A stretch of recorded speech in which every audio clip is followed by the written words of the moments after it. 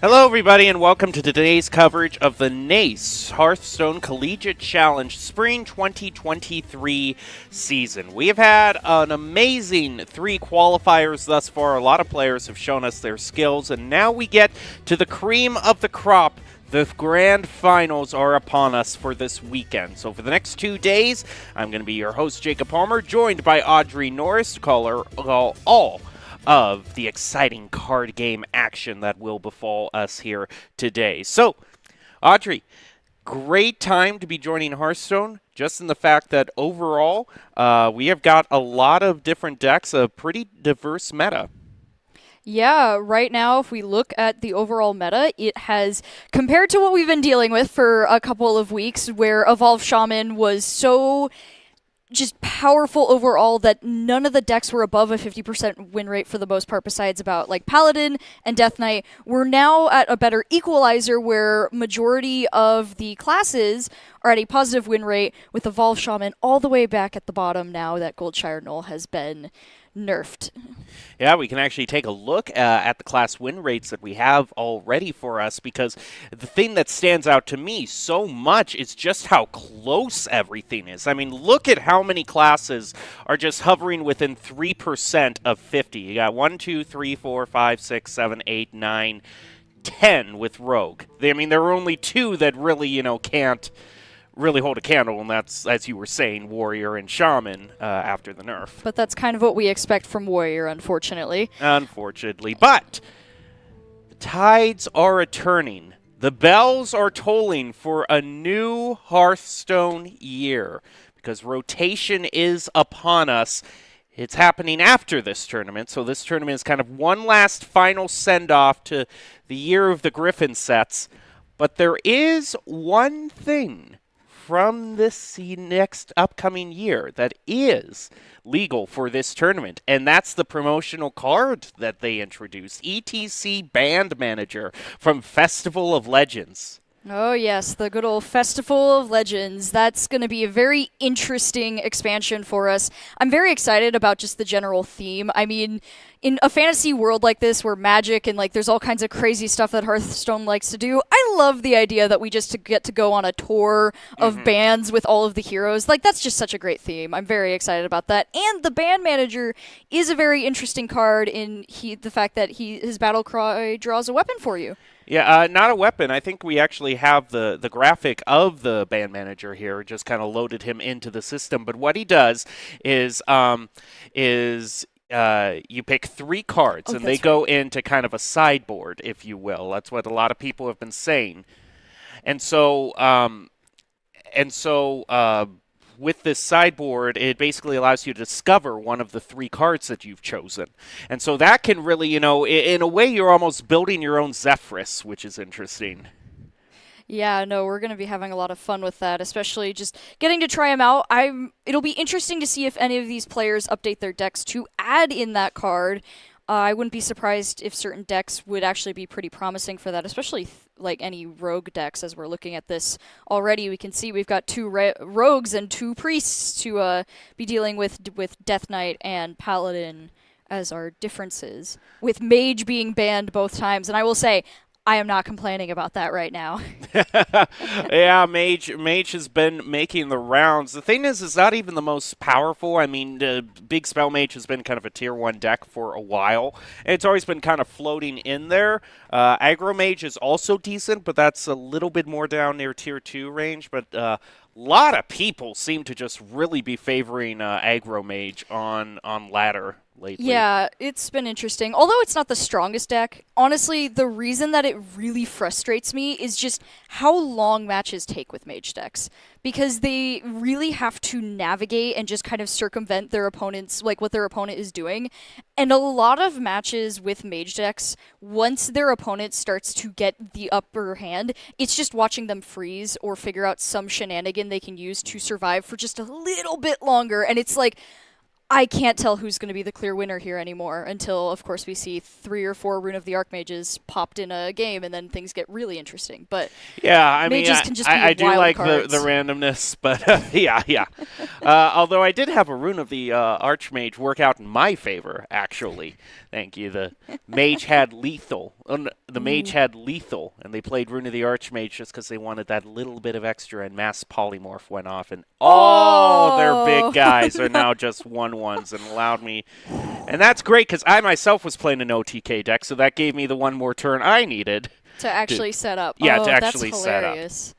And we could be seeing one of those types of decks. The one I was playing was the Quest Druid, and we haven't seen any of the Quest Druid quite yet, but maybe we will see. I did see a Paladin in there, and Pure Paladin especially just kind of been one of those good all-rounder decks. Just you can get a great amount of stats on the board. Pure Raider has an amazing amount of card draw, and Countess is an amazing finisher as well. It's just ever since the game starts, you're just kind of, you press the go button and you're just charging forward with Paladin. I just recently built a Pure Paladin deck, and I've been having a lot of fun with it. It took me a little bit to figure it out, because I was like, I've watched people play this. Like, I know how it works.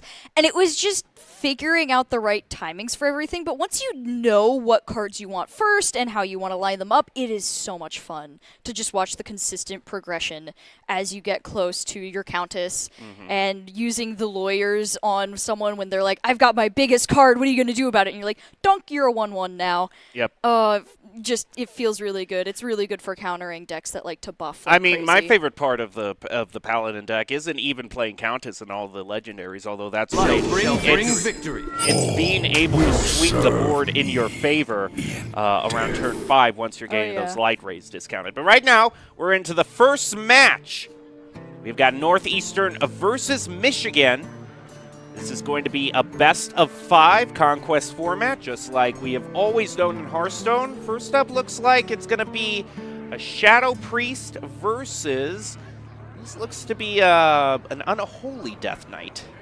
That'll be interesting. We haven't seen as much Unholy recently because Frost Death Knight managed to pick up a little bit, but I've always really liked Unholy Death Knight. Just, it's based on getting a big board, and those are always fun in Hearthstone whenever you can have just a giant board stacked up against your opponent. Interesting, he went for the full mulligan. Even though he had a lot of cards he could have played. Now that is going to be a soft taunt that you want to get rid of. That 1/3 is going to cause you a whole bunch of problems if you can't deal with it. Unfortunately, this Unholy Death Knight can't really deal with it quite yet. Yeah, gonna use Ghoul Charge to try and get some chip damage on it. Which this is why I'm not quite sure why he tossed the Plague Strike, because I believe he had that in his opening hand. That would have been perfect to deal with a soft taunt like this. Yeah, especially now he's taking the Mind Spike and this minion down right now. He does have the Battlefield Necromancer, but he's only got 1 corpse, so depending on how the priest chooses to deal with him. I mean, still, Taunt's not for all gonna intents fully and protect. purposes, this is decent. It's also great for the priest as he's gotten an undead, and sometimes that can be the one thing that can lock out this sort of Shadow Priest type deck, is if you don't get your undeads in the first few turns, then you've got a bunch of synergy cards around undeads, but no actual undeads to play. Yeah. Yep, there goes the taunt. He's gonna need to create some more corpses if he wants another taunt to go up, but Hogstrider Rancher.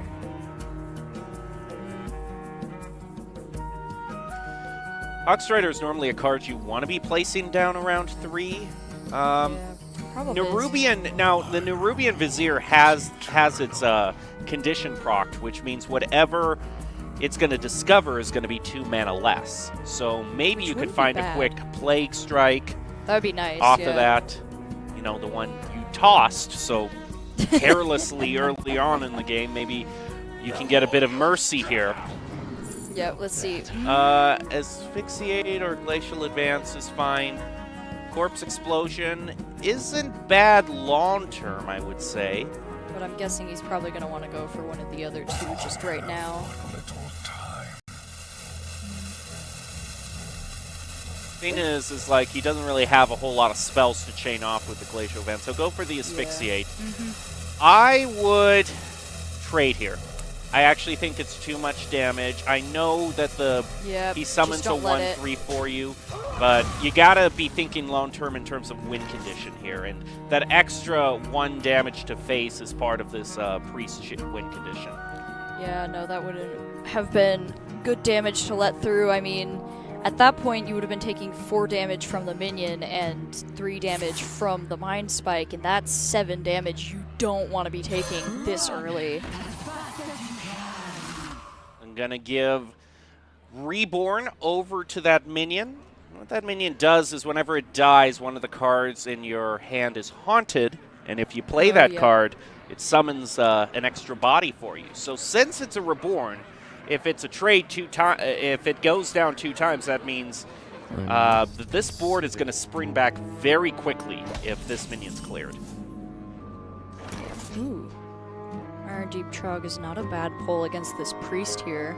Again, something you had in your mulligan. That's what I was thinking about. I feel like whenever I get an Iron Deep Trog, and I know I'm going against a character class that's very spell-based, I almost always keep it, even if I'm not going to play it immediately. It's like, well, if I know that they're going to be spamming spells at me, of course I want to put the Trog down. It's a soft taunt, and if they ignore it, then suddenly my board is filled with Trogs. And that's on them. Once again, as a reminder, this is the first day of our championship weekend, so that means it's group stage matches today. People fighting for a chance to get into that final bracket. So what he could do is, the way I see it, he has 2 options here. He could either go a Hawkstrider route, or he could go the Amalgam route. One allows him to put more minions on the board. But Hawkstrider is always just such a crucial card, and it allows your board to have a bit of stickiness. And that's going to be gonna really do helpful. That. Yeah. The only problem for this Death Knight is that since the Cathedral is now online again, that can just get buffed up and take nasty. care of that. 6-4. Is going to throw down Benedictus just for the tempo.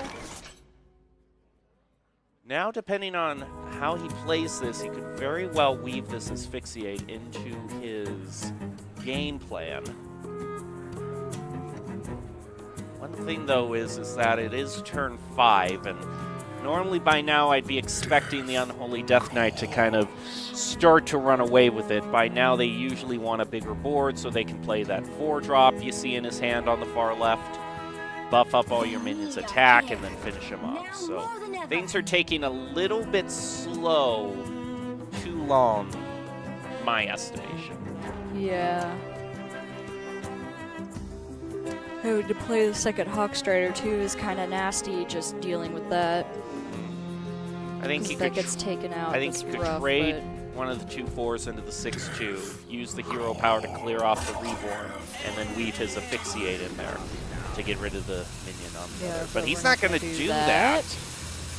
And yeah, I mean, oh right, he would be one short there with the Asphyxiate, so it's not like he would have been able to either way. In fact, he might just try to bite the bullet here and just take this damage.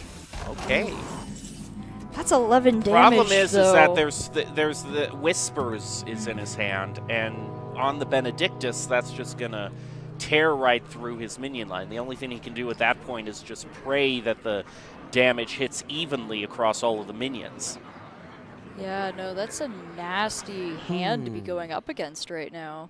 At least the Trog is out now, though, so that does create a couple more problems for Northeastern here, wanting to cast all of their spells. That is true. If the damage doesn't hit quite evenly, I must consider. then that Trog is going to summon another. Okay, he's going to go for the trades. First things off here. Does not want the Trog around. Does not want to risk that. Which at this point isn't the worst thing. I mean, you've held off their major attack plays.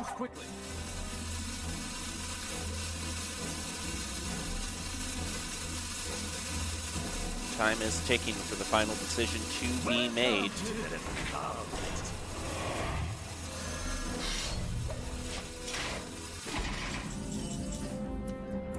That's a huge draw right there, the Construct Quarter. Oh, wow. Either yeah. that or he has two big plays he can make here. He could either buff up all his minions, or he could play Construct Quarter, and either one is very tempting to me. Oh, now let me think about this. Yeah, I would think you go for the minion buff route. Takes him more than half the ways, and you can put the buff onto one of the charge minions off your hero power as well. That is a lot of damage. That would be enough to really get some good board clear here for him, but man. Construct Quarter, I can't blame him for this as well. Yeah, it's not. It's hard to argue with just that many raw stats on the board now. I could see using the hero power to just get a free. The Asphyxiate will take out Benedictus right now. Highest attack enemy minion, I believe. Michigan's running out of time. He's thinking about it. Yep. Yep. Use that. That hits the... Yep. There you go. There we go. Beautifully played.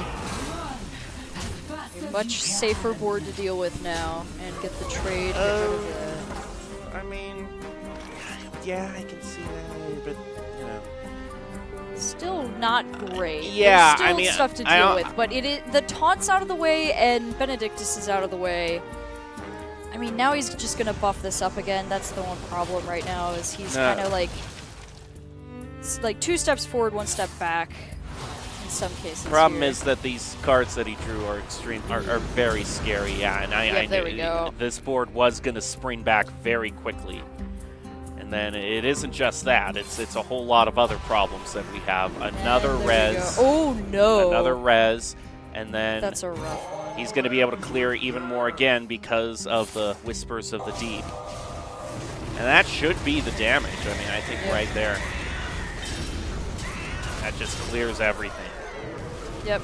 There. Unfortunate, but I was saying, you know, well, that's something to bring the board back. I mean, that would be great for this situation, but there's a problem in that he doesn't have anything with Rush, and so he can try to make a play here.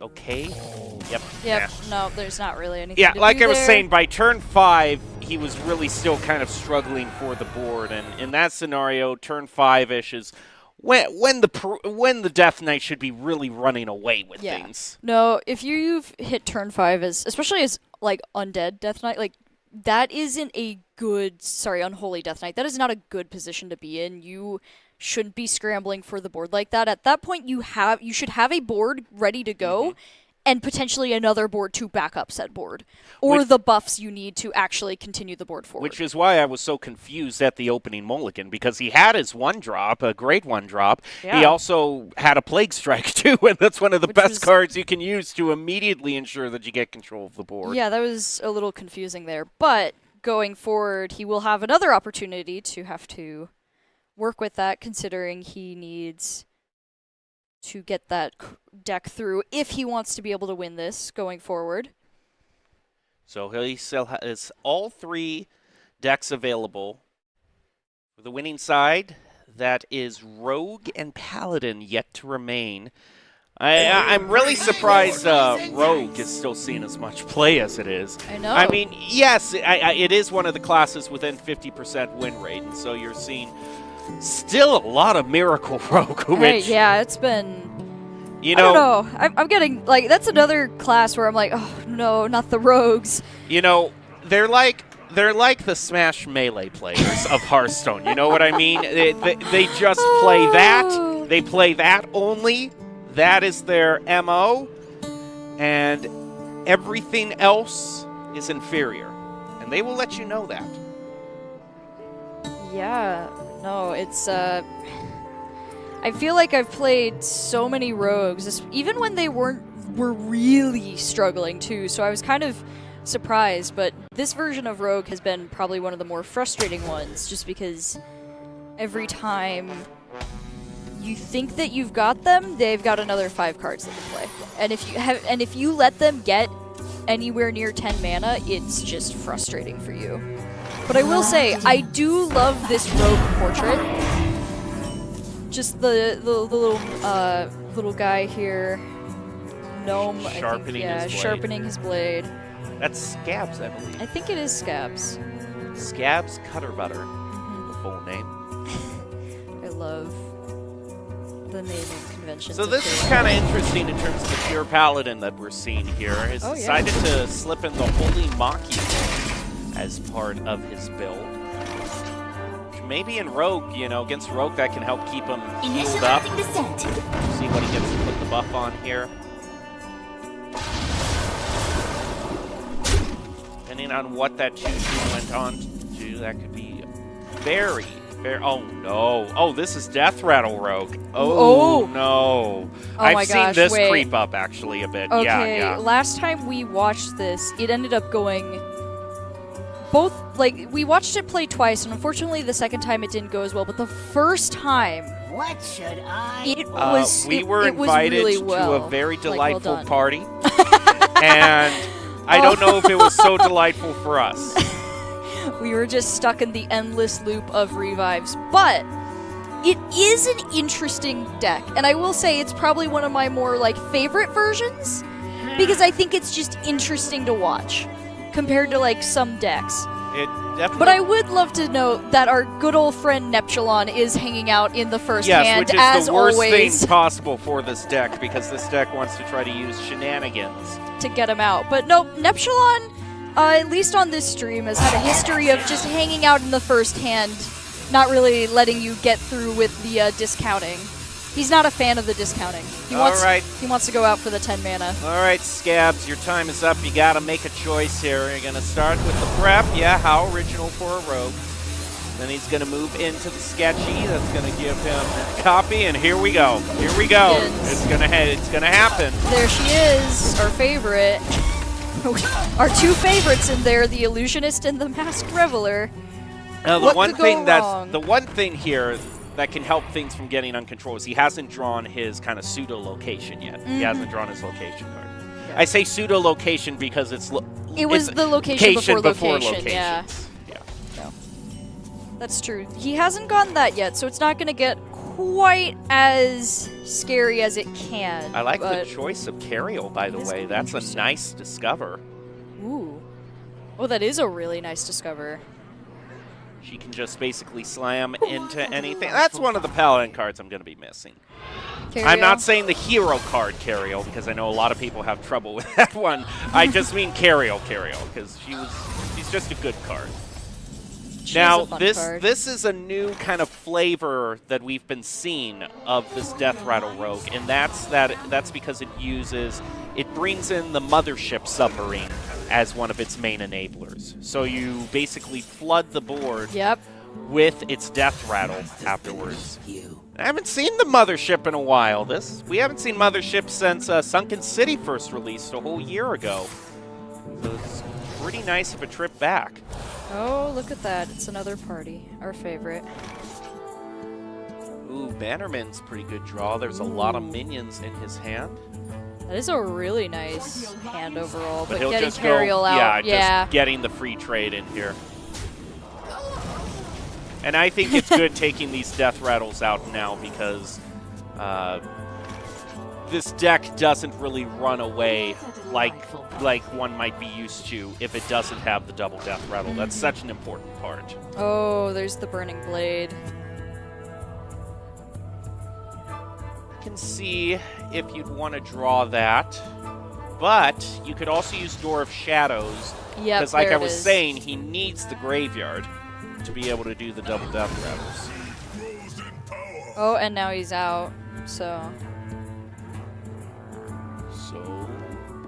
what are we gonna Problem do? is like if he draws it this turn, then he's not going to be able to use it because just the way the mana works out.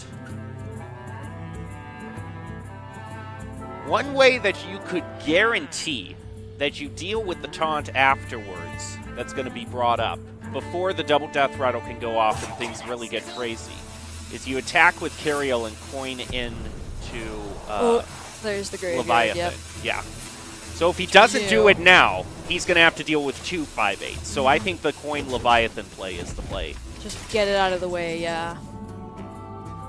Because those taunt minions are what makes this deck so nasty. If you let those get out of hand.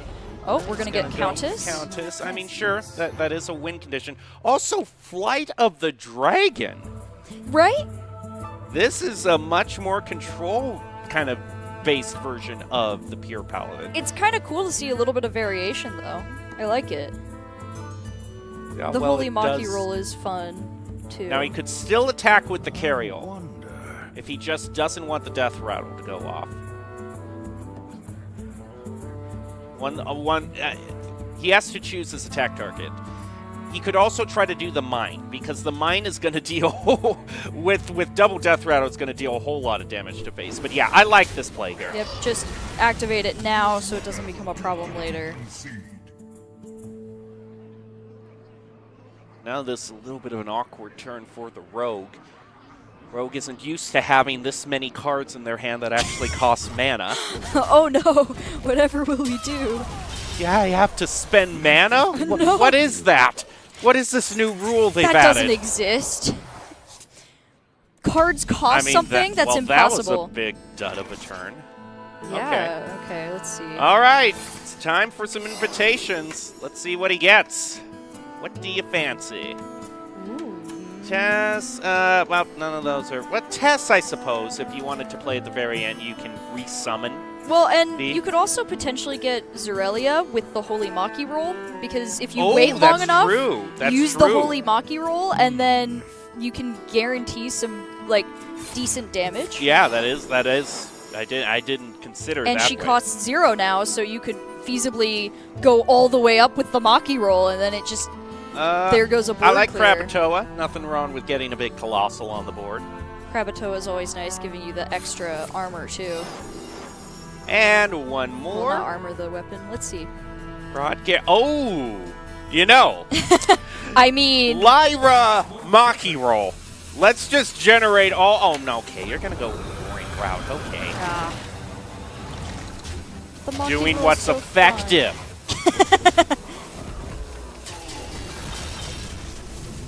That's an interesting play in terms of letting that Death Rattle go off twice, because that gives him 2 dancers. But this board's going to be so big, It's going to be a nasty board to deal with. Yeah, ooh, and he's pretty low on health now, so... Oh, man, for this... Oh, there she is. All right, who's invited to the party? It's going to be Yeah, Krakatoa! Yeah, Okay, and ooh, it's a 6-1. Yikes. That is a nasty spot there. Yeah, but the thing is, it's not going to be too much damage to face. They're juggling the crab claws all around. That still is a lot of damage to face, though. Yeah. So it might be time for that Maki role play we were discussing with Zyrelia. Yeah. Let's see. He's trying to figure out. He's trying to destroy the mine itself also, just to get more damage to face. Yep. Is he gonna And get it? because Yep, he it's does. double, yeah. Yep. Oh, that's filthy. Oh, the Krabatoa being summoned there. Ugh. I'm sad that we didn't get to see the Maki roleplay. I really wanted to see that. That just, like, getting that legendary invitation there was so lucky to have that in your hand. But we'll maybe be able to see that later.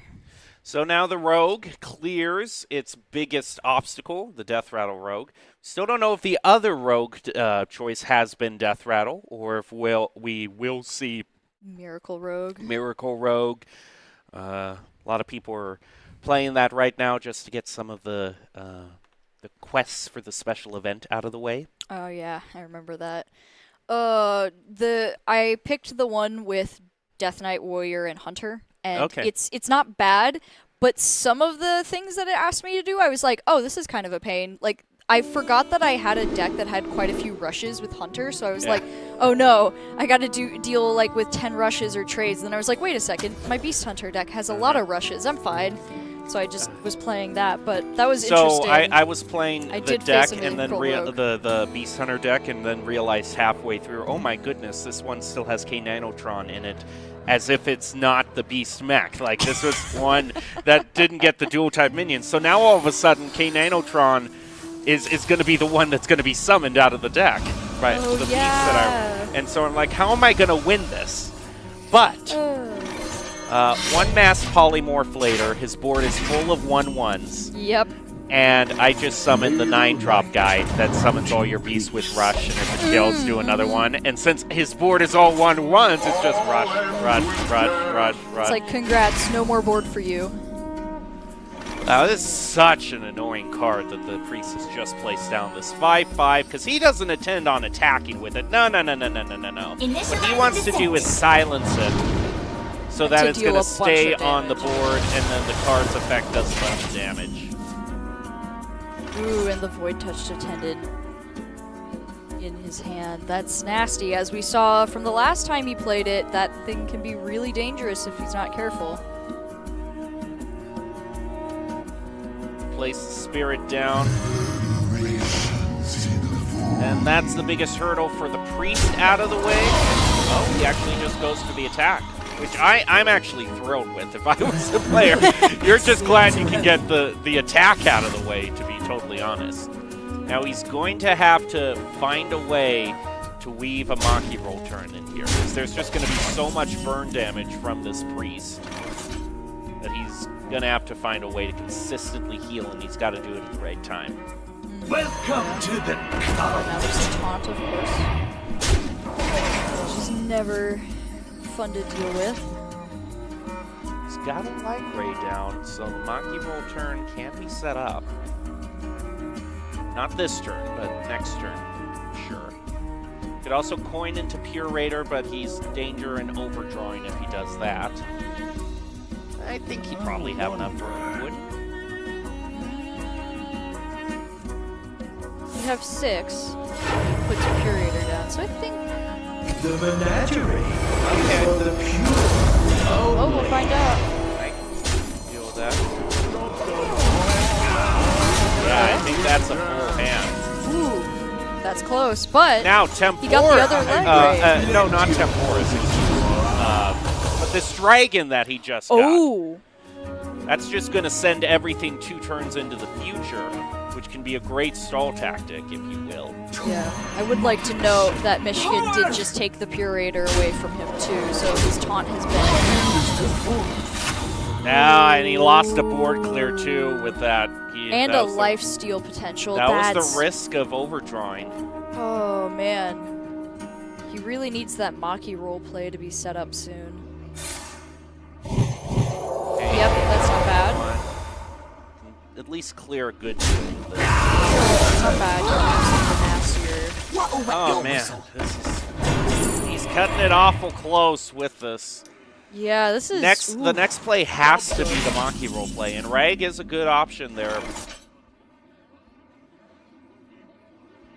Now with Basilev just being drawn, what he can do is trade in with the 4/1, resummon it.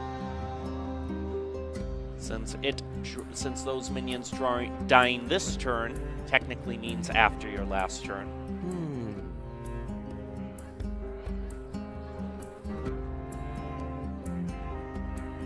So I think it's just a matter, he has to go through the taunt. There's no way that he can get around it at this point.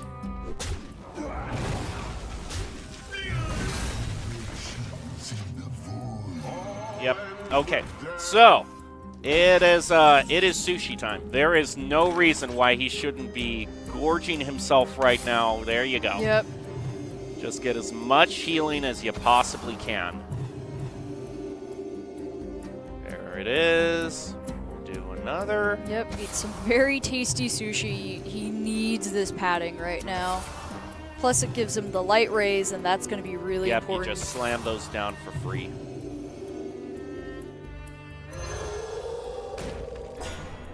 Slam one down. I'll have another. Thank you very much. Actually doesn't go for the last 2 healing. Just trying to get all the taunts out. I would go for the healing. I think the 2 extra health is going to be helpful against this priest. I am a scared type of individual against these sort of burn decks. Yeah, especially because these light rays are going down so quick, and Basilev is right there, so... But here's what I love about this is this priest is thinking, oh, I'm going to slam down the Basilev. I'll have all my my minions and burn back. But and now there's we now have Anachronos on the table. You put him down, and the board is cleared without any of those death rattles detonating.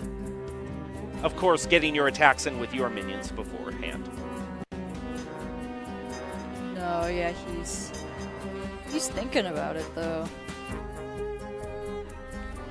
I don't know too much of what he's thinking of. There really isn't anything he knows. He might be thinking about what he wants to ping with his hero power, but at the end of the day... Yeah, I do find it interesting he's taking this long to think about it.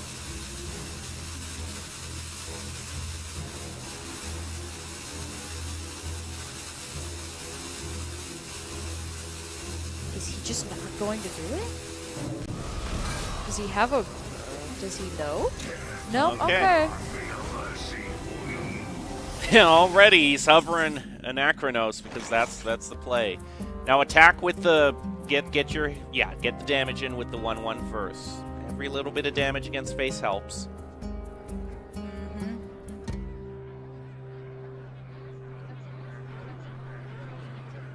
And then just play Anachronos. And I think we can all go home happy then. Because Rag is going to be his next play.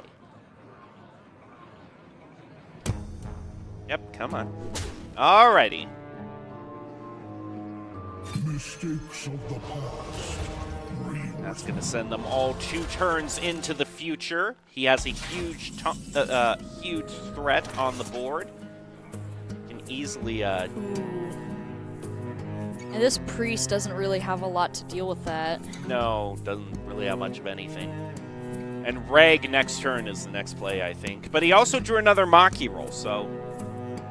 He could spend the turn healing. That would be 16 health if he spent it all on the Maki roll. But I would think maybe Rag is probably the play. It'll give you more healing, put another big guy on board.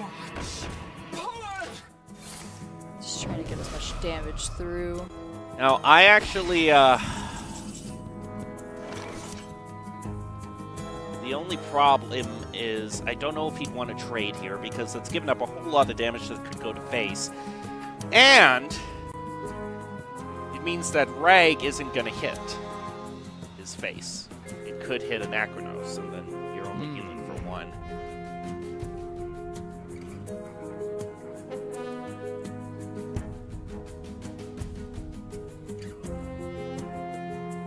Also, doing the Rag play would set up lethal for next turn. which would be really big because that's he's still got time then. Let me think.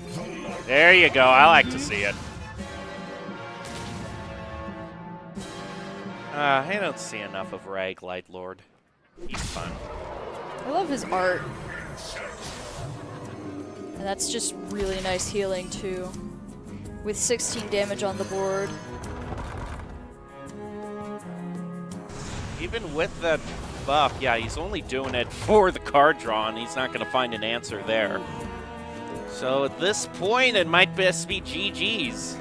Yeah, there's not a lot here that he has at his disposal to actually be able to counter this.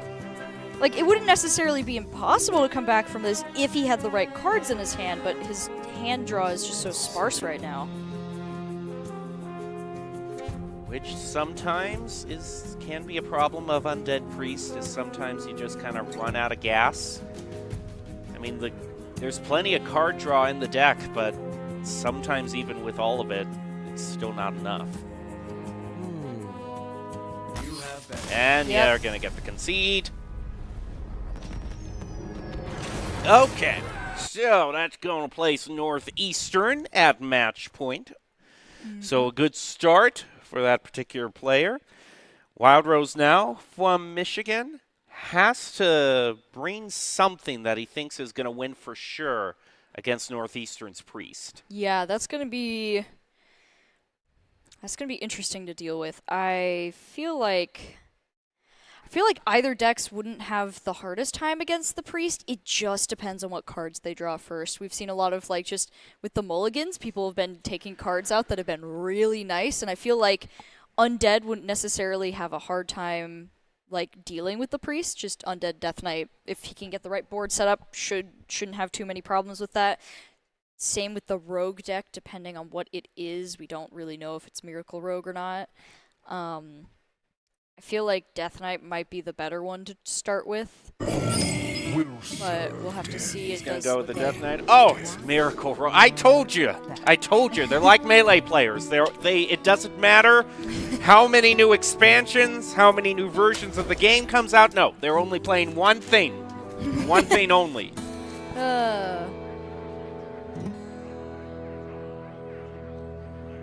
You know what? At least the graveyard was changed so the ghost doesn't have stealth anymore. Yeah, that is nicer. That feels a lot better now. The 10/10 does not just get to sit there and brood until it's ready to hit you. The thing is also is that Wild Rose is going to be off to a much better start this time around with the Unholy Death Knight. A trade with the Blade to get some discount in. Nothing too out of the ordinary. The fallen will serve.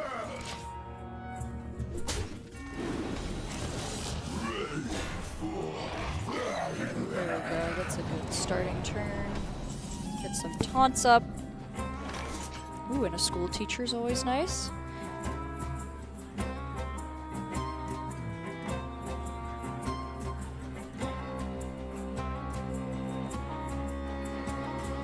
Let's see.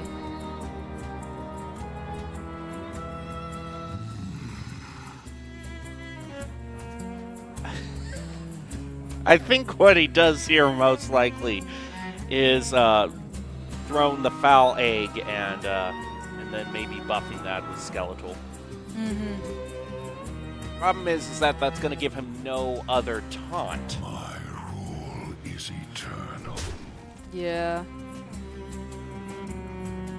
I don't think it would be a bad idea to consider just getting a ghoul charge out there for the extra taunt.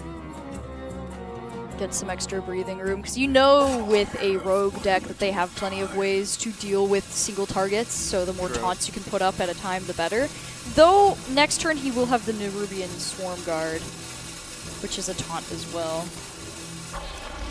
Yeah, just get that. Get the chip damage in, do the trade, make the taunt a bit stronger, yeah. Now this rogue's going to put down the location. But next turn, yeah, it's going to have to wait until next turn. One thing I do like about all these taunts. Oh, Anti-Magic Shell's great, Discover. That's beautiful. beautiful. That's a really nice card to have. You also might be considering Howling Blast because with this being Miracle Rogue, you can get the very large weapon to use. But if you freeze them, they can't attack. So that might also be another great counter. Although Anti-Magic Shell, that just seems so great against a rogue. It's Anti-Magic Shell is such a nice card. Just whenever I've been able to play it and negate someone from being able to use spells on me and my board, even if it's not like the best board, but just a board you need to stay alive and you know could get burned away by spells, it's such a good lifesaver for prepping.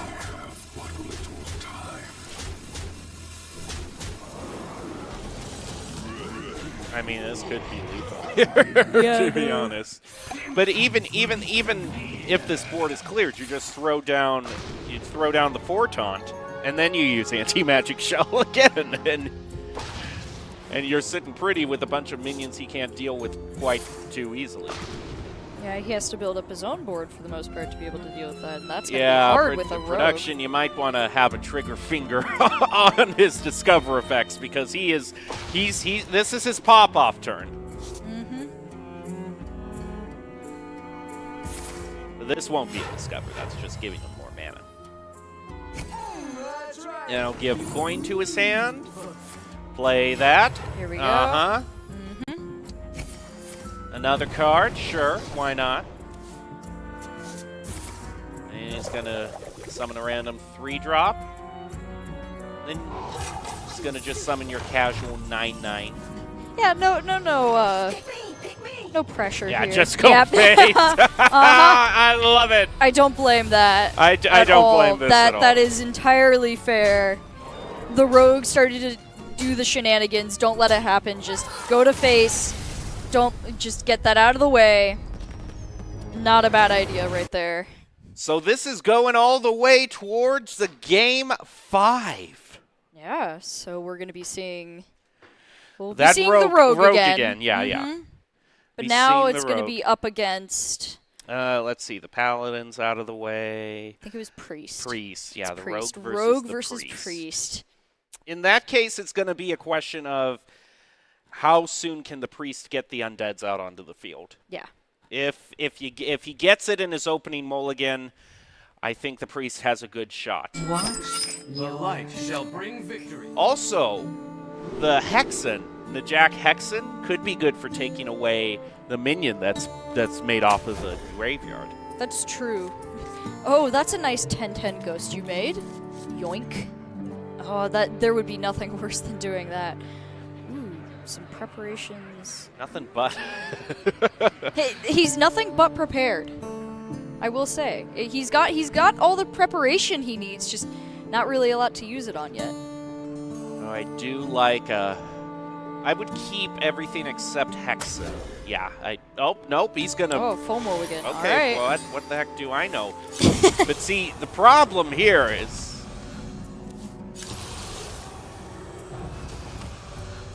The problem here is that we've got something that could be referred to as a problem.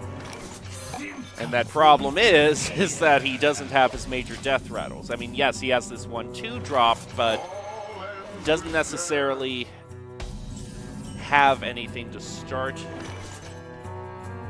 Uh-oh, Putricide. Ooh, that's a nice early minion to have.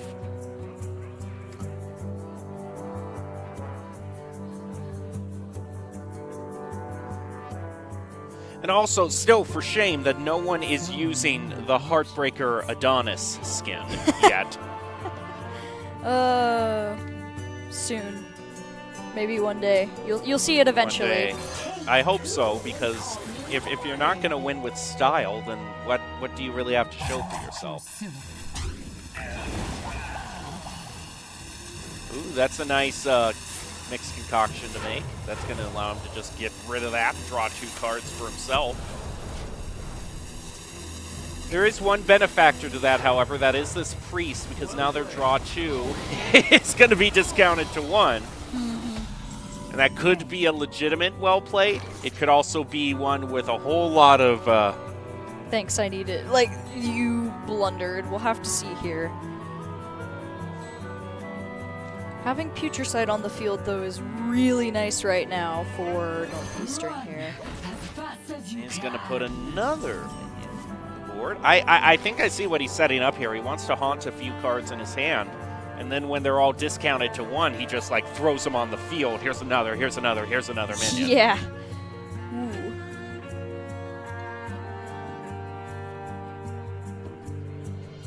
Thing is for this rogue also, he's got the graveyard, but that needs to be set up on the field, which means he has to give up this turn as essentially a dead one.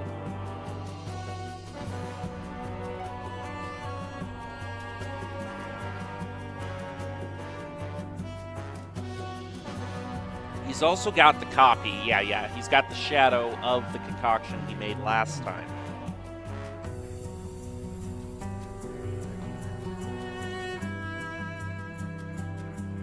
Yeah, I don't know about that one. That's, I would think you just do the shadow of the concoction that gives you, you know, you draw more, which is always good for a rogue. Yeah. Destroy the minion. Send them back to start yet again.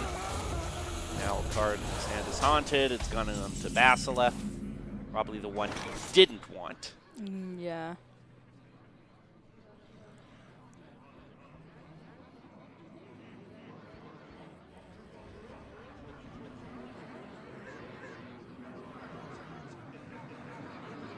This Putricide has given this rogue a lot of great value so far. Yeah, there's a lot He's of... going to throw Basilisk out. He's going to give the 4-3 and the other 4-3 back. That's a lot of stuff on board. The rogue can clear one of them with the potion, but it's instead going to try to set up with the graveyard. Can graveyard then prep into potion, I suppose?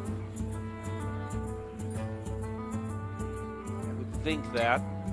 Or he might try to make another potion for himself. That's a draw 2. Deal 3 damage, so he's going to get a 2-fer on that. It's not bad. I mean, this Putricide has just been sitting on the board the whole time, getting such value. Yeah, that is a... I feel like this is the longest I've ever seen a Putricide sit on board, because most, like, very often it just gets taken out as soon as someone possibly can, because letting rogues get too many concoctions can be so nasty. Okay, draw 2 cards. Sure. Uh-huh. All right, you could res Arcane with your hero power. There's a lot of options that he has here to deal with this board. It's just get Putricide off the field, please. Because this rogue is always going to have stuff to use against you if you don't take care of Putricide.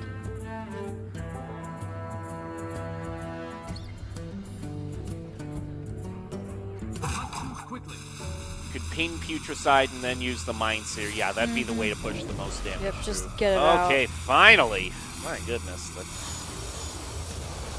That's some incredible value, though, for the Putricide. And he's going to play that only for the 4-3. He's not going to try to save it for another undead. Problem is with that draw, I think this board, once again, gets dealt with. Yeah. There goes Serrated Bone Spike. Alistor with the 1 trade. Yep, there goes another board. This rogue just has a lot of really good cards to deal with that right now.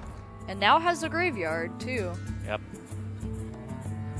Which, looking at all their Also cards has right the now, Shadow Step, so he could play Alistor again. Yeah. And then prep. And then draw. And then comp. Yep.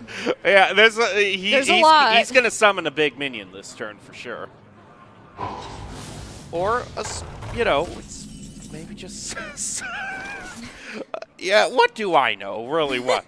You know, blame me for thinking the Miracle Rogue is actually going to go and start doing combos like we know it for. You never know. It's a Miracle Rogue. It's full of surprises. Consider.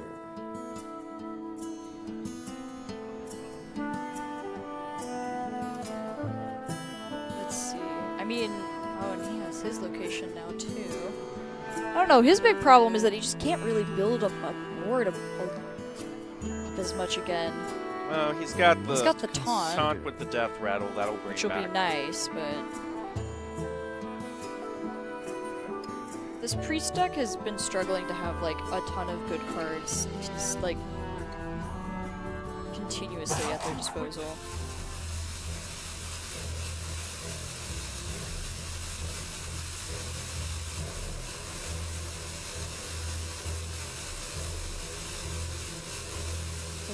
Decisions. There goes the Bone Collar, and it's going to go everything to face. Down to 19. Place down now would be the time I think he makes the big play. Maybe. Maybe.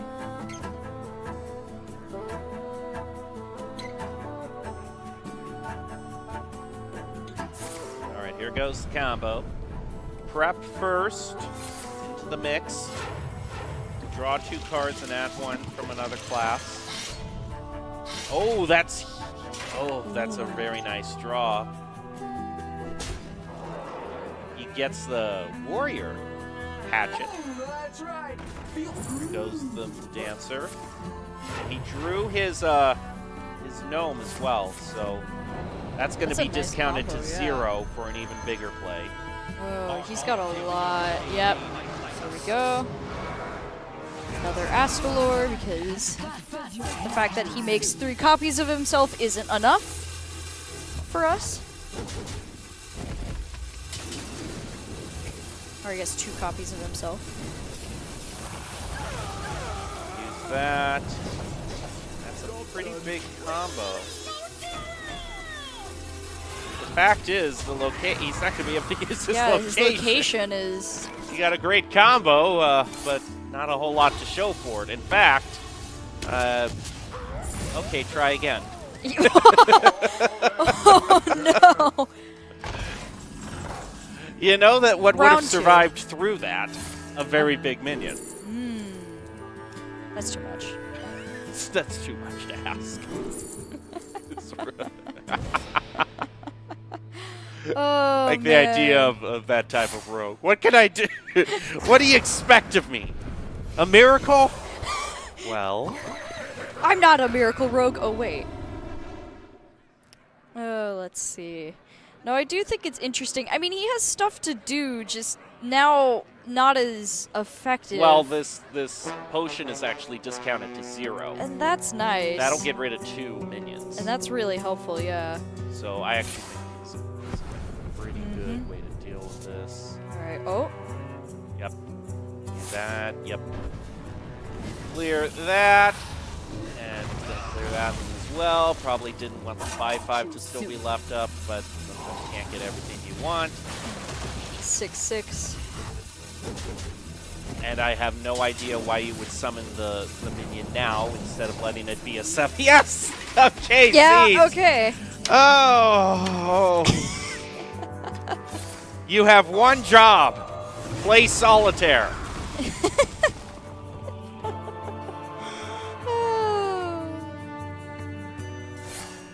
Let's see, Whispers of the Deep is gonna go out. Yeah, Yep. yeah. Someone needs to, after this game, someone needs to open up Microsoft Entertainment Pack on Windows 95 and do some more practicing because obviously we're not seeing peak gameplay potential. Not enough miracles are being made here, that's for sure. Let's see. What has he got? He has Shadow Step. So a combo with the Astalor. Okay, he's Get a gonna third Astalor yeah, wouldn't be the end of the world. discount.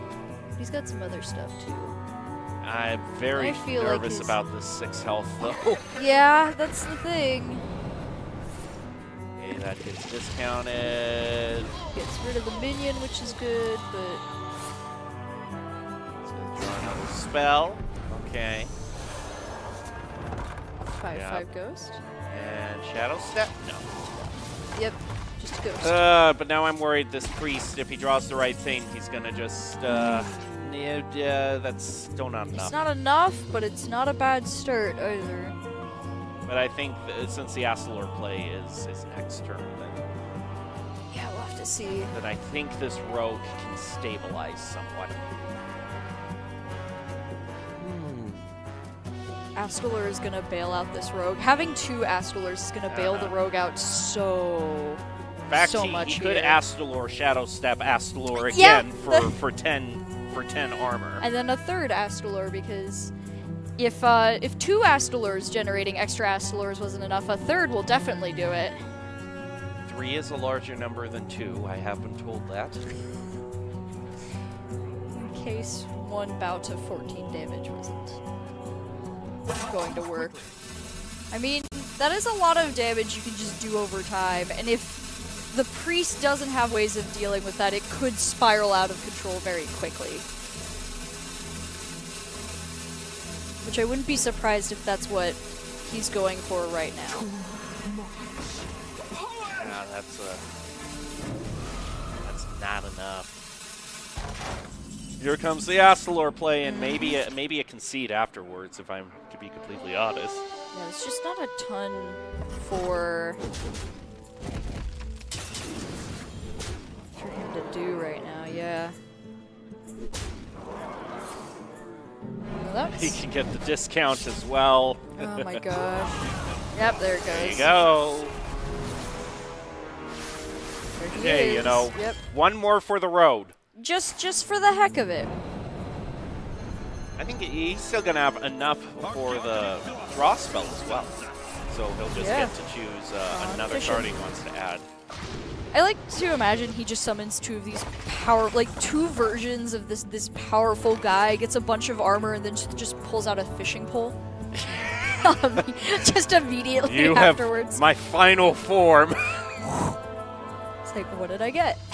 I just think just Astalor here would be... Yeah, I see really no reason not to at this point. Wait, which one though? You gotta be more specific. Well, I mean, we have 3. With the lesser Astalor, trade with the 5/5 trade into the Hexen so that you get your minion back, and then everything goes face with the regular Astalor, and you've won.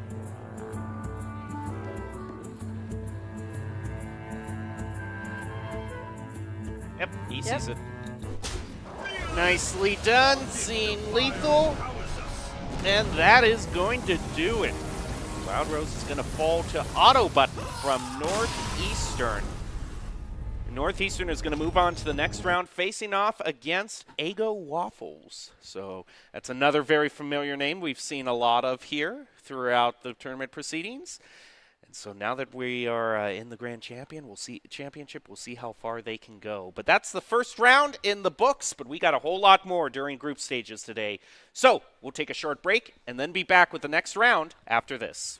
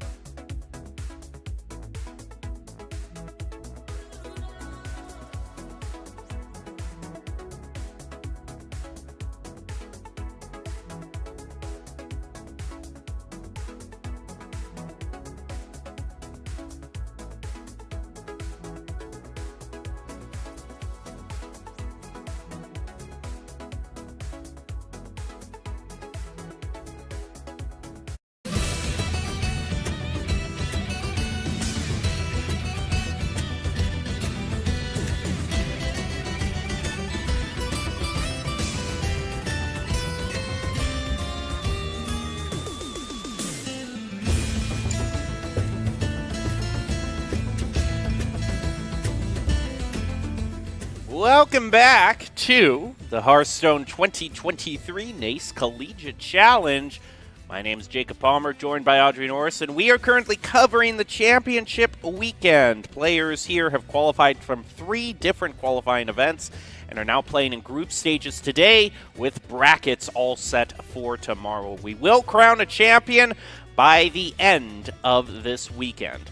So, back to the action right now. We just saw our first win. The match went a little long, but we did see it.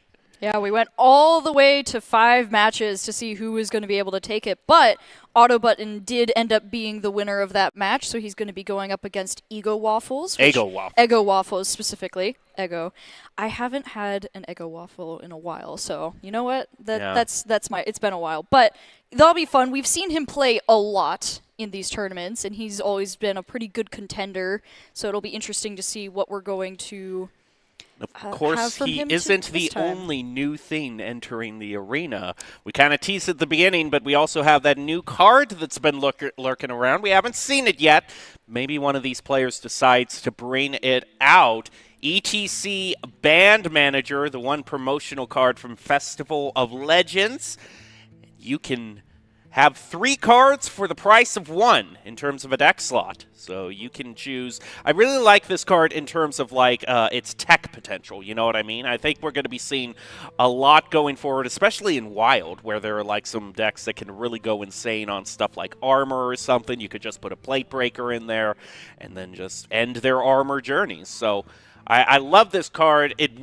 This card will see play in some sort of deck, maybe a slower control deck, but 100%. It will see play. Yeah, no, this card is going to see play, especially at the beginning. A lot of people are going to be wanting to mess around with it. Can I also just say, though, I do love the art. I keep talking about it, but I love how he's just sitting there with the little... He's such a big guy, too, so they give him a tiny little microphone, and then the purple beard... I love it. It's great. Purple beard. The purple beard. Hunger Games style, you know? Exactly. You're going forward. I'm excited for the art and for all of just the new mechanics. I think it'll be really interesting to see. I will definitely be using him a lot once I figure out where he works best, because I just think it's such an interesting style of card. Like it's a very fresh mechanic, so I'm excited to see how that's going to work. All right. I took a look at Ego Waffle's lineup, and a lot of stuff that we've already kind of seen. We've been kind of seeing Priest be brought out. Death Knight is still very popular. And I think Mage was in his lineup as well, although that was banned for him last round as well. So no one wants to deal with Mage right now. Everyone's like, no, I'm done. I'm done getting stalled out. Ban my Mage, I'll ban your Mage, and we'll just not deal with that. Oh, we'll have to see what the picks and bans are for both of these players. Meanwhile, I think we can kind of take a look at the class win rates one more time so we can kind of see where everything lies and why some of these players are picking what they're picking. And Paladin, Priest, and Warlock have been kind of the dominant classes so far, but I can't really say dominant because nothing above 52% or above 53%, I should say. Yeah, I mean, the overall individual decks have a lot higher win rates. Like, right now, I know the Priest deck has like a 58% win rate. Like, it's pretty big, but the Paladin decks, as well as the Death Knight decks, are also all around 58%. Like, pretty much all of the like tier 1 good decks are in that category. So there's definitely some areas, and even with like the decks that are slightly below, it's only like 55%. So there's still really good opportunities for decks like from Hunter or Mage or even Rogue, as we've been seeing, to come back from that. But the thing to keep in mind also is that is just win rates total across all ranks. Sometimes win rates for decks can be inflated because they do so well at like bronze through gold, you know, because they're just like aggro decks and you can just play through and just charge through a bunch of people. Once you get up to, you know, diamond and diamond upward, then that's where these win rates really start to narrow more to the 50%. And so seeing that overall class win rate kind of gives us a better picture throughout all skill rankings and where people are doing in high ranks, which applies more to us here since we're talking about players who have had to qualify to make it to this event. Yeah, so overall, I mean, the nice thing, at least what I like right now about this meta is, again, there's a lot of variety. options right now. It doesn't feel like there's one deck that if you don't bring it or you don't bring a good counter, you're just not going to win. Either, I mean, we saw Death Rattle Rogue and Miracle Rogue coming out already. Like, there's variations on the rogues. There's slight changes to the Paladin decks we've been seeing. Like, there's a lot of mixing up right now, so that it does feel better overall. All right. Now we can see, well, one mage is going to get through. It's going to be Auto Buttons. He gets everything except his Priest through. And then for Ego Waffle, we're going to see his Priest deck, Death Knight, and Paladin. So going pretty standard meta-wise here for Ego Waffle. Yeah, and we do. So we'll see one mage this time around, but not two priests. Maybe not a bad thing. The priest decks were a little hit or miss both times. They had the potential to do stuff, but there was a couple whiffed turns there that ended up being very unfortunate. So hopefully going into this next best of 5, we have a little bit more luck with that. I am excited to see more Paladin decks, though. Those are always fun. But we won't be seeing them immediately, it looks like. Job done. It's all in your head. We're going to get the mage right out of the way, or at least a first version. Oh, and it has Brawn. It has Bran. Bran.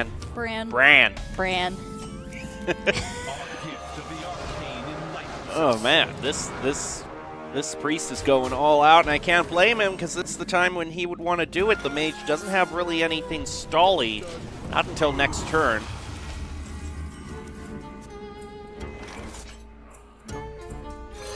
He's probably hoping he draws one of his big spells here because he is for sure going to be doing If he does, he's for sure doing Sorceress on turn 6. Oh, and our friend Mordresh is in Ego Waffle's hand now. Which is always an unfortunate. Yeah, but he can charge more dressed up with his hero power because his hero power also does damage. So. Oh yeah.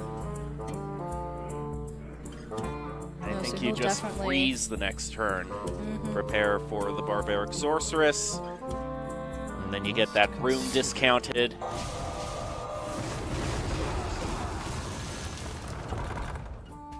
He's going to buff up even more. You know, as much as this mage likes getting attacked in the face, I think, now this is interesting. Isn't going for the freeze. Instead, just gonna put Okani out. Huh. That is odd. Which one is he picking? I'd like to hear his justification for using that. Because that's still 8 more damage to face that you're going to take as the mage. That puts you in a lot more risk of being taken out. I mean, I know you're at 26 health. I wonder what he's concerned about, I guess, is the question. Yeah, what does he think is going to be played here that he's so... Okay, so it's minion counter, then. That's odd. But by playing that now, he's baited out all his 1-cost spells, and now they're not going to land. The rune is going to hit, sure, but it's not going to cost 5 mana instead of 9. It's still a decent discount, but man, I'm just... Yeah. I am questioning that play. Yeah, that is such a weird play.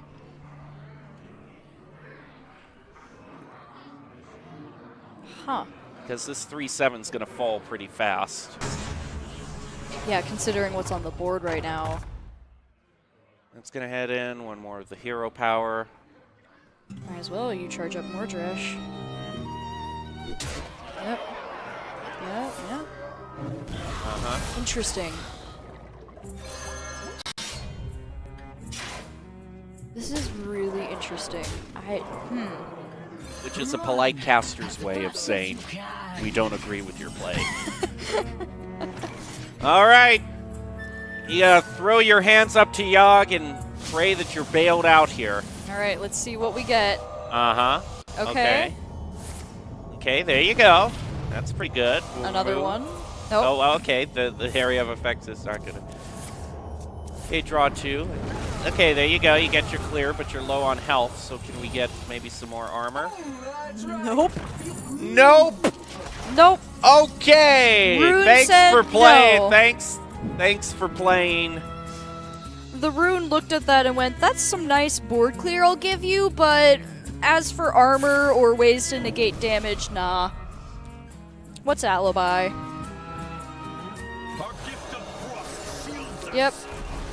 And just because he can. Okay. Now he has Just armor. 'cause he can.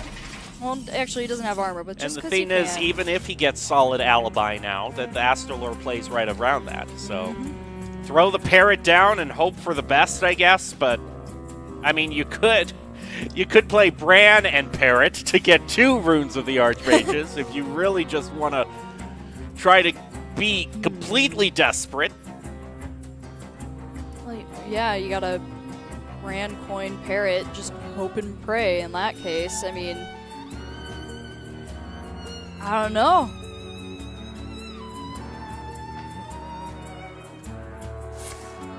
Just feel like He's that gonna previous do it. turn- He's Yep. gonna do it.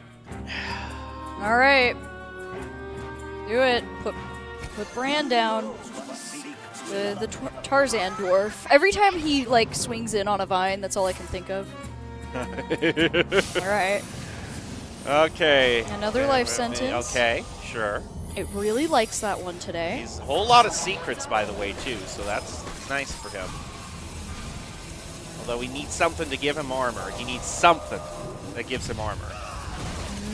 Oh, Okay, now it's starting to hit his stuff. just get rid Okay. of Bran. Okay, yep, to face. Okay. This is good. This is gonna card out. Yep, we're animation timing out here. The 2 dragons. Fire, I mean, it's helpful if you know. Oh, and you know what? Just freeze Bran. Yeah, but no hero power now. Yep, exactly.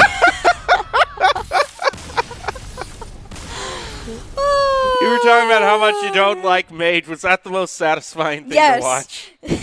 Yep. Nope. That's what I needed. That was cathartic. Just trying for the big Archmage play, hoping for alibi, for ammo, for anything, and then just like Ego Waffle, just watching him going, okay, boop, just gone. I still do not get that turn 4 play at all. I mean, think the that's 8 damage what was to face. the final nail in the coffin there. You know, like Yeah, I just that wasn't. No. I feel like just. And he never used Dawn No, Grasp he after used that. it. So what was he saving it for? That's what I was wondering. I was like, at that point, like, you've got nothing else to use it on. Like, that's a scary board. Just prevent that board. Okani, I feel like, and, like, because there were so many enemies out there, Okani had, like, no way to survive once they confirmed if it was spell or minion. So I have no idea what the plan was there. But he'll get another attempt if he wants to with Big Spell Mage, since he still has to try get again it through. And maybe learn the value of freezing this time. And I'm just Which saying. I feel like every spell like Mage knows, but you know, considering the matches we've watched in the past. Okami, it has 2/6. I mean, that's 2 more health than Varden has, than Dawngrasp has. It's so big. He's a sticky minion. Looks like we're gonna abandon the Mage for a little bit and go to Paladin versus Death Knight. Okay. Interesting. More fun for us. I see a foul egg, but no location for that poor egg to be useful right off the bat, though it is gonna get used. Yeah, but he can also buff it up with the sidekick. This is a pretty good start for him, actually. And the good thing about this is, you know, he'll have stuff to contest this Paladin board off the bat. And he'll be able to actually get the egg to hatch. Reach for the sky. And he's also going to use Horn of Winter to get another minion out. Get the Harbinger This is a of nice Winter start. out. That is a This is- really nice start, actually, yeah. That's 3 minions on the board, turn 2. Light grant you peace. And John is going to go out, of course. Oh, that's big. That's big. Ooh. Yep, that'll keep his board at Bonebreaker. bay and also put damage onto face as well. So you could either draw a card or you could do that and with the charge. And I'd say with all the damage you do to face, I like going for the Bonebreaker. I think Bonebreaker would be a good one, yeah. It's just a lot of nice face damage. Remember, you're aggro Frost, so play like an aggro deck. Get your damage in. No time for trading. We are going face. I guess with the one attack minion. Makes sense. Yeah, get rid of the... Yeah, since that's what the weapon's for, but... Sure. Let's see. Alright, Paladin, time to make a new board.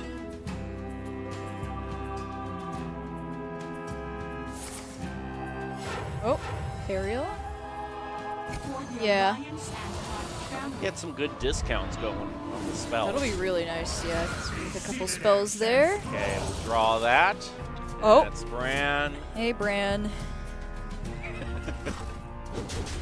All right, 2 more damage I to can't, face. you know, I can't be too judgmental on Bran. I do have a Shock Splitter deck, but, you know, it's still always funny to see him because I'm like, this is one of these decks. Where are you going to become annoying? Wait. Thing is that I don't know if Ego Waffle can just walk away with a clean win here. Because the problem is that this Paladin has the Maki roll, is going to have Cariol on turn 8. There's so much just raw healing here that I think this Death Knight is just going to run out of steam. Yeah, that's what Auto Button's kind of specialty with this deck is. Just, you've gotten me really low, but nope, I'm back. And that Maki roll is really nasty. Of course, if Blade Master Okami is drawn, then everything's everything's solved. Everything is out the window, you know. Healing, who needs it? I've got Okami. All problems solved immediately. Oh. Looks like we got a bit of a tech pause. Unfortunate. Sometimes it just happens with a live event, but reconnects in Hearthstone, well, I was going to say can be pretty fast, but they can be pretty slow as well. So you just never know. Yeah, you just never know. Hopefully it's not an issue with the system at large, but man, it just seems like such a fumble to lose that first game. Yeah, that was, again, interesting, but he does have some stuff, at least to be able to have some sticking power here in this new game. That Frostworm's Fury could become nasty later on, but right now the Paladin's going to want to be more concerned about healing up. Ooh. Maki roll isn't bad. Could also do a quality city tax. That'll give him a bit of healing as well. Oh, another. Okay. Uh-oh. Oh, that's a nasty. No. Oh. That's used. That might force out some healing. Oh, the Marrow Manipulator. Yep. Mm-hmm. Yep. Yep. A lot of damage placed down. Oh. Oh, I love that card. The Mana Thirst also for the Dragon Discover still isn't up. Mm-hmm. So, Yeah, you still gotta wait on that a little bit. Yep, get the Maki roll.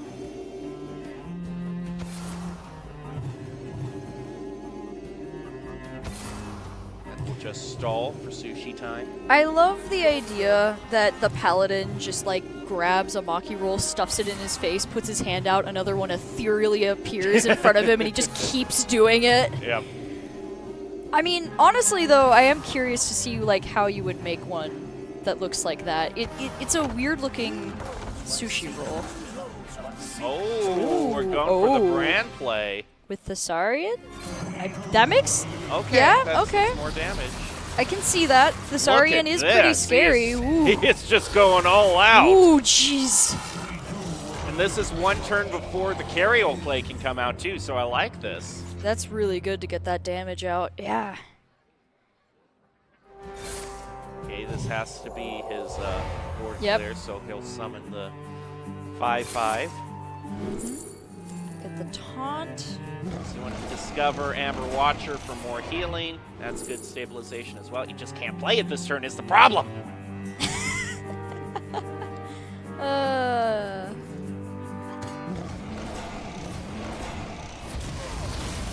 Yep, and lifesteal. More spice over here. More spice over here. I do think we might need more spice over here. more Silverhand recruits. But now Cariel is brought into the picture, and this could be the final death blow for Death Knight. Because unless you find something that can get rid of that weapon, you're And that weapon is just nasty.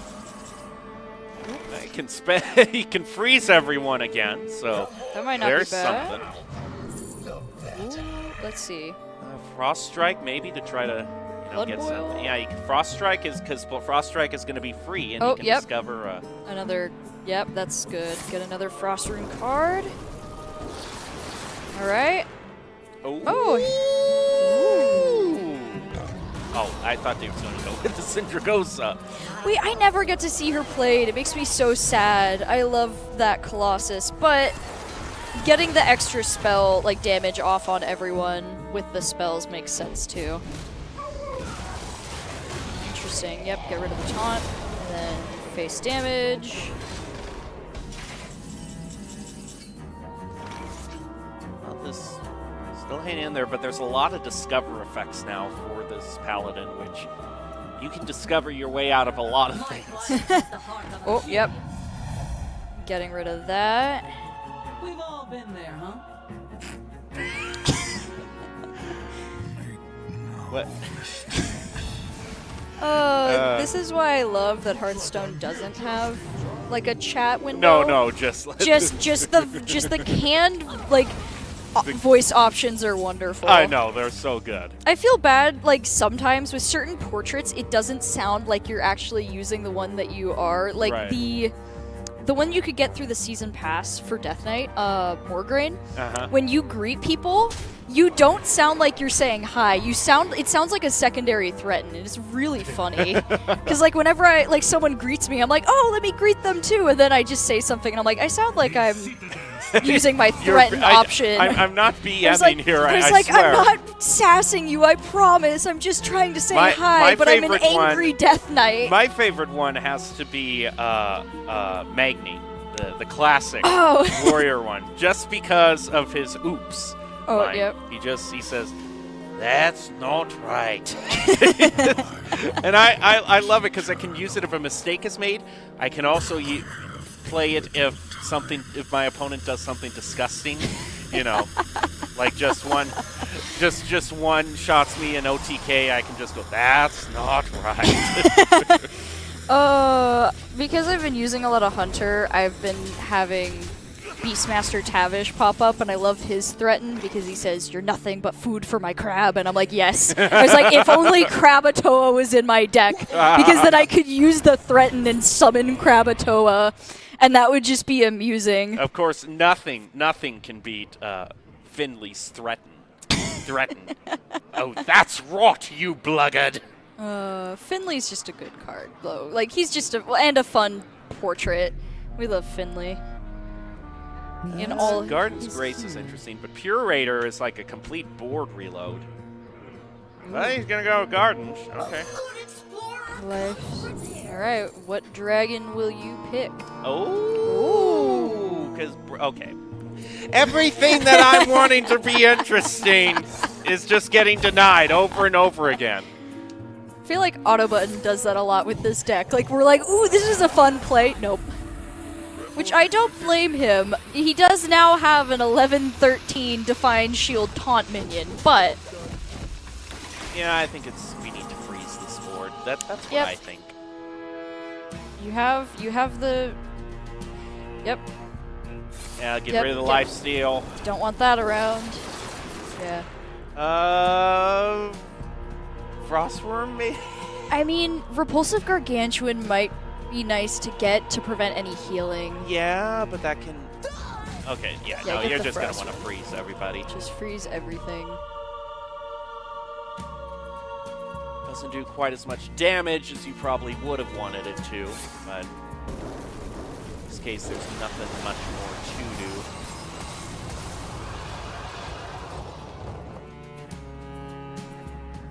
Now, if if he were to know he has Brightwing, he would attack with this with this Joe Guard. I think he would still attack with it even not knowing Yeah, Brightwing. get rid of the Divine Shield, get your card draw. Get rid of the ability for any sort of healing. Although he might be too tempted here. Okay, so let's see. some healing is going to be going out. But it is a clear. That's what he wanted. Ooh, that's 11 damage he had to take to get that, but... Yeah, but now Brightwing is going to have that healing. Ooh. Jeez. Initializing descent. C4 And what's he Savior. going to Oh, give? and that's C4 Oh! Savior. Ooh, hi, Leviathan.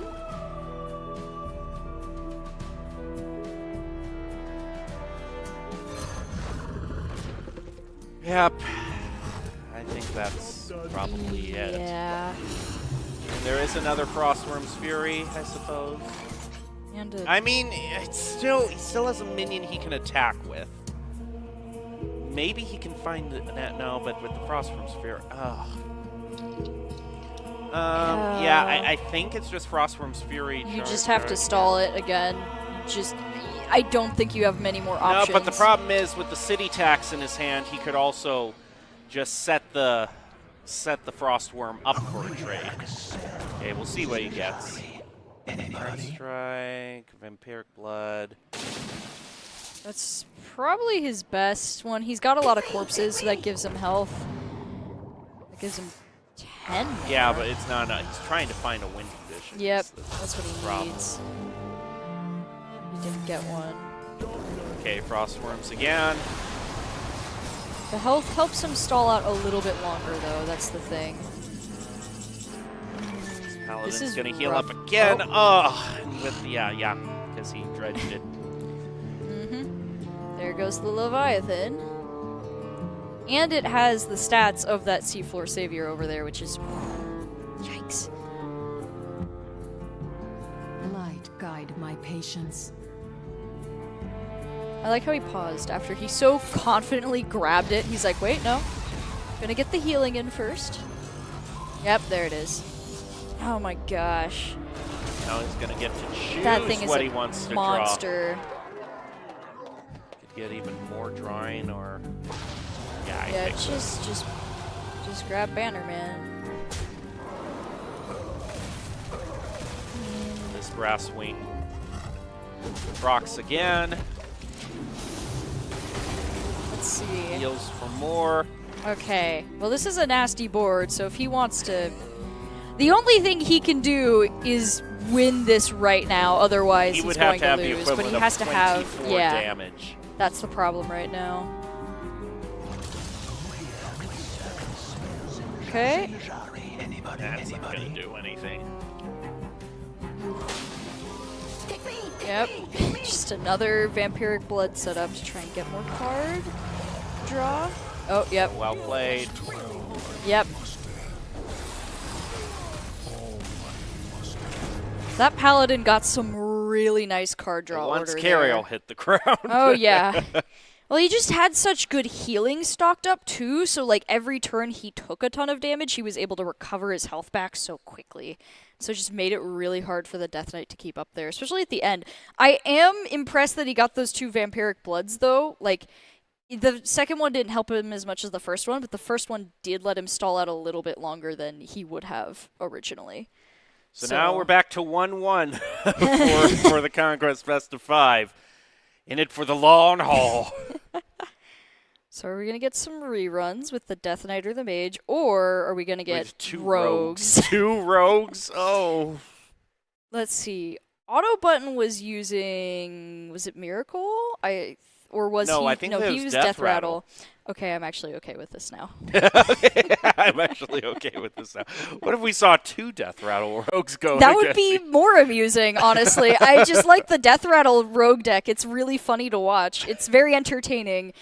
Because it either goes, like, really well in a way where it's like, man, that board looks absolutely terrifying for the opponent. Or it goes the what a delightful party route, where you just have the never-ending swapping board of my board in hand is too full to get anything else, but I don't have enough damage to deal with it anymore. Which was just... it looked like it should have won, but the board clear was too strong, so he just couldn't, and he was stuck.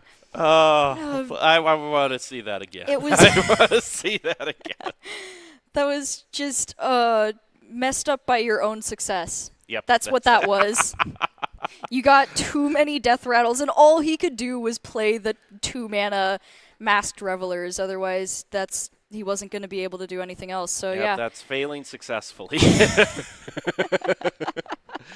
Oh, yeah, I definitely want to see that. What do you choose here? I mean, he did so well with, the Paladin that I would think you run it back with the Mage, but the Mage you would have to get the...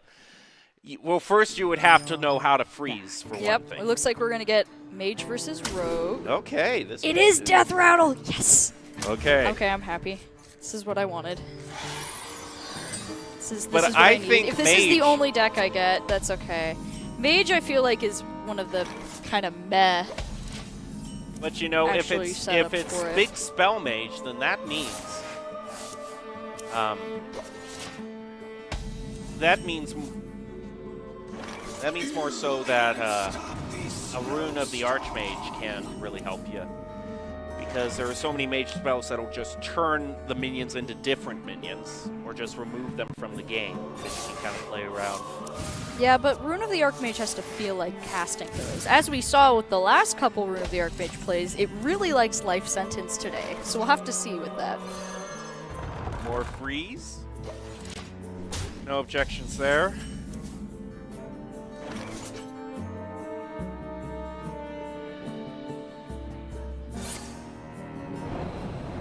Okay, it's going to set up the graveyard. Alright, there we go.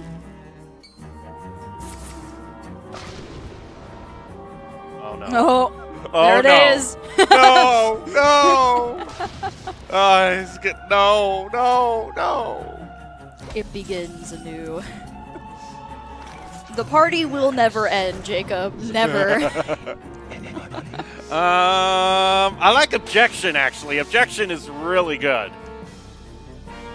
Because then he only has one minion in his hand. Well, now make it two, but still, if you play an Objection on that minion, I like that. I hope he chose it. Oh, hey, Neptulon. let's. Well, okay, we know he's at the bottom, so he's not going to just randomly start sitting Sure. in someone's hand. He might actually do what he's supposed to do. Who knows? And deal 1 damage, sure.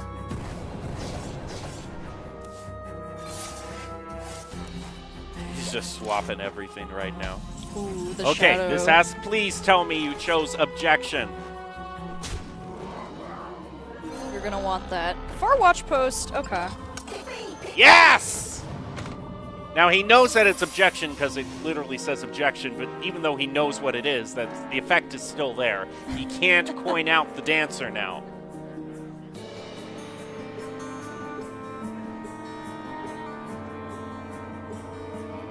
That's right.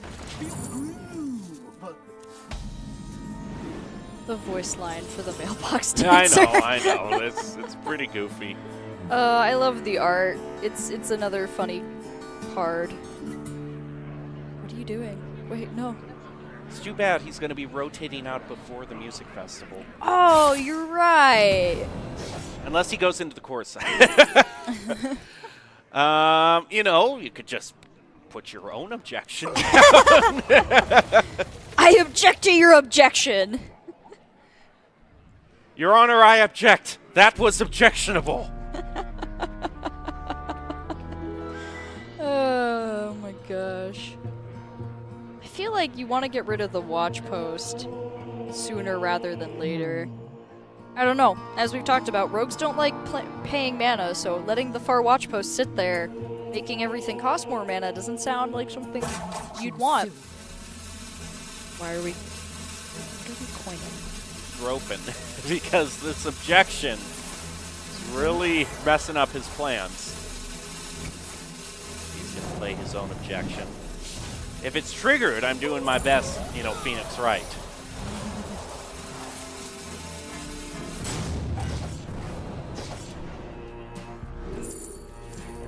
Discover. He went for that one pretty quickly.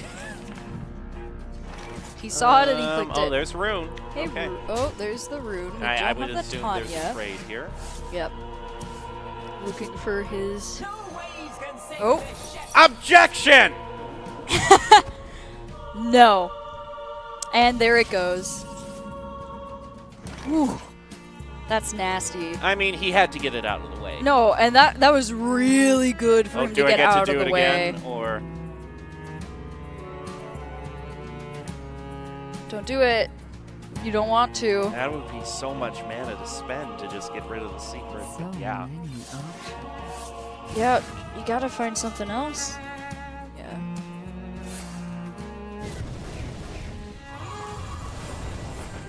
He does get the taunts, which is nice. And auto button doesn't have what he needs to discount Rune just yet. Oh, look at that. Hi, Okani. How's it going? We're just like, yay! The game is saved now. No, that is the win condition, obviously. The win condition. Okani is obviously. the If win you condition. know. Mm-hmm. Only pro players are in the know. If you put Okani down and then you click all of the items on the side of the He boards. finally found another minion, so now he has something with less mana to get the objection out of the way. Doesn't look gonna like he use the wants to shadow. quite do that quite yet. The good news is that objection outlasted the graveyard, so now the death rattles don't trigger twice. It's true. He did save himself from the graveyard. No objection! And goodbye. But now the masked revelers are ready to go. They are. There's still plenty of ways. There's a barbaric sorceress. The barbaric sorceress. Oh, that's Make gonna- the prep. oh, The no. prep. Come on. Do What? it. Okay, I guess. Incredible. Even the rogue. Oh, the tower! The tower! No, that's not the I'm gonna, take a heavy hit of the copium right now because yeah, it does allow. No! Oh, that whip! Because it's random. Okay, never mind. I'm not. Here's the party. Amazing. Another Oh, but it objection. was an objection off of the rune. I love it. I love it. I'm so sad for auto button because the preparation was right there. You could have had a taunt minion on the board and it would have cost you nothing to use Rune. You know You what? also have Okani. You can put another objection of sorts down of Kami with the minion. The minion counter. Someone put Okani behind a lawyer desk. He can object to a spell or a minion. Whatever he feels like at the time. If I were to put Okani down, I would put minion just because of the Reveler there. Okay. Well, okay. This is an interesting game. This has been a fun, entertaining one. I will say that. Let me Oh, remind you who you're here we go Oh, again. here goes another one. Oh, this could just get him on face. It could. Discover 2 spell. That's pretty good. More secrets. Awesome.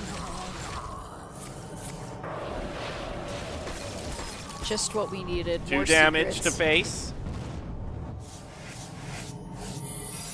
More secrets. Oh my gosh. How many is that now? I like how both of Dude, them are let's see just how he commenting plays. on these runes. Delightful party. Well, And the last thing we hear in What the a explosion. delightful What a party. delightful party. You could say that with the with Archmage brought out. Woo!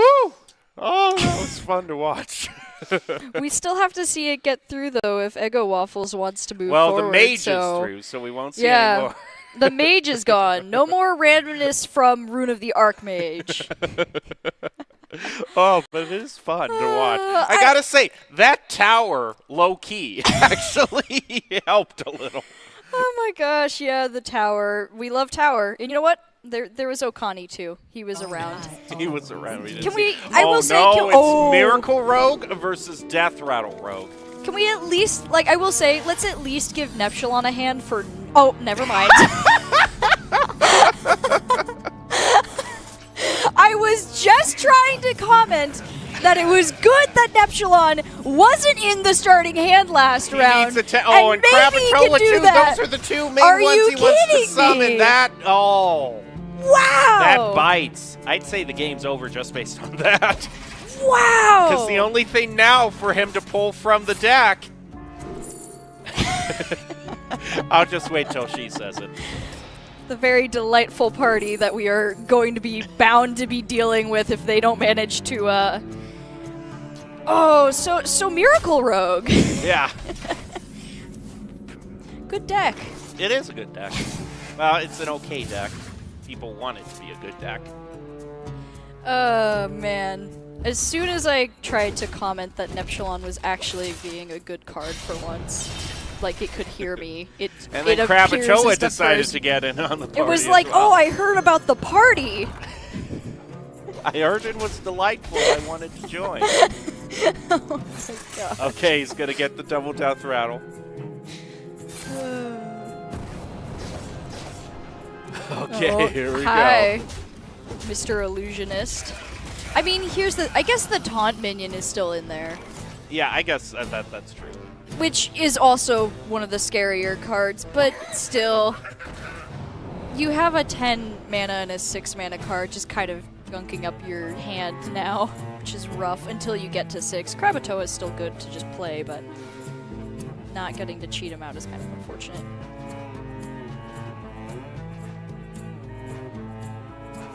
Alright, more board presence. He's getting. What's he gonna get? Oh! Copy the last spell your opponent played. Interesting. Deal one down. Well, okay. I guess. Card draw. That's not bad.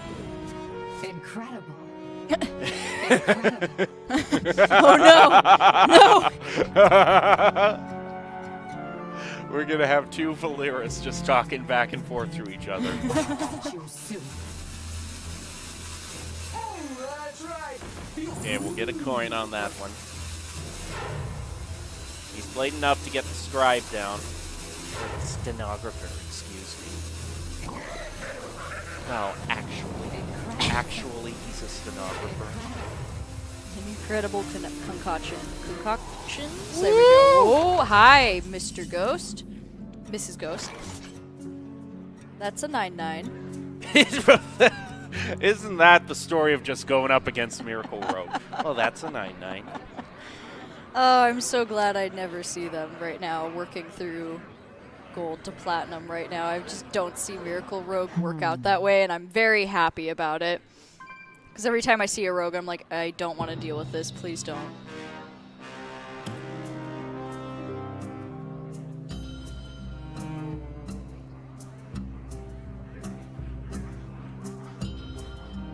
He's trying to think of what to do because he kind of wants to get this the Scourge guy working. Problem with that, everything's just so expensive. Oh, he's going to use it to maybe cheat out the Kravatoa? Yeah. Okay, Yeah, he's going to use that that makes as his sense. best. Too soon. Come on, Kravatoa. You You wanted are. to join the party. Here you go. But Congrats. I mean, I just don't think there's enough. Yeah. If you wanted a, it's like, by the way, if you didn't have enough crab claws because death rattles trigger twice, here you get 2 every time. All right. Oh, and and the auto. Man, that just doesn't feel. wow. That doesn't seem good. Oh, Neptulon, you should have just stayed in the deck. Now, this other rogue is going to get all the resources they could possibly want. With the prep, sure. Now you get a concoction, which you can also prep.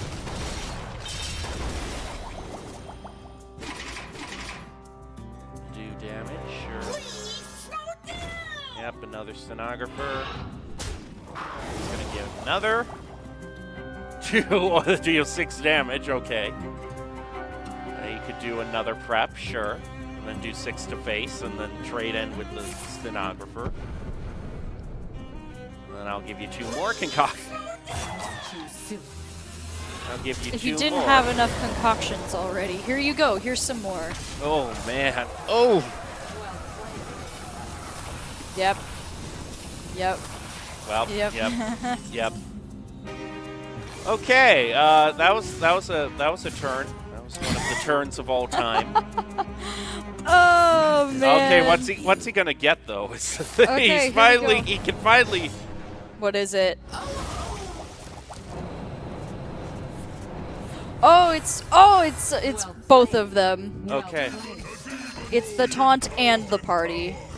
but he's out of mana now. So Not yeah, enough. He's gonna Yep. And he's just gracefully gonna. bow out. He's like, that's a nice 9/9. I will let it take the final blow. So nice recovery from Auto Button, I gotta say. As much as Yeah. we were razzing him in that first game, He did manage to pull back there. Yeah, he did.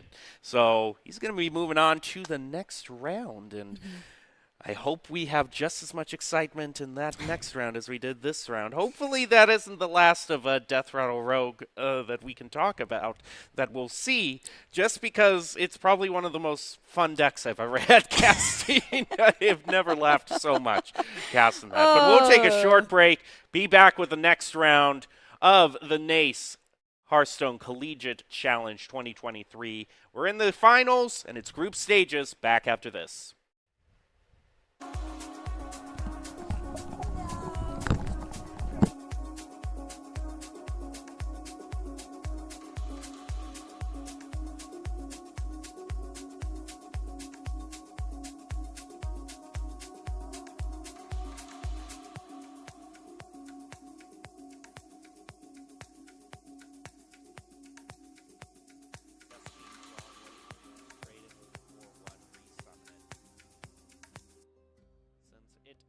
Since those minions dying this turn technically means after your last turn.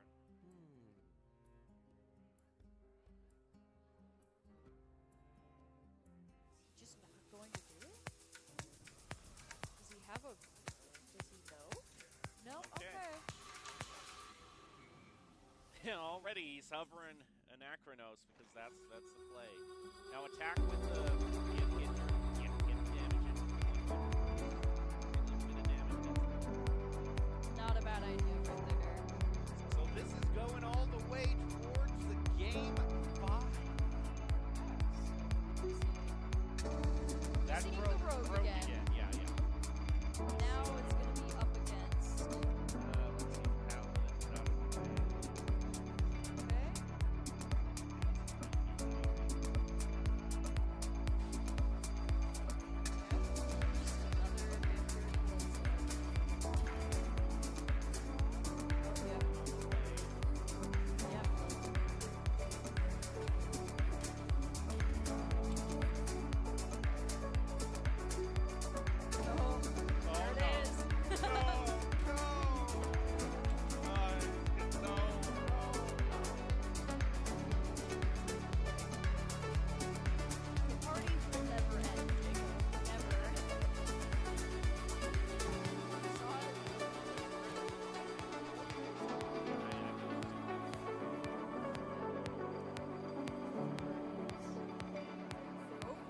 Objection!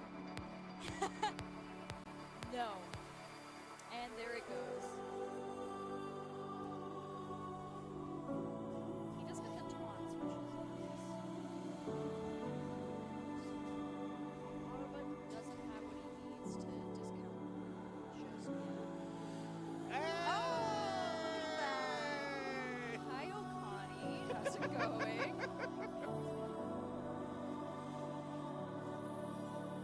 Secrets. How many is that now? I like how both of them are just commenting on these runes. Yeah, the tower. We love tower. And you know what? There was Okani too. He was around. Can we? I will say. Miracle Rogue versus Death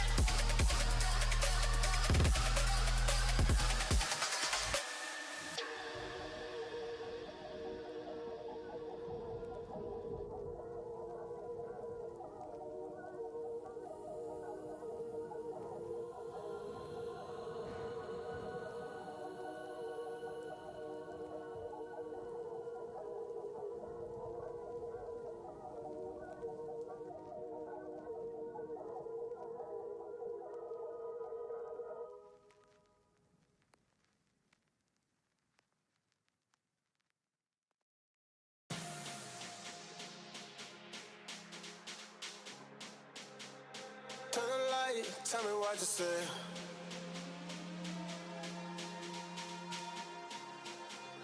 Turn the light,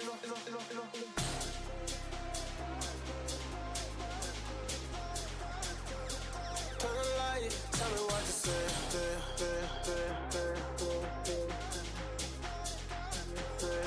Turn the light, tell me what you say.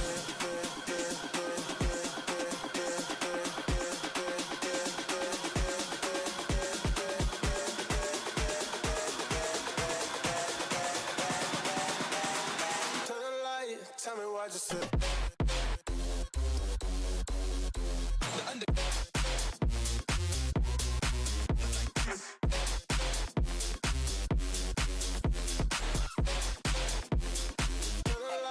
Tell me what you said.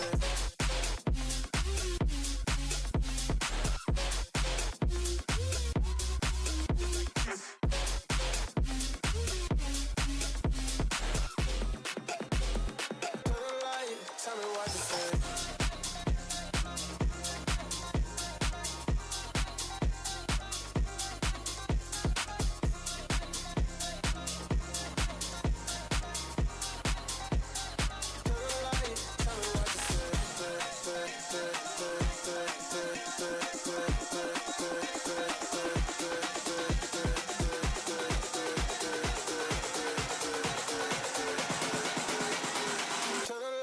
Tell me what you said.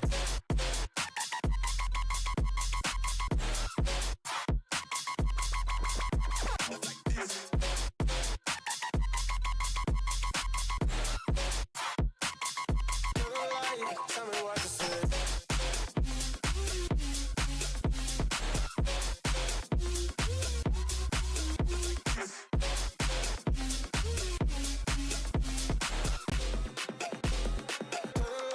Tell me what you said.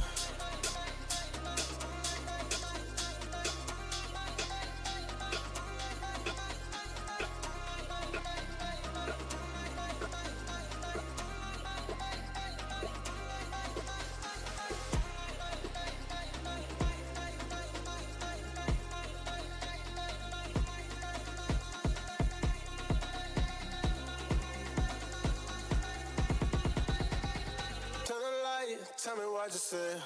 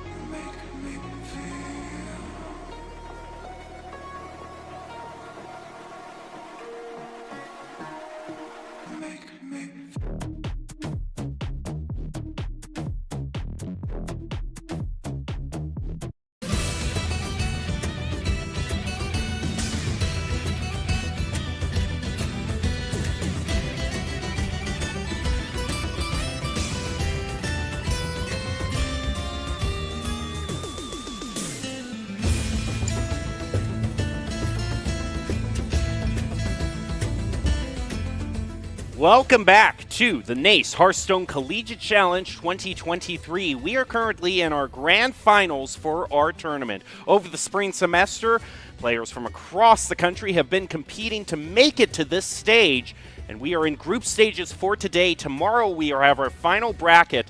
There are 4 spots up for grabs in the bracket. One of them has been given away to Northeastern, so congratulations, player. We just saw his match a little bit earlier. I'm your host, Jacob Palmer, joined by Audrey Norris, calling all of the action. So we've already got one player now all set up. We've got 1 slot left in Group A, which makes this next match very important. Yeah, no, we've already seen a lot of really intense matches, too. I mean, the first match that we saw went all the way to 5 games, so the competition is really intense right now. Everyone is vying for their spots. They want to be in the finals tomorrow. And, of course, the thing that makes it very fun is not only is the competition intense, but the meta is rather diverse, and there's new things for us to hopefully see. We kind of teased it over my back there, but here is the most important part, the class win rates. Everything is pretty darn even right now between all of the classes. I mean, all but 2 of the classes, which we already know what classes they are, so we don't necessarily have to name them outright. But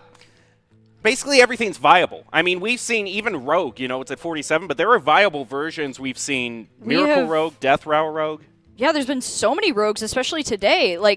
It's impressive, but it's also fun because that means there's opportunities to see a druid, see a hunter. I mean, we've seen a lot of priests and mages because that's just been the general meta, and they've been really strong. But there's a lot of opportunity for variety and mixing it up, especially because you can kind of catch people off guard. And I'm still holding out for the new card that is in the mix, even though the new expansion hasn't come out. The promotional card for it is available in the game for free right now. It is ETC Band Manager. Basically allows you to have a sideboard of sorts.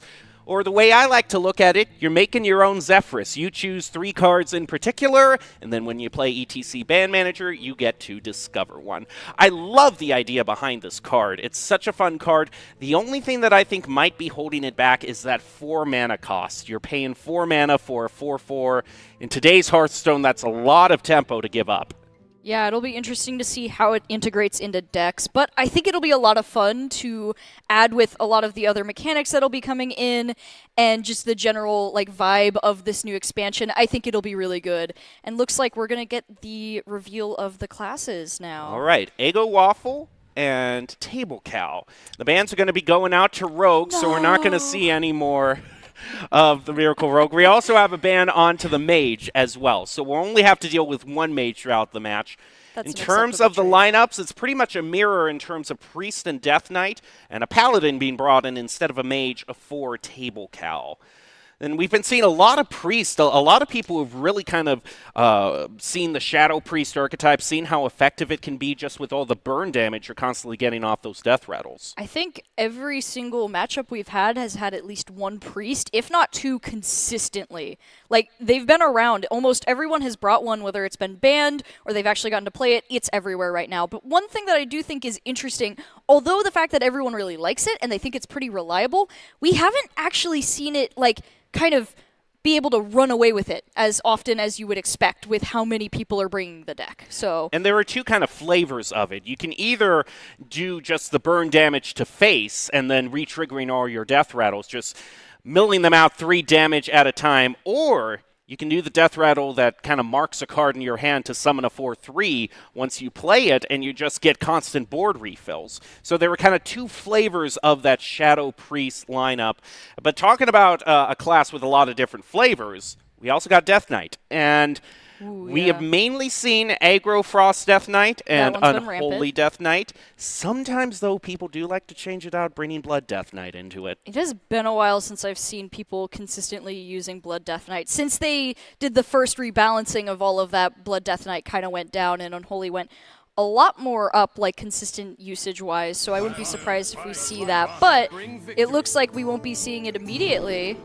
And we're instead going to be seeing the Paladin versus the Priest. Someone is showing off a fancy location, too. That's all golden. Ooh. I hadn't really considered golden locations, but they actually look pretty nice, I gotta say. That is a nice little banner around the side there. All right, but to the stuff that's really important. We could talk about cosmetics all day, but we need to get down to the actual mulligan. In terms of table cow, you know, I like just always having Night of Atonement, just getting that draw train started, so you might decide to choose that. It's going to be Mind Eraser, Cathedral Kept. Cathedral can be good just in case of just having that little extra card draw.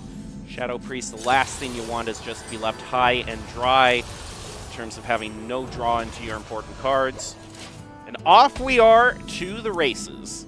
I like how the game decided to give us a little preview of what Paladin has in store for us with the Countess, and then gave us the Leviathan under the mulligan here. That is true, and that's the one thing I gotta say about Table Cow is a lot of the pure Paladins that we've been seeing are kind of aggressive. You know, you try to get the buffs onto your minions more early. But this one, he's actually playing a more control-centered pure Paladin. So this one has Leviathan, this one has Cariel in it, which if Cariel comes out onto the field, that's huge in this particular matchup. If you're having all the burn damage that that priest is going to do to you, then you can just keep watching them. Try and try and try and just say, oh, that's cute. Yeah, no, being able to get rid of that is huge. It makes that Paladin, well, the priest struggle a lot more, but both of them have decent setups so far. Like, both of these hands are really nice. Of course, Cariel's nice, but she's 8 mana, so she's a ways off. So until then, what I'm really going to be hoping for is we need to find some sushi right here, right now. We need to get that Holy Maki roll so we have that bit of healing to keep us sustained. He's going to play Basilisk, resummon the 4/3, create another board he has to deal with. All right, we'll see what he discovers off of the Battle Vicar. Okay, you know, I kind of like Judgment of Justice or Reckoning. Either one of those, they kind of have the same effect, but I think Judgment of Justice is fine too. Yeah. Class action lawyer here isn't bad to get just some equalizing of the stats over here, but yeah, that's fine. Nothing wrong with that. Gonna put that onto Basilisk or the Shadow. My client has the heart. Gonna put it onto Basilisk. Take the value trade into that. Use Cariel to discount even more. And hey, you got a 0 mana secret you can now play. that's really nice, yeah. I was gonna save it for later since there's no minions on the field quite yet. He does have the grave digging card discounted.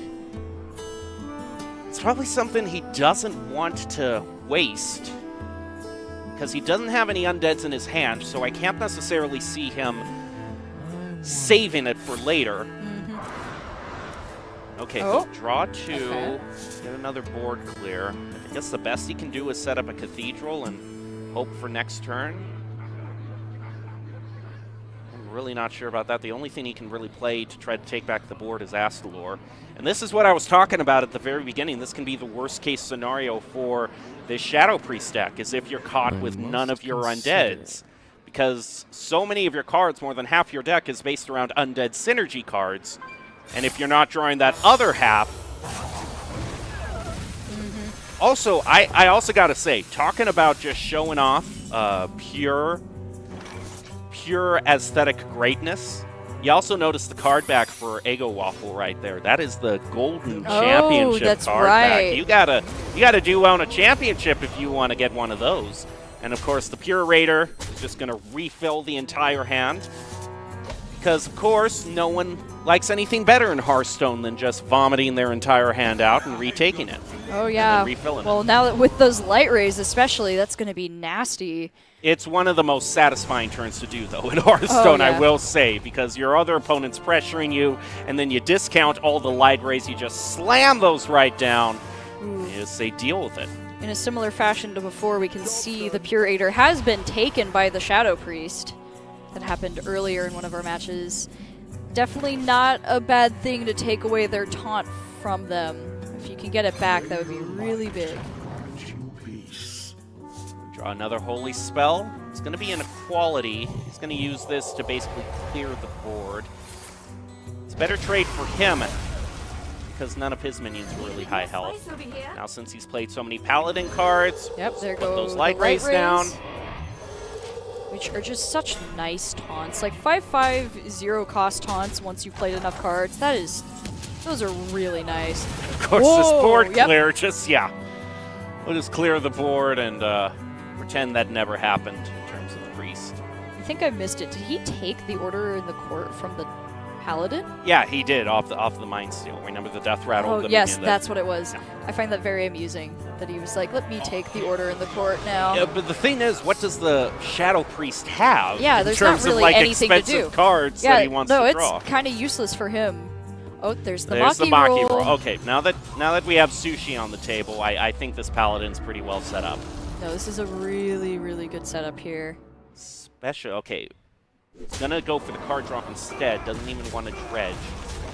It's another city tax.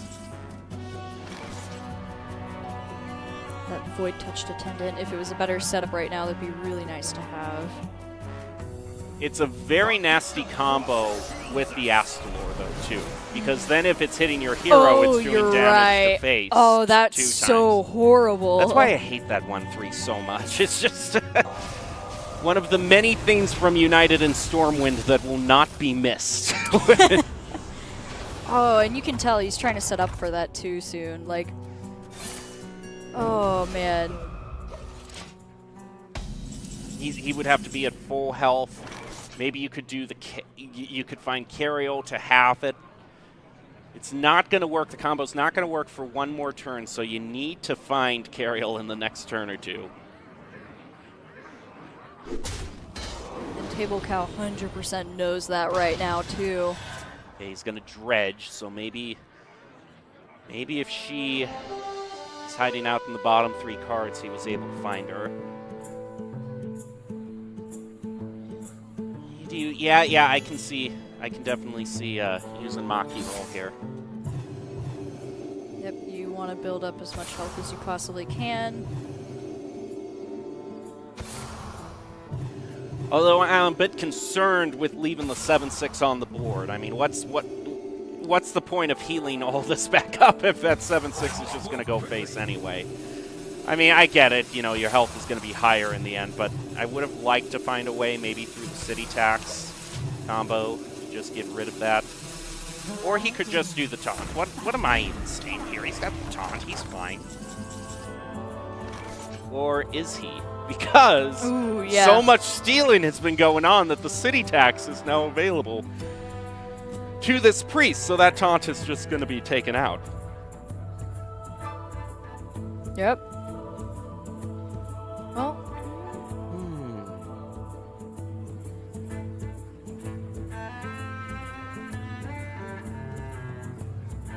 Still thinking of all the options, but I think the city tax plus the ping from the hero power is going to be the play. And if he uses the 5-drop too, he can actually clear Leviathan as well. Not a bad thing to get rid of, especially for prepping for Astalor, because you know as soon as he gets this board clear, he's gonna drop that, and it's not gonna feel good for Table Cow. Boost from the attendant, if all 14 pings were to hit the opposing hero, that would be 28 damage. Oh, the secret! There it is! It's been waiting there!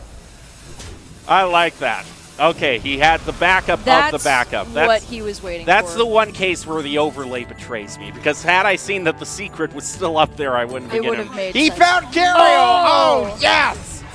Oh, that's what I like to see. Oh, that's really good for what's coming next. Ooh.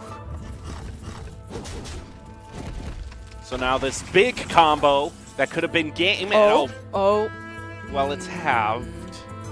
I no, feel that like would still be two. not... Yeah, I still think you do this. You do this with the two attendants. You have attendants. to do it, yeah. Oh, I was so excited, and now we're going to lose to this garbage. Here we go. It's going to take forever, too, because it has to do the animation with Ariel, yeah. Here we go. Oh, boy. Yeah. Uh-huh. That's really impressive. Woohoo! 6 left. Okay, well play is going to go out. This can be healed, though. Traded, however. Not traded. He can clear the board and get some heals in. It's not going to be that much. Only 3 from the city tax, but it might still be enough. Better than leaving anything on the board right now. Yeah, no, you can't leave anything on the board. You can also use Temporis, but that's leaving yourself even lower in health.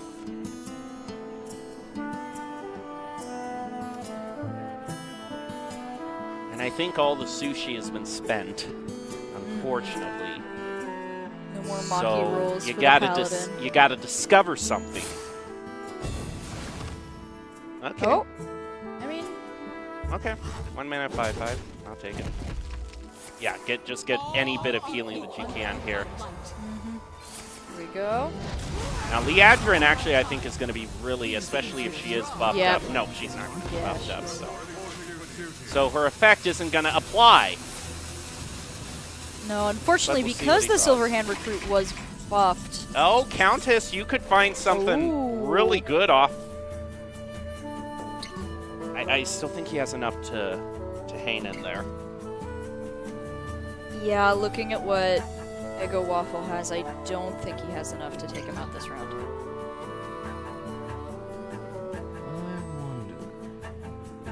And you have to think what is going to be drawn off of that border in the court. I don't think there's anything high mana, especially that would be. I mean, he already drew Benedictus. That really didn't work out.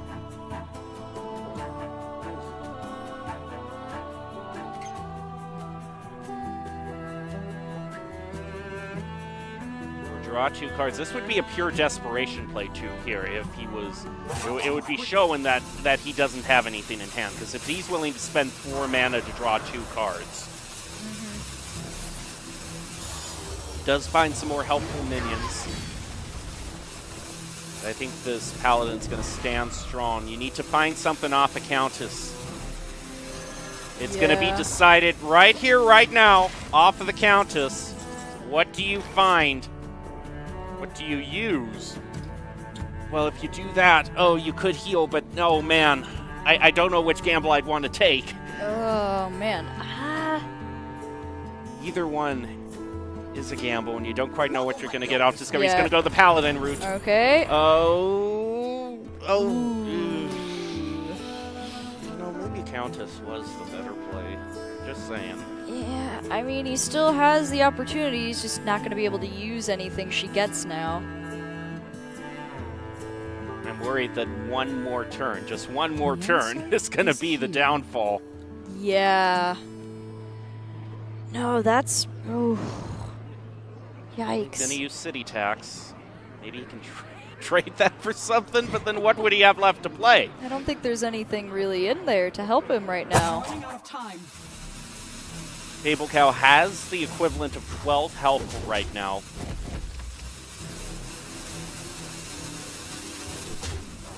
Okay, he's going to play Countess. So next turn, I would wager he manages to find something to close out the match. The thing is, can this priest do 12 to face? The answer still might not be. Oh. And again, another desperation tactic. You need to find something, some sort of burn damage at all. Nope. Yep. Oh, No. my goodness. I thought... Whew. That was a risky choice between the Countess or the Attendant, which I can see possibly the Attendant because it discovers Paladin cards, which doesn't just include damage cards. You know, you could find maybe damage to face or a weapon, but it also includes healing, which would have much more found Which in would the have game. been So really it could have helpful. gone either way, but the Paladin is still going to win. And Yeah. thank goodness, because that void touched Attendant plus...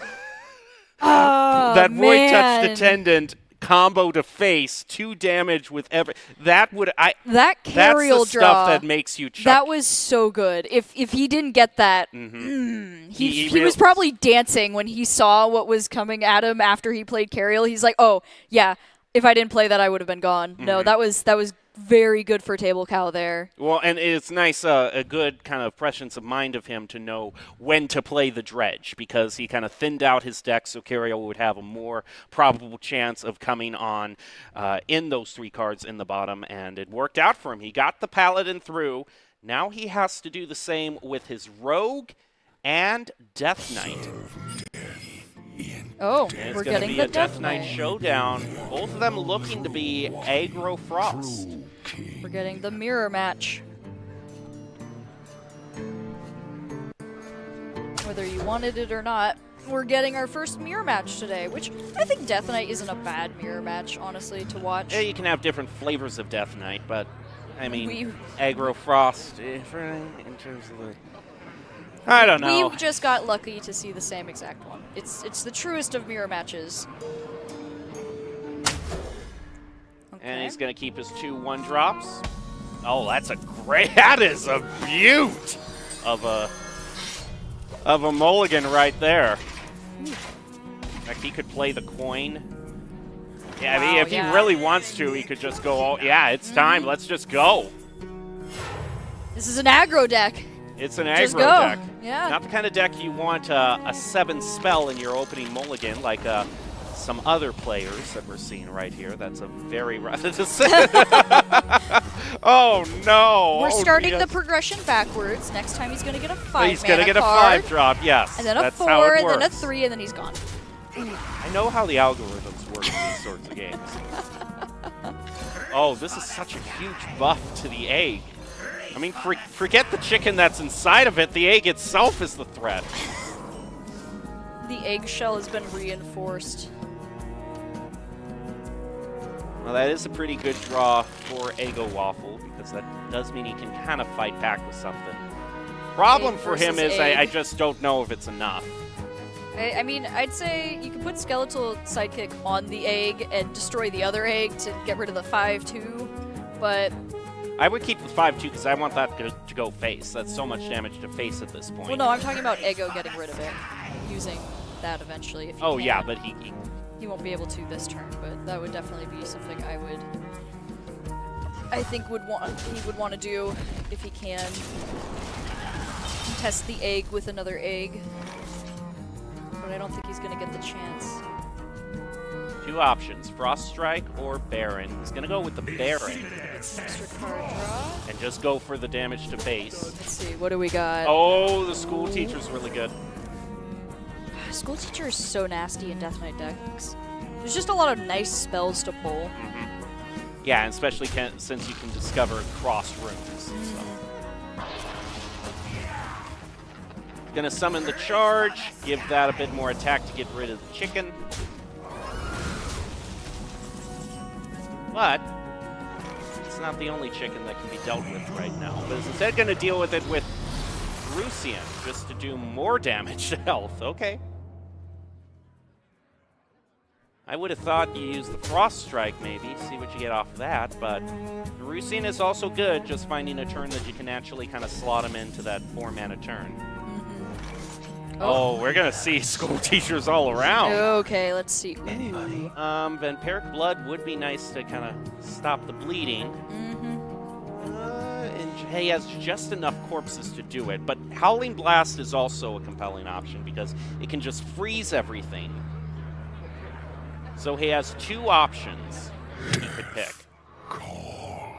I mean, of course, you could draw a weapon if you wanted to. No, Vampiric Blood to get the extra buffer to his health. All right, get some card draw. Okay. Getting a Frost Spell. Getting a lower mana cost card. Now things have shifted. Because now that he's going to have enough mana to use the Marrow Manipulator as well as the Frostworm's Fury, what we were making fun of him for so much, he might have actually survived.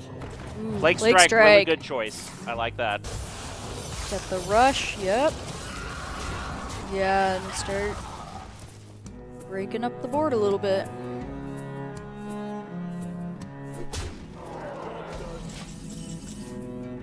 The good thing here is that Marrow Manipulator, if it were to be used now, wouldn't be going face, and you really want that to just be doing the whole 10 damage to face. Sunwell!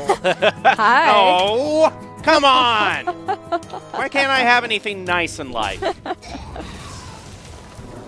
It's a Death Knight matchup. Unfortunately, no Sunwell today. Brutal efficiency.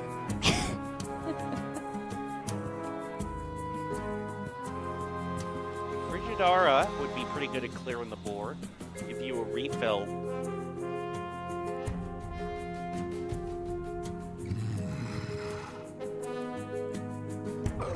But he wanted to go with the lower mana option, and sometimes that just is the best option. And it wasn't too threatening of a board for him to deal with in many ways.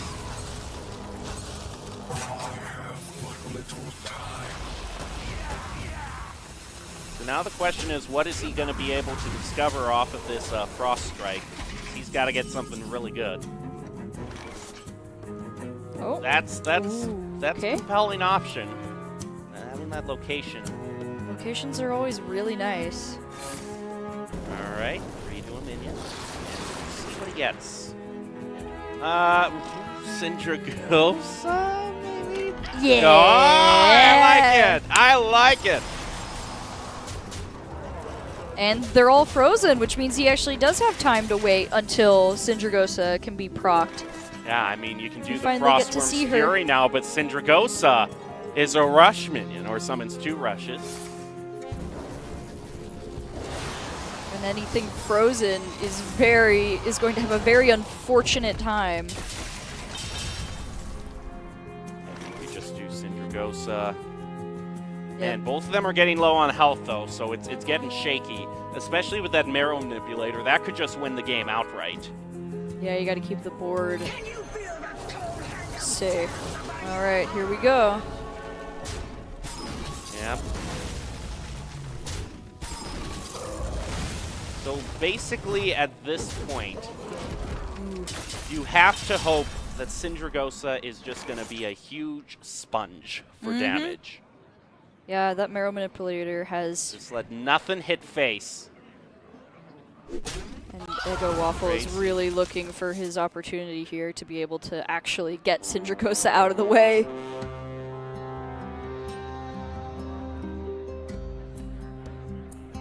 Okay, so with that school teacher, he's not going to be able to play the Marrow Manipulator. Well, he has the Horn of Winter. He does, so he would have to spend everything. That obliterate. Oh man. I mean, yes, but also no, because you'd only go down to 4 health, and that allows a slight possibility of the Therusian taking you out. Which is always terrifying. I mean, Death Knights love to spend, much like Warlocks, love to spend their health in interesting ways. The problem is there's no health really left to spend. Okay, we'll see how this goes. One hits the minion. Good, good, good. Okay, that's what we that's what That's they what were Table looking Cow for. wanted. Woo! Ooh. What can you find? You could go off Nerubian Vizier to see what you find off him, because that will be discounted. Let's see. Corpse Explosion. Another Vampiric Blood. That's actually if you Yeah. need health. I mean, and we kind of do right now.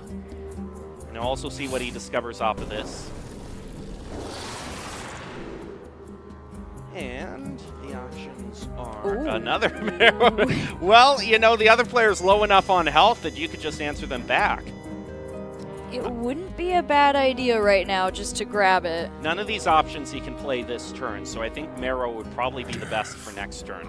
Because you can pretty much guarantee as long as they don't get more health up.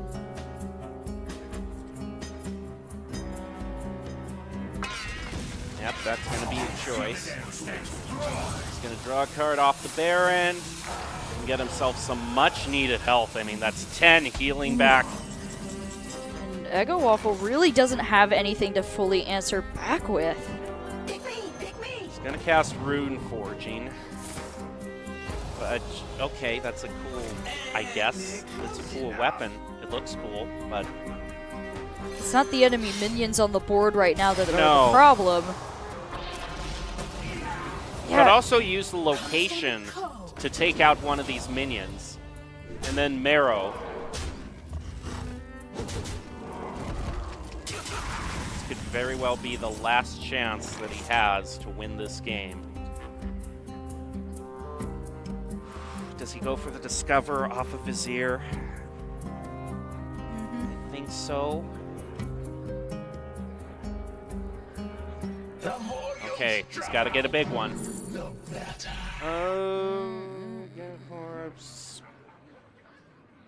He doesn't have the Glacial Advance. He wouldn't be able to play with the Marrow Manipulator. In fact, none of these he'd be able to play with the Marrow Manipulator.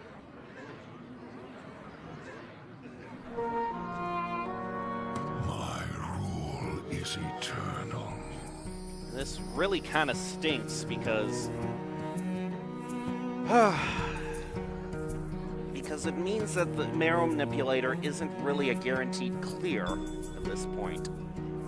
If that school teacher is still on the board, if anything is still on the board, really. Okay, 68. And I guess he can just barely survive through this. Let's see, he has 4 damage on the... Yeah. Oh, no. No. Oh. Oh, man. I think he's got to be kicking himself there because it seemed like there should have been a way. I would have used the location to take out the 4/4 because that's the biggest minion that could take up whatever the Marrow Guard could have. And exactly, and then use Marrow Guard, and then regardless, you could have gotten at least some sort of clear off of that, even if you didn't get the immediate KO. At worst case scenario, you would have cleared his board and left him at 1 health. Mm-hmm. And that would have been, I think that's a preferable outcome. But we now have 1-1 here. So that Death Knight from Eggo Waffle is off the table. Table Cow still has to win with his. And we're now starting to get to the clown fiesta part of the proceedings decks, yeah. because we're getting closer and closer to Mage and Rogue, which have so many wonderful our favorites, options. depending on which ones we get. You know, watch it not be big. We know it's going to be big. It's not going to be. Yeah, we gotta. I was going to say it's the Rogue that's a mystery. We don't know what Table Cow has because we haven't seen him play it yet. So, for all we know, it could be another Death Rattle Rogue. I would hope that it's a Death Rattle Rogue. That'd be very fun. I just want pure entertainment at this point. And also playing everyone's favorite guessing game. Does Neptulon, is he in your opening mulligan? Because 80% of the time for this tournament, even though he's 1 card in the whole deck, he's always showed up in the opening mulligan. Of the 2 streams that we have watched Death Rattle Rogue, I have only seen Neptulon decide to sit in the deck twice. Out of, I think, the 4 to 6 games that he's played in, because people have had to play a lot of Death Rattle Rogue. And I don't get it. But, you know, Hearthstone, he just really likes the He spotlight. does. He needs to look pretty. But he's going to be in the wings for right now because you called it. We're not getting any of the more random decks. He said, watch us where you don't get... And sure enough. They're both trying to get their decks through the Priest and Death Knight decks. A bit more variable. Oh, that's an Astalor. That's going to be fun for Eggo Waffles. Yeah, no, Eggo. That's actually really good having the Astalor in hand there to start that up. Oh, he's going for the fast start right now. But one coin deserves another, I suppose. Oh boy. All right. Yeah, I mean, that's a lot to spend in your opening hand. I don't know exactly how Table Cow gets through these. Of course, you could just top deck the perfect card, and that's always nice. There's just going to be a whole lot of hero power. Next. He's like, I'm just do? waiting. Okay, and he can hero power off of this too. Get one more corpse ready.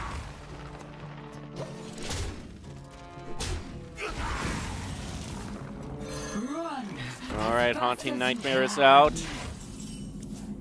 Go for the School Teacher or the Baron. Can't play the Nagaling this turn. Would have to wait for next turn. Who here can smell Zinjari? And the choice... Glacial Advance... I would think maybe Glacial Advance. That's just, yeah. That's the best spell in this particular scenario.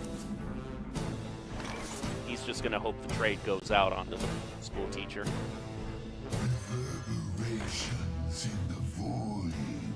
He's going to go for the value trade. Now, Frostworm's Fury, I was thinking that's probably the card, if he can get through these next turns, that's probably the card he's going to want, because there are going to be a whole lot of very scary death rattles on the board for this Priest. But if he can just freeze all their minions, then it's kind of a moot point. Let's see, yep. So right now he's just going to play the survival game.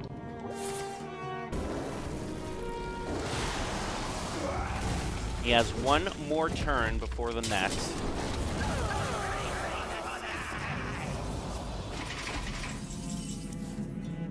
And that's our favorite, Void Touched.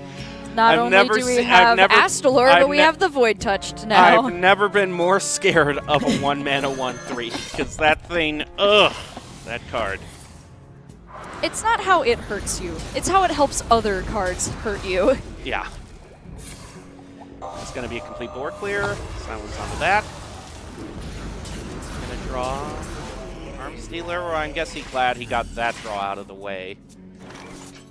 Oh, this turn 6 is going to stink, but afterwards, everything's going to be peachy. And close enough. I mean, he can get a full board clear here. Oh, wait. No, he can't. I was being way too optimistic. But of course, whenever you're optimistic in Hearthstone, none other than Priest is there to bring your mood back down, because it's Priest. Priest is always there to remind you that you're not always going to get what you're hoping for. That you're not special, that the world doesn't revolve around you, and in fact, it kind of hates you right now. Oh, don't do it. Don't do it to him. I mean, throwing this out so that it doesn't go onto the Astalor. Yeah, that is nice for Table Cow. Oh, that's still a lot, though. That's still a lot. You can refresh this, go to Bonebreaker, I suppose, to chip away at that 1/3. Then you would take 2 damage attacking it, and I hate that. Oh, that's true. You would. Oh, wow. Priest doesn't necessarily have enough to be able to end this game. I would think... Oh, I would have thought you went Bonebreaker and then just did 2 damage base. But both... Oh, no! Okay, just when we thought that maybe we were safe. No.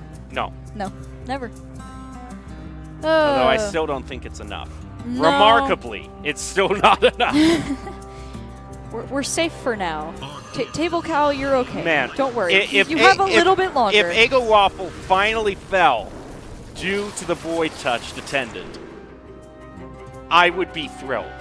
Because so much, it only seems to apply to you if it's played against you. But finally using the double-ended nature of it to take out the other player. That's true, yeah. And he does have lethal here. With the boost from the Void Touch Attendant, it's 6 on Frostworm Fury, 3 on Bonebreaker. He's got it. Oh, he does. He's got it. Wow, he does. Oh my gosh. Live by the sword, die by the sword, because there you go. Wow. 2 Well Frostworm done. Fury. Nice job. That was fun to watch. I'm so glad to finally see a Void Touch Attendant finally turn around and bite the priest for once. Oh, I'm happy to see that. No, And that is the one nice thing about the card is although it is very scary, as long as you have the ability to do face damage back, it does end up benefiting you almost as much as them as well. So it will be it's a lot more helpful than it looks sometimes. Okay, this looks like okay, so we had just a little bit of a snafu there, but it does look like we have the updated bracket. Tufts Gray is going with Priest instead, so we don't get to see. We were building it up so much, so now we have to rely on this mage. We get to see from another Eggo Waffle. Please don't mirror Priest. No, I don't want to see a mirror Priest. They I don't both want bring to. out Void Attendants. I mean, mage can if it's a big spell mage, it can last through it with all the armor you get. So, but this is an aggro mage. Interesting. Okay. Okay. We're gonna be doing aggro mage. Well, we get a little variety, but that also means some freezing is gonna be coming out here. Aggro mage does have a lot of freeze, and that can help lock down some of these death rattle minions that Table Cow's gonna want to be putting out. We aren't getting a Death Rattle rogue, but we are getting another deck that is centered around Death Rattles, so it works, but not what I want. One day maybe I'll get my wish answered and we'll get more Death Rattle rogue, maybe tomorrow. That's a nice start. Especially the Iron Deep as well. Iron Deep will be really nice. You would This is a good match for Iron Deep, actually, yeah. Although, the problem is if you play Iron Deep, it's just going to get hero powered the next turn, but I guess they're not... Oh, there's 2. You could also do Mind Seer. Yeah, I like to see this, because this prevents him from clearing. If you use the Mind Seer, he's in a lot of trouble. It takes away a lot of options from him. Just when you thought that you could get rid of it. Yeah, you have to use Spike instead. Going to put a discount onto the Frozen Touch. We'll see some next level mind games be brought out here. Here we go. Oh! Oh! Ooh. All right. I think he's going to probably decide to go for the practicality maybe of just drawing 2 cards. Mm-hmm. Yeah, okay. But now we see if he, take if the he 9. is lured. No. I was Both helping. of these players are just too smart. Yeah. There was a member of production I was helping play a game of Hunter, and someone put out a Suspicious Alchemist, and it gave us 3 options, and Rune of the Archmage was one of them, and because we were so early in the game, I looked at it and I went, there's no way they would do it. And then they did, and I was like, okay, never mind. We never saw it go out, though. That's usually the problem with having a high mana card in the early game. More damage being placed onto Eggo Waffle.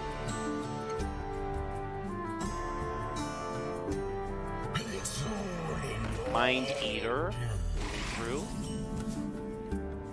Test the board a little, but here comes more board draw and a cold case as well. That's huge. You get the armor. Ooh, and Frozen Touch is now infused, which is really nice because it's a 1-cost card and it'll bring back itself, which is always good. If this board isn't dealt with soon, then the Deathborn coming on turn 6. That's true. Can't stop this snowstorm. It's going to be absolutely devastating. Whispers of the Deep. Just 2 whole damage, but it's enough to clear the board. Cold case here. This makes clearing the board a bit more of a painful endeavor. So you're going to have all that damage flung back at you.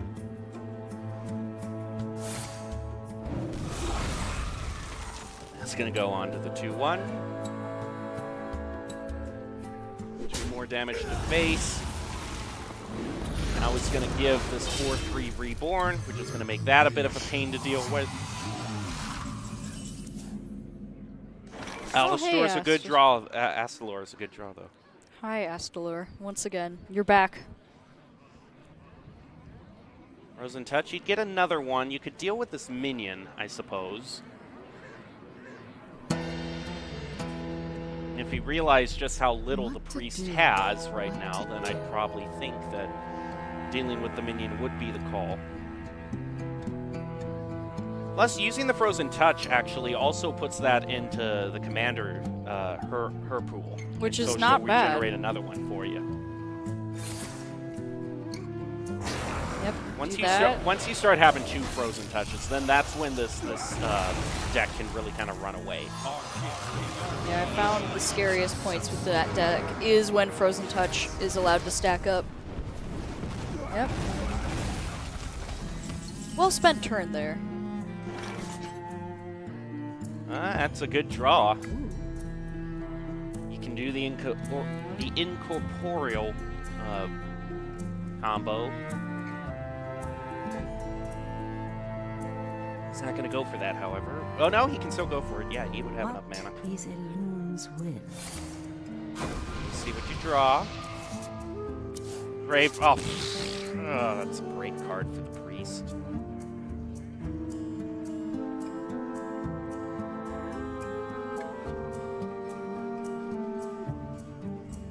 I mean, if he plays it, he can't use the incorporeal combo. He might just play Haunting. He has options now. But none of those options are really flashy, you know what I mean? Let's see. Yep, Grave Digging. Oh, whoa. Ooh. Oh man, this mage has better hurry. Is all I gotta say. Yep, yeah. That's fair. Just don't let it, Gonna take that combo away. Oh, there we go. And now there's Touches. 2. Depends. How much does he load up on the board in this scenario? Because now there's the ability for the Deathborn to be used. And if he can hit that just right, it's going to summon a mass of skeletons. I've got plenty of water to go around. Going to take the commander away, silence his own. But it's not going to clear any sort of board because there is none. Instead, it's just so that that 3/5 will stay on his side of the field.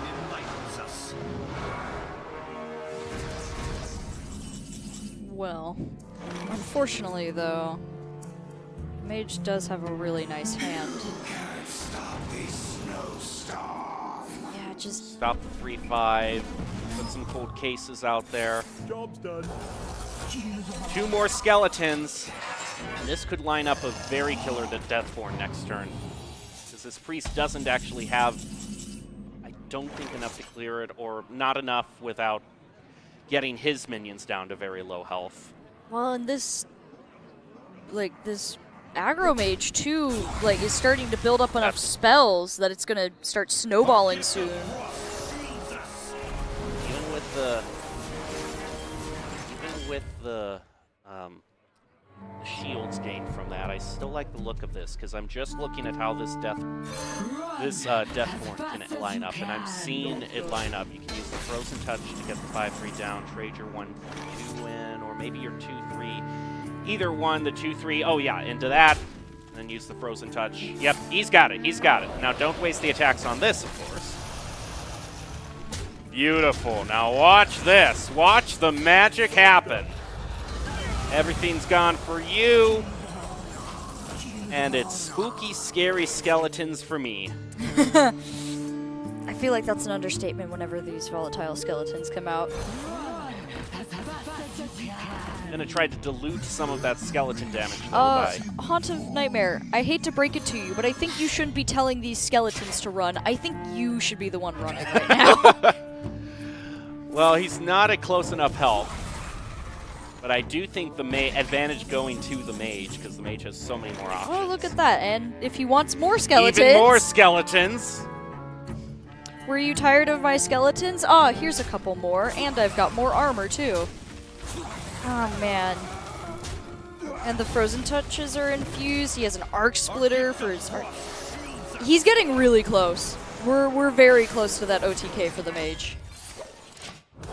I think at this point, I think we might have it, actually. If you use Astalor. Yep, Astalor, and then It's you just gonna have get some you arcane a bolts bunch of and pain. frozen touches, yeah. And to bring out an enemy dead. Yeah, I think that's smart, trying to diffuse all the skeleton damage a bit. That's a lot of health on your side. Alright, here we go. Ooh, Okay. that's a lot of good padding, but I Oh, think... with the spell damage too, is that enough? Let's see, 4. We're about to That's find 12. out. I think it is enough. Oh yeah, with the Yep. frozen touches that generate Nope, they're themselves. Yeah, infused. yep, they're Yep. infused. Yep. Oh, we're good. Nope, Aggro Mage has this. Yep. So this means that I get just what I wanted for Christmas.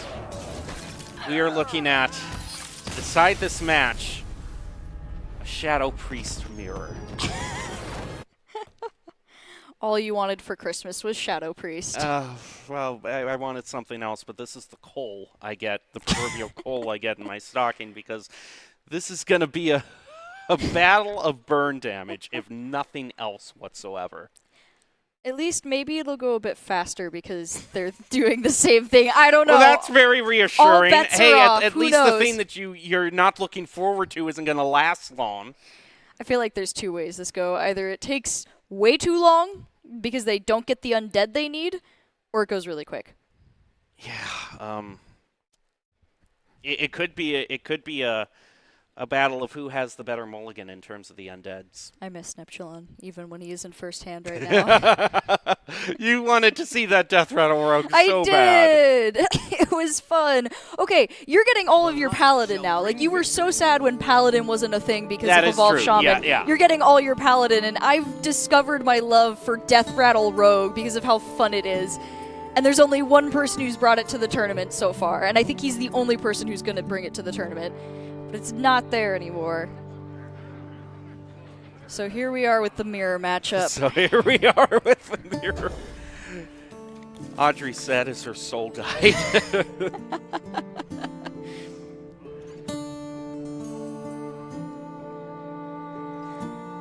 gonna keep the Shadow Cloth Needle. Okay, 2 Whispers of the Deep is not quite what I would have wanted in my opening mulligan.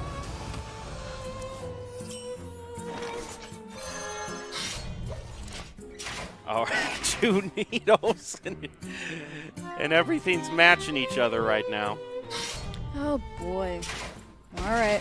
Needles. What's next? Okay. I mean, that makes sense. Oh boy. He doesn't have anything to combine it with, though. Yeah. Table Cow has the whispers that Ego Waffle needs to activate his soldier right now. He's actually gonna. I like this play. Bringing out the cathedral first. Oh. Uh-oh. Okay, now he's got something. And he's not gonna attack. So now he can do this with the cathedral, silence it, or he could just use it on what he just drew.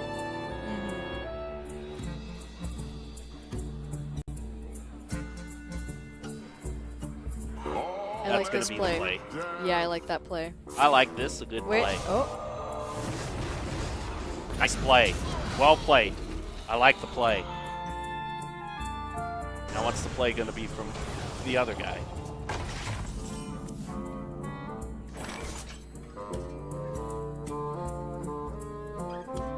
Oh, he's not even going to use the spell, which is great with that, because he's got the Mind Seer. Yeah, I can see that. Yep, now he can bring it back to the top. do more damage to face, of course. Run as fast as you can. A Nightmare Mind Seer. I'll get rid of his minion. He doesn't get the 3 extra damage to face, but... oh, That's my minion now. He thinks he's so clever because he's gonna silence his own. Oh no! But no, this is exactly the meme.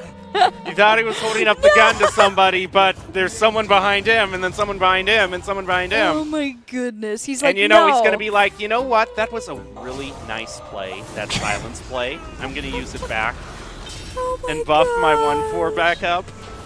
Oh my goodness. See, this is why mirror matchups can be funny. When they have the same play and they're like, yes, I know what to do now. Okay. But I gotta say, advantage to Table Cal since he has the card advantage. Yep. Ooh. He's run out Right, of Dark his Bishop. needle.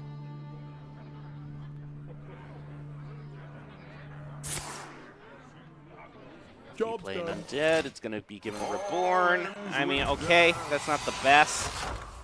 It's still probably pretty easily dealt with. Gonna put the Haunting out. If it hits Grave Digging, that's huge. Run as fast as you can. It hits the 4/3. Oh, that's Oh no, it hasn't hit. It's because it's a death rattle. What am I even? Oh, this is a board clear if I ever saw one. wow, Look there- at this puppy. I mean, that does make a lot of death rattles happen. Ooh. With this grave digging now, he's going to be able to reload, clear the board for himself. Basically, yeah, he can do this. There's opponent's board. But that is good for him. Let's just wait and see what he draws first.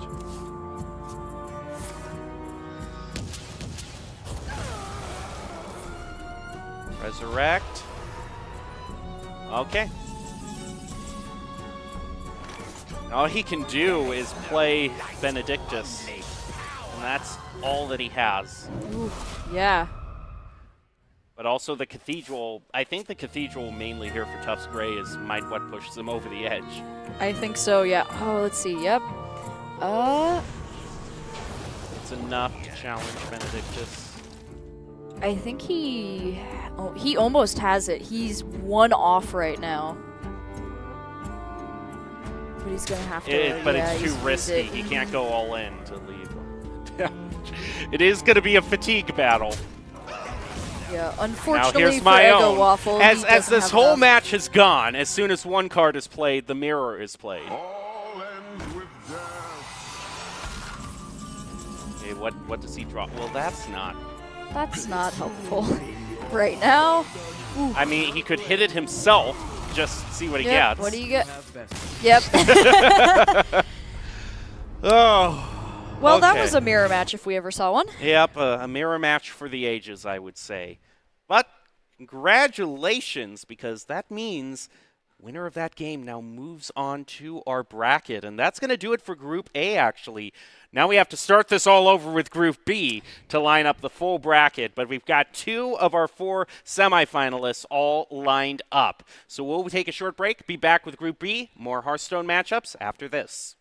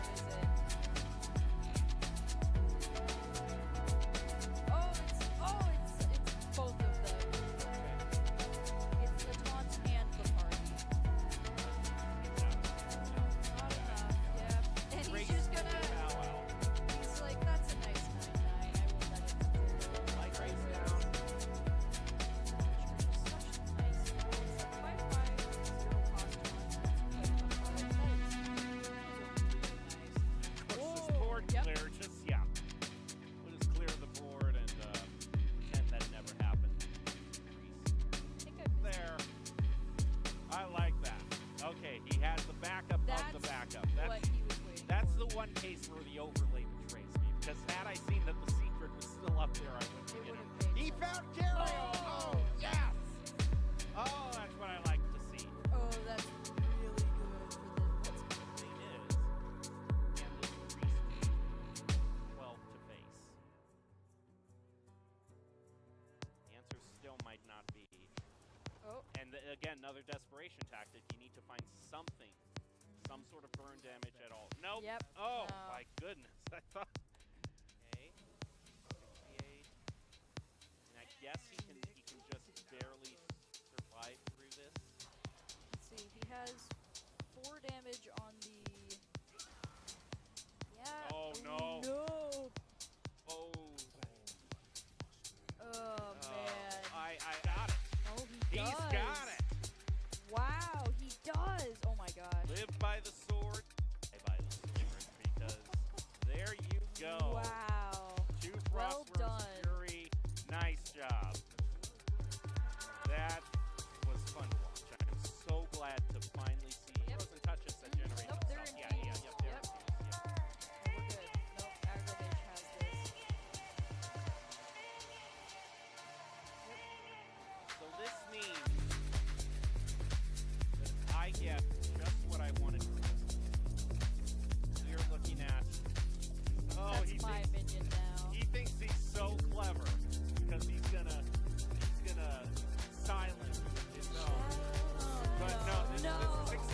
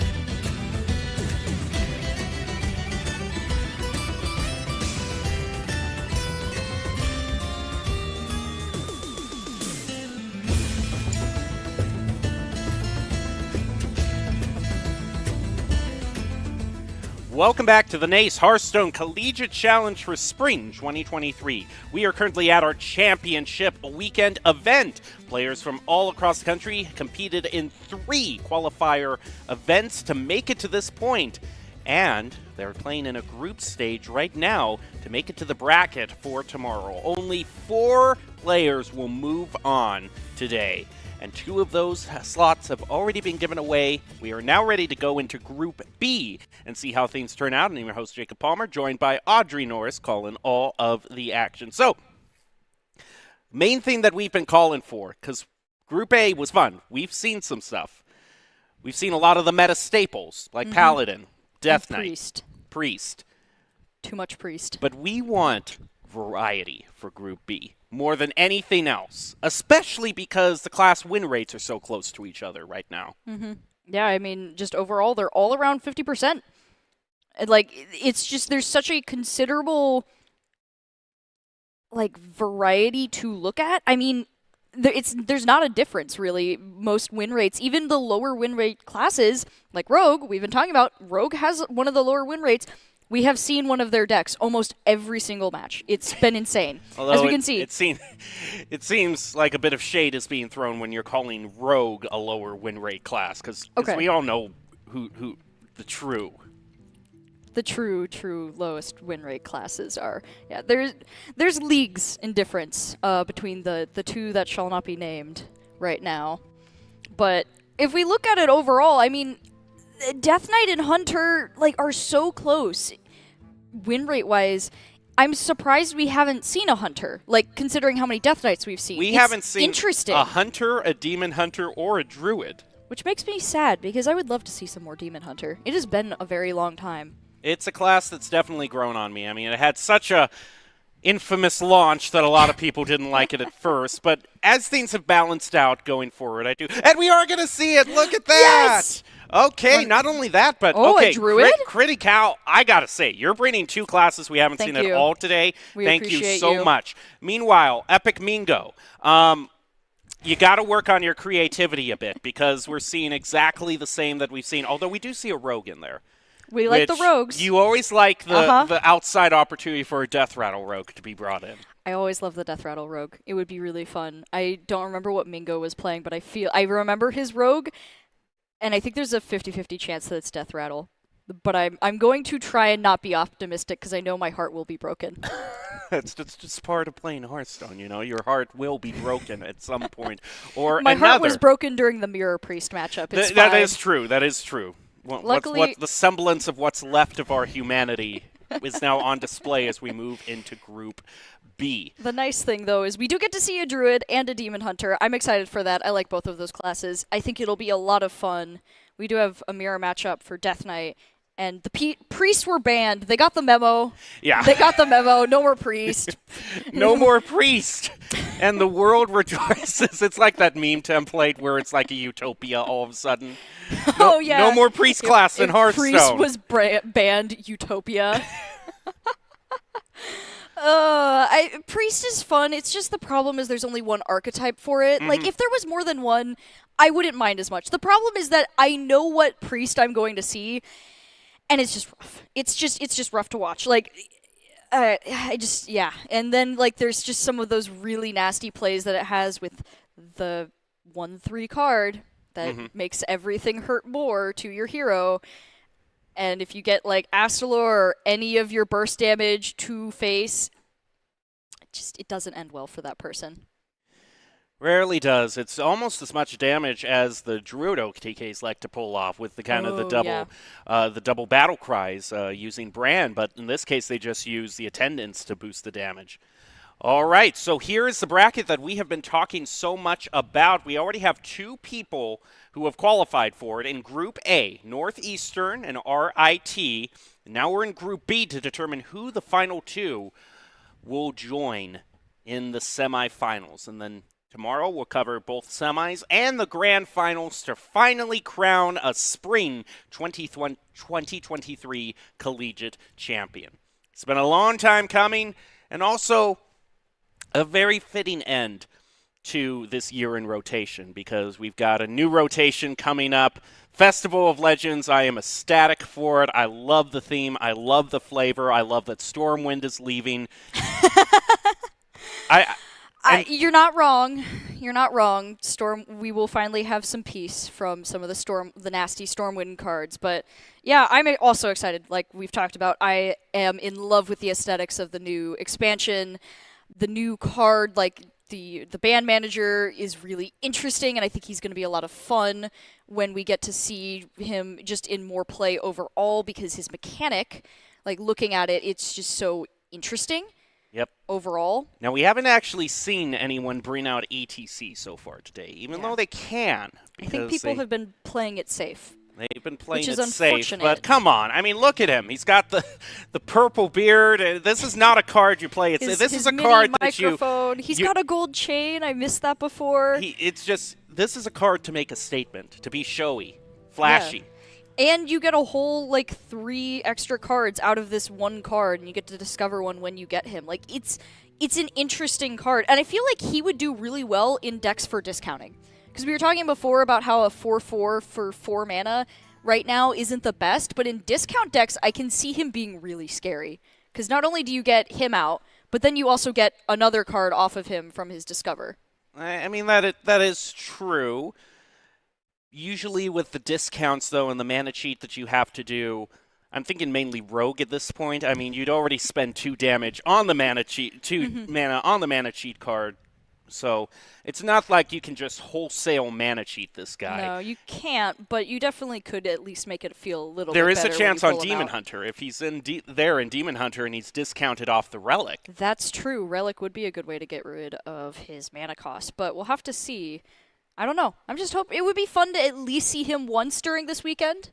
Someone decide to pull him out and use him and see if he ends up having just some viable play. But I don't know. We'll have to see. I'm just excited in general to see the rest of the cards that'll be coming out too, though. The finale mechanic is going to be interesting in how it plays, I imagine, once it's fully out and revealed. I'm just awaiting the day that we can talk about Jazz Shaman being the top of the meta. Ah, yes, Jazz Shaman. We've said goodbye to Thaddeus Shaman, and we've moved on to true class, true refinement in how a game should be, Jazz Shaman. But we'll have to wait. We also see Critical is joining us with a player cam. Always nice to see that, to see the player interactions. And we're starting out, looks like on the Quest Druid for him. We've got... It's Death Rattle! It is Death Rattle! It's Death Rattle! Oh, we're getting what we wanted! Both of us! Why is Kramatoa in his starting hand, though? I don't know. That's horrible, but... Oh, okay. no. But it's okay. Quest Druid versus Death Rattle Rogue. Now, the thing is, there is an alternate win condition here. Normally, the win condition with Quest Druid is using the Bran Astalor combo. But you can, if you complete the quest line and get Guff the Tough and use him with Bran, you gain 16 armor and 16 attack on your hero. And so for me, many times, that's won the game. No, I can see that being really potent there if you can get it.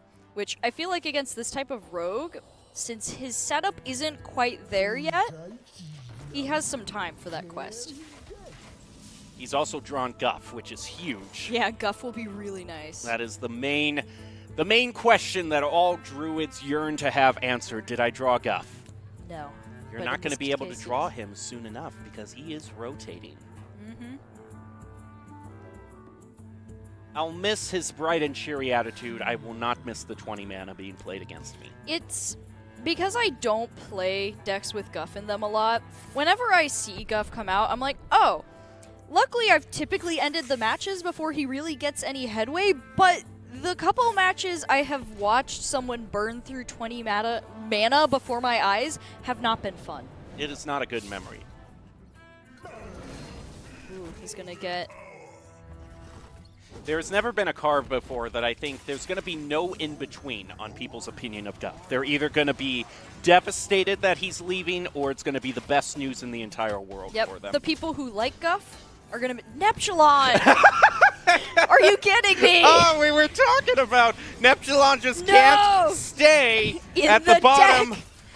Stay in the deck.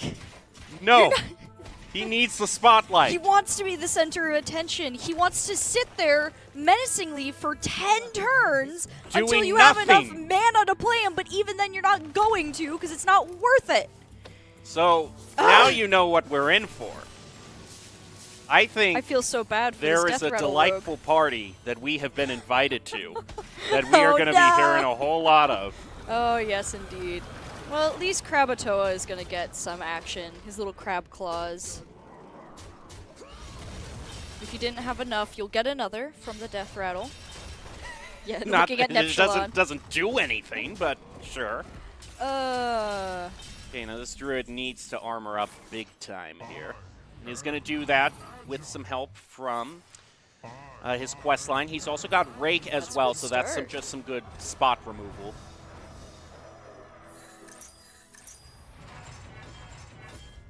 Still has 11 mana, of course. What's he going to get? You're not getting in this way. Okay, I think he got another Nourish. He'll draw 3 more cards. Oh, Astalor, he's got it. He's got his combo already. He could do it next turn if he wants to. oh, boy. I think in this particular case. And he's going to line up the spammy Arcanist as well. He knows he's got it. he's looking very impressed with himself. He's like, I played that right. Oh, but we get the delightful party. It's there. Although it's not even going to trip. Nope.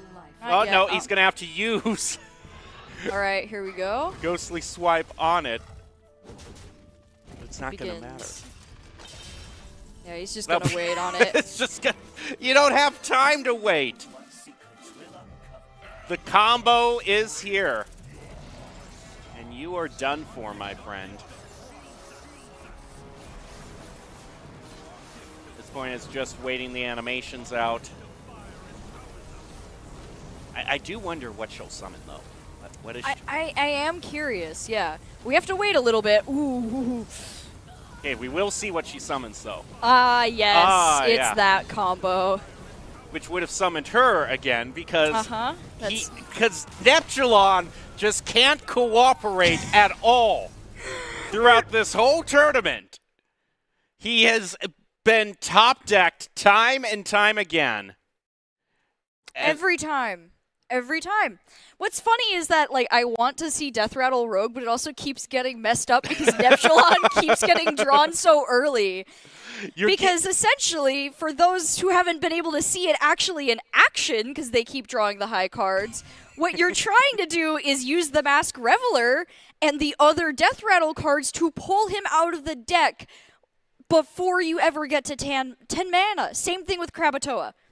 But if he keeps going in your hand, you can't pull him from the deck. So we never get to see him because he really wants to sit there menacingly the entire time. I do think it's the funniest storyline of this entire tournament, I gotta be honest. And the fact Will I see Death that Rattle RIT, Rogue? yes, I hope we see it again. Epic Mingo can Come on, maybe win a Mingo, few please. rounds. If I remember correctly, last time he used it, he didn't have that many struggles with it. So as long as Neptulon doesn't pull, I guess, a Neptulon at that point. that's the phrase we're going to use. As long as you don't pull a Neptulon, then... Probably fine. But, you know, we do get to potentially see... Okay, time again for this. Oh, and Demon Hunter. Oh, but it's a full mulligan. Uh-oh. Uh-oh. You know he's... Okay. He's not there for right now. That doesn't mean he will be. Won't be. Right now, the Demon Hunter looks like he's got his, that's a Fell Demon Hunter. And already drawing all of your relics right off the bat is really good, I'd say. Yeah, that's not going to be fun for Mingo here. And just another hero power. Even now, it doesn't seem like much now. You're charging up your hero card. Okay, this is looking like much more what I'm used to with Death Rattle. Here we go. This is a better start. For one, because we don't see a big blue merman for 10 mana sitting in hand. But, you know, maybe that's just me. Oh, that's a Okay. good start. Okay. Now remember, whatever he gets here is a copy. So if he gets Neptulon this time, it's not that big a deal because it's a copy. Although it's a Death Rattle, and he wouldn't get it there anyway, I'm just saying. Man, there's so much board clear now for this Demon Hunter. I would be very comfortable with him, because even if Neptulon is summoned at this point, you've got the Silver Moon Arcanist and Unleash Spell to just clear the whole board. Yeah. Oh, okay. Okay. Triggered's Death Rattle. Not bad. There's But not of enough course, damage on board right now, though, Yeah, to activate. What you'd really like is for the graveyard to be up right now to get the double Death Rattles. Because the double illusions would be really nice. Trying to think of his next course of action.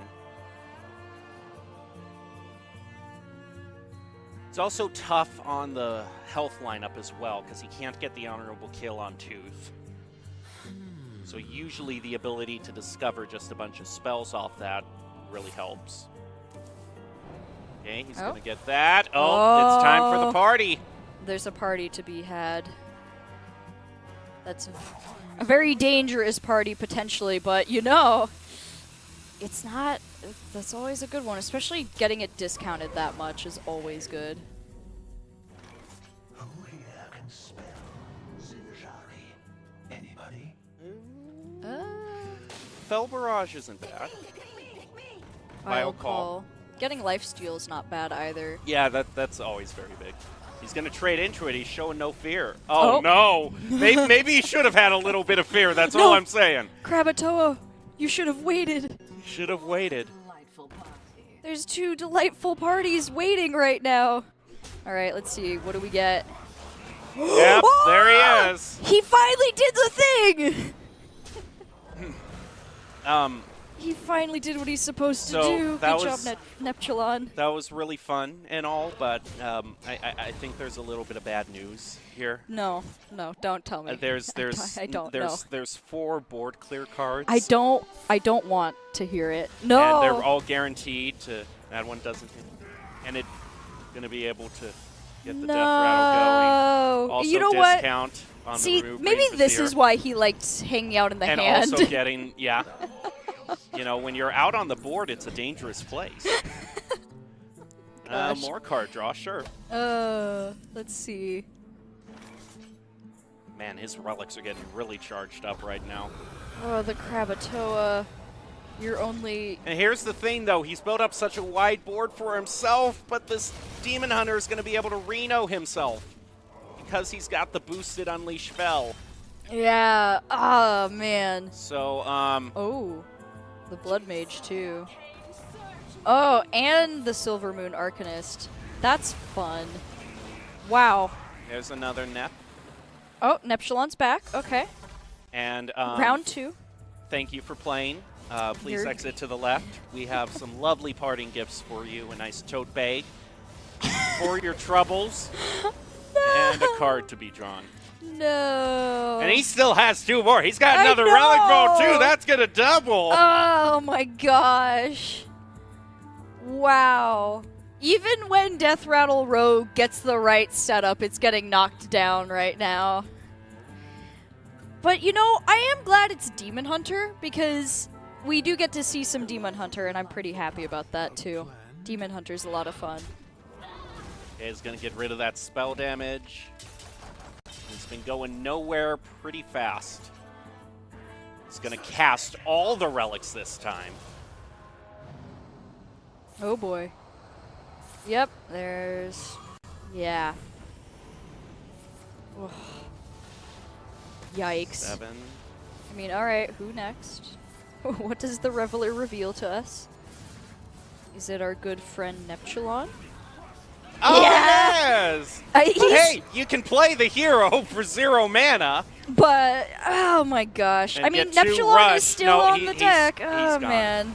Bye, Neptulon. You tried. You're trying. You He's are. trying so hard. He's like, you guys wanted me on the board, but I keep getting taken out. The board clear. I don't know what to do. Oh my gosh. He's having an existential crisis right now. He's like, should I be in the hand or on the board? What is better? Oh man. Serrated Bone Spike isn't going to get the mana cheat off that, but is going to discover something. Which is never a bad thing. Yeah, hold the bridge, I suppose. On the one Neptulon fist. the remaining fist. I mean, that is fair though, because it is immune, which so when it attacks, it gets lifesteal for you, and then the Divine Shield makes it last longer. Not the worst, actually. But compared to what's on the board and what Critical has right now. Remember, he's also got the hero power, so you could just use that with all his minion attack. Yep. Yeah, he's going to do that because that pushes out so much damage. Ooh.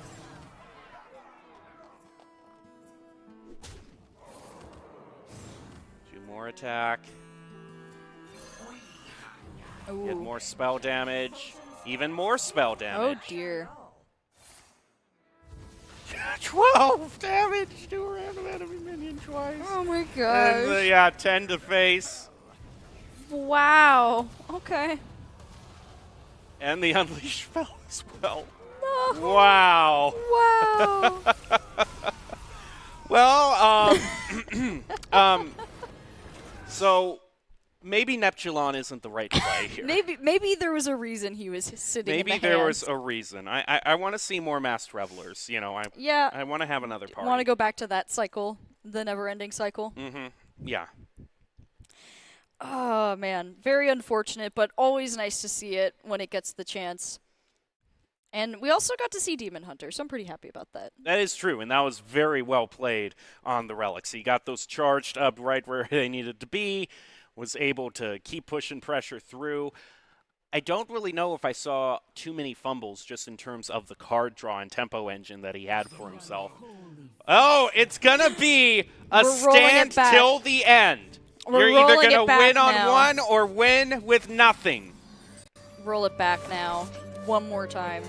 He knows he has to get it through. That's the thing. If he doesn't get it through, then it's going to be an uphill battle, but...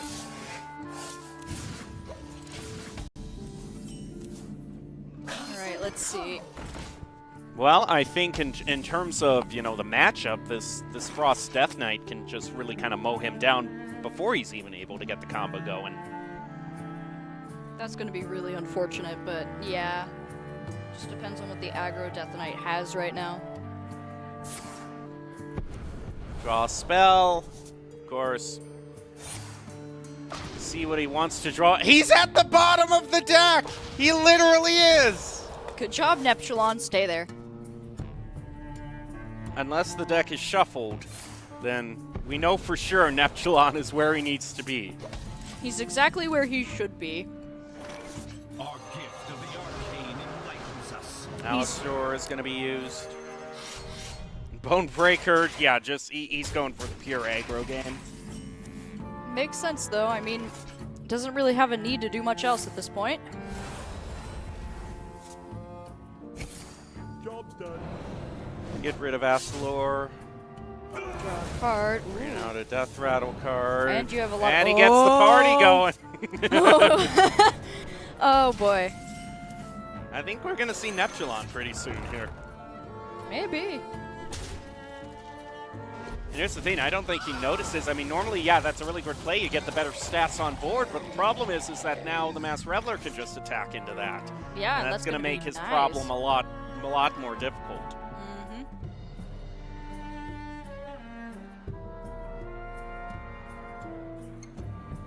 And we have a Scourge Illusionist in the back, too, which is always nice to get more of the Revelers. Play.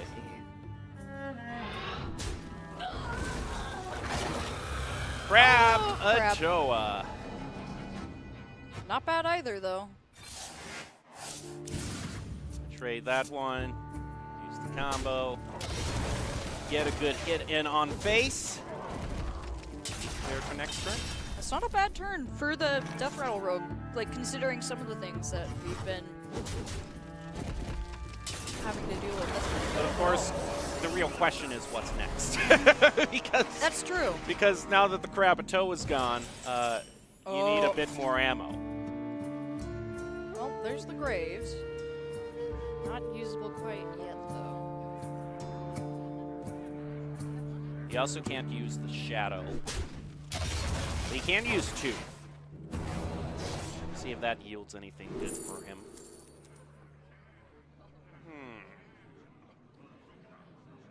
Metamorphosis is such a huge mana sink, but maybe? I mean, compared to what his hero power is right now, I feel like it might be more beneficial, but Condemn. Condemn is good because he knows a Death Knight they're going to be summoning a lot of low-cost dead. Using that to clear it out.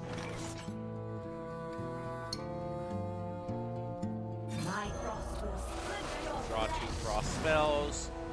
No doubt I would wager that a Frostworm's Fury is now in the mix. I think that's a safe bet to make. Oh, I guess he doesn't get what he wanted to get there. Let's see. Uh-oh. No, no. Oh, this sketchy information.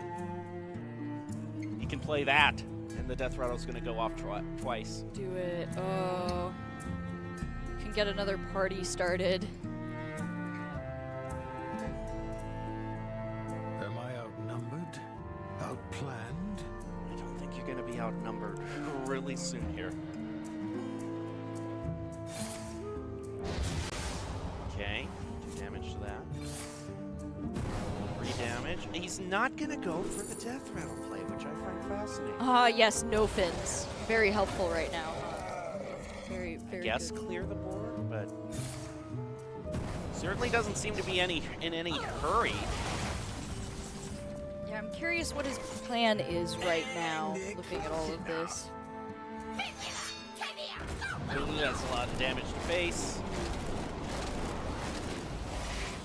Ooh.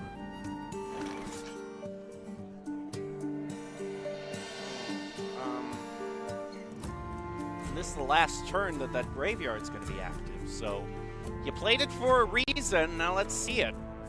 Yeah, you really need to be able to make some use out of it. Am I outnumbered? Outplanned? Yeah, I think the answer was no last turn, but this turn I'm really having other thoughts. Edwin, you need to make up your mind right here, right now. Yeah, you gotta decide if you're gonna try and get a party started and get lucky with your double Death Rattle, or, because you do have the card for it, the Marrow Guard does, you can do it. Like, you'll be able to... I mean, it does heal him up, I guess, but that means that like this graveyard was all for naught. Yeah, and there she is. There she is, so... But you could have gotten her through sketchy information. You would have. You would have triggered her Death Rattle. Probably would have brought, a whole bunch to the book. So I am so... What? What? Okay, I'm glad we're at the same spot. Okay, yep. Yep. Okay. We tried to warn you. What's your plan now? Now that you've lost double Death Rattle. Yep, what? What? Oh, yeah, she's going to make a huge difference now. Yes, don't move him. I don't know, with the ways we're playing. I think that's probably on the table, to be perfectly honest here.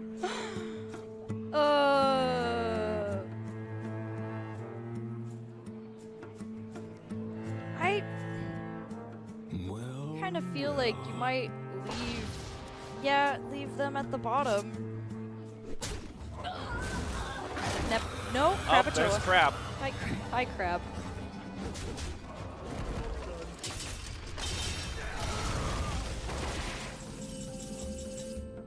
You know what would have been really nice if you could have summoned 2 of them off Right? of the double Death Rattle.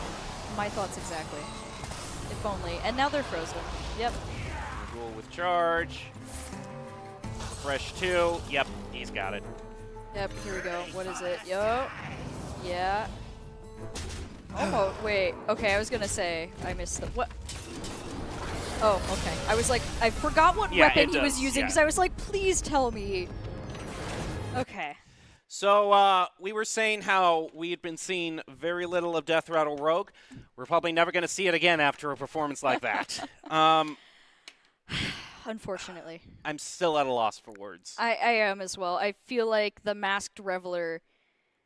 I can't think of another card that would have been pulled, so I see no reason not to just play that, get the Masked Reveler, summon it, and either Krakatoa or Neptulon would have been fine. Both of them have rushes. Like, both of them are good cards. And I mean, again, dealing you with that. played the Graveyard for a reason. What was that reason? Yeah, I don't know. Was it just to try to instill fear in his heart? Oh no, the Death Rattles could go off twice. The parties! No, not the parties. No parties to be had anymore. They're the gone. only party is the one that, is the one that's being held against Epic Mingo right now because the other player just swept him 3-0. Anyway, so we'll be back with the next round. The winner from that goes on to face a player named Wrecked You. That's his gamer tag. We'll see if that is the case. Northeastern versus Northeastern. So 2 teammates going against each other. We'll see how that works. We'll be back after this.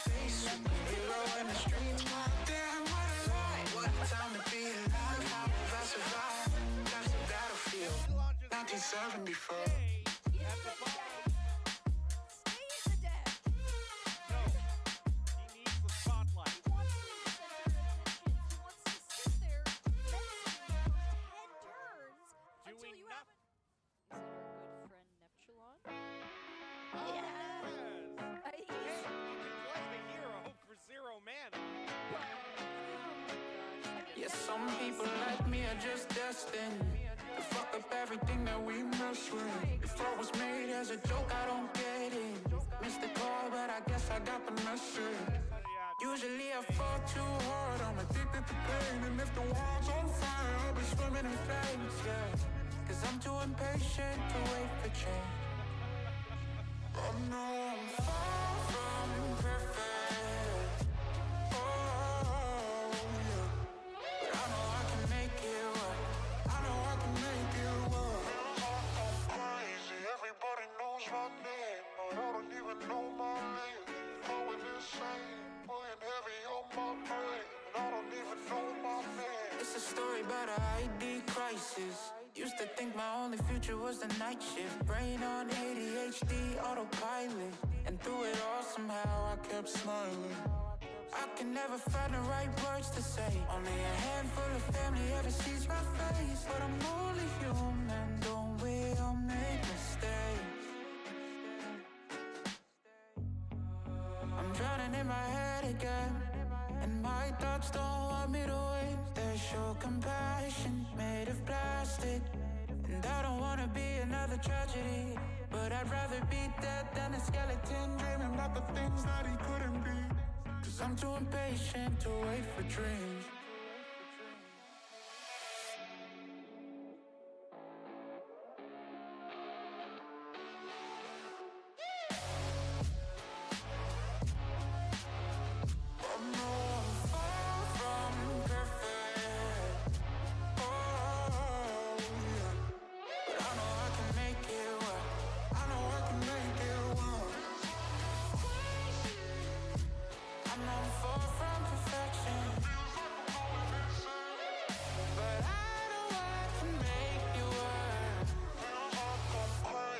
Everybody knows my name. Going insane, putting heavy on my brain.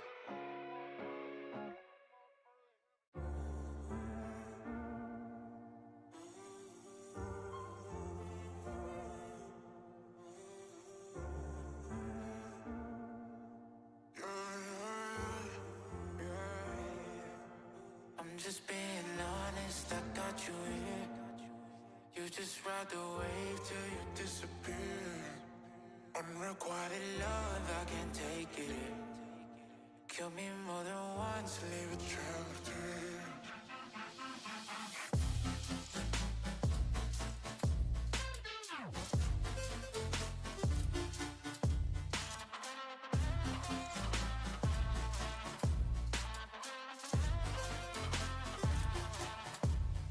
Do this often, I think we lost it. I need a break. You're the monster inside my closet, scare me away. Everybody goes through it, we don't ever come out the same. Cause you never change. You my little psycho, kiss me in the night glow. Easy to imagine when you always have your eyes closed. We'll be going crazy if you know what I know. Where did all the happy memories go?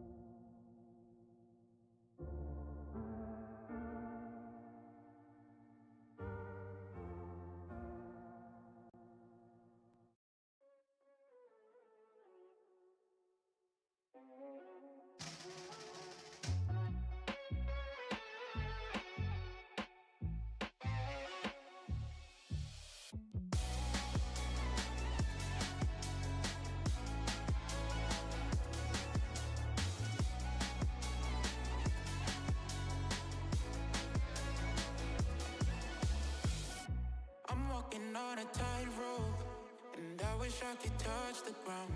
My future's covered in smoke, but my head is up in the clouds. And maybe this will all fade after one bad day, and I'll be okay. But my life is in the worst place, and I can't wait for heartbreak from my mistakes.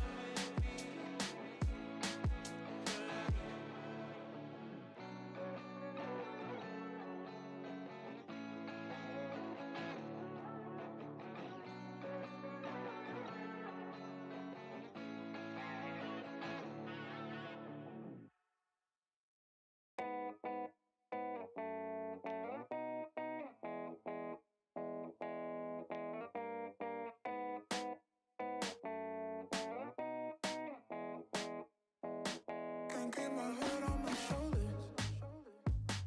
It's like I'm losing myself. I still see your shadow on the wall, like I'm living in hell.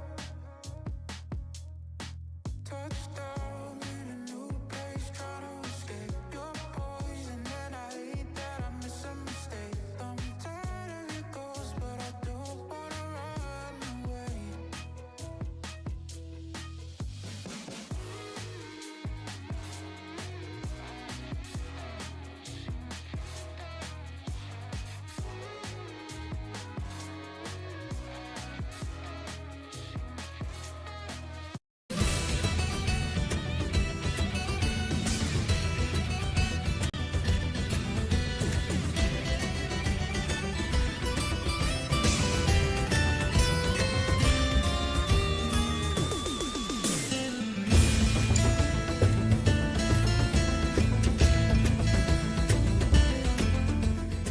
Welcome back to the Nace Spring Hearthstone 2023 Collegiate Challenge. Right now we're deciding who is going to move on to the Grand Finals tomorrow. We have 4 bracket slots open. 2 of them have already been claimed, and now 1 is about to be claimed yet again, as we have 2 players from the same school, Northeastern, going against each other. So if you're a Northeastern fan, the good news is one of your players is going to get through.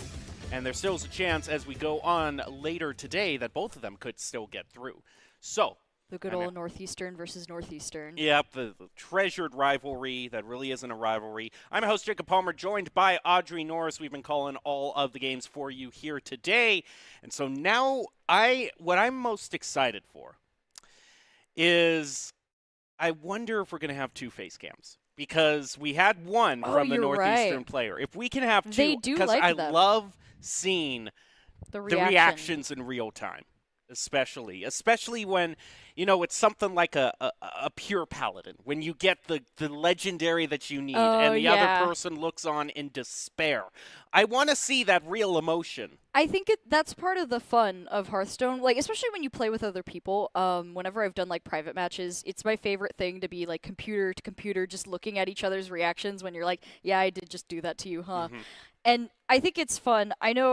I think it's fun for competitive stuff like this because it helps us know where they're at as well. One great example is when we look at what they just did and we're like, what are they doing? Like, what's going on? What's going through their head? Sometimes it's easier to tell when they have face cam on. We're already 1 Northeastern player has made it through, and there could be 2 more joining.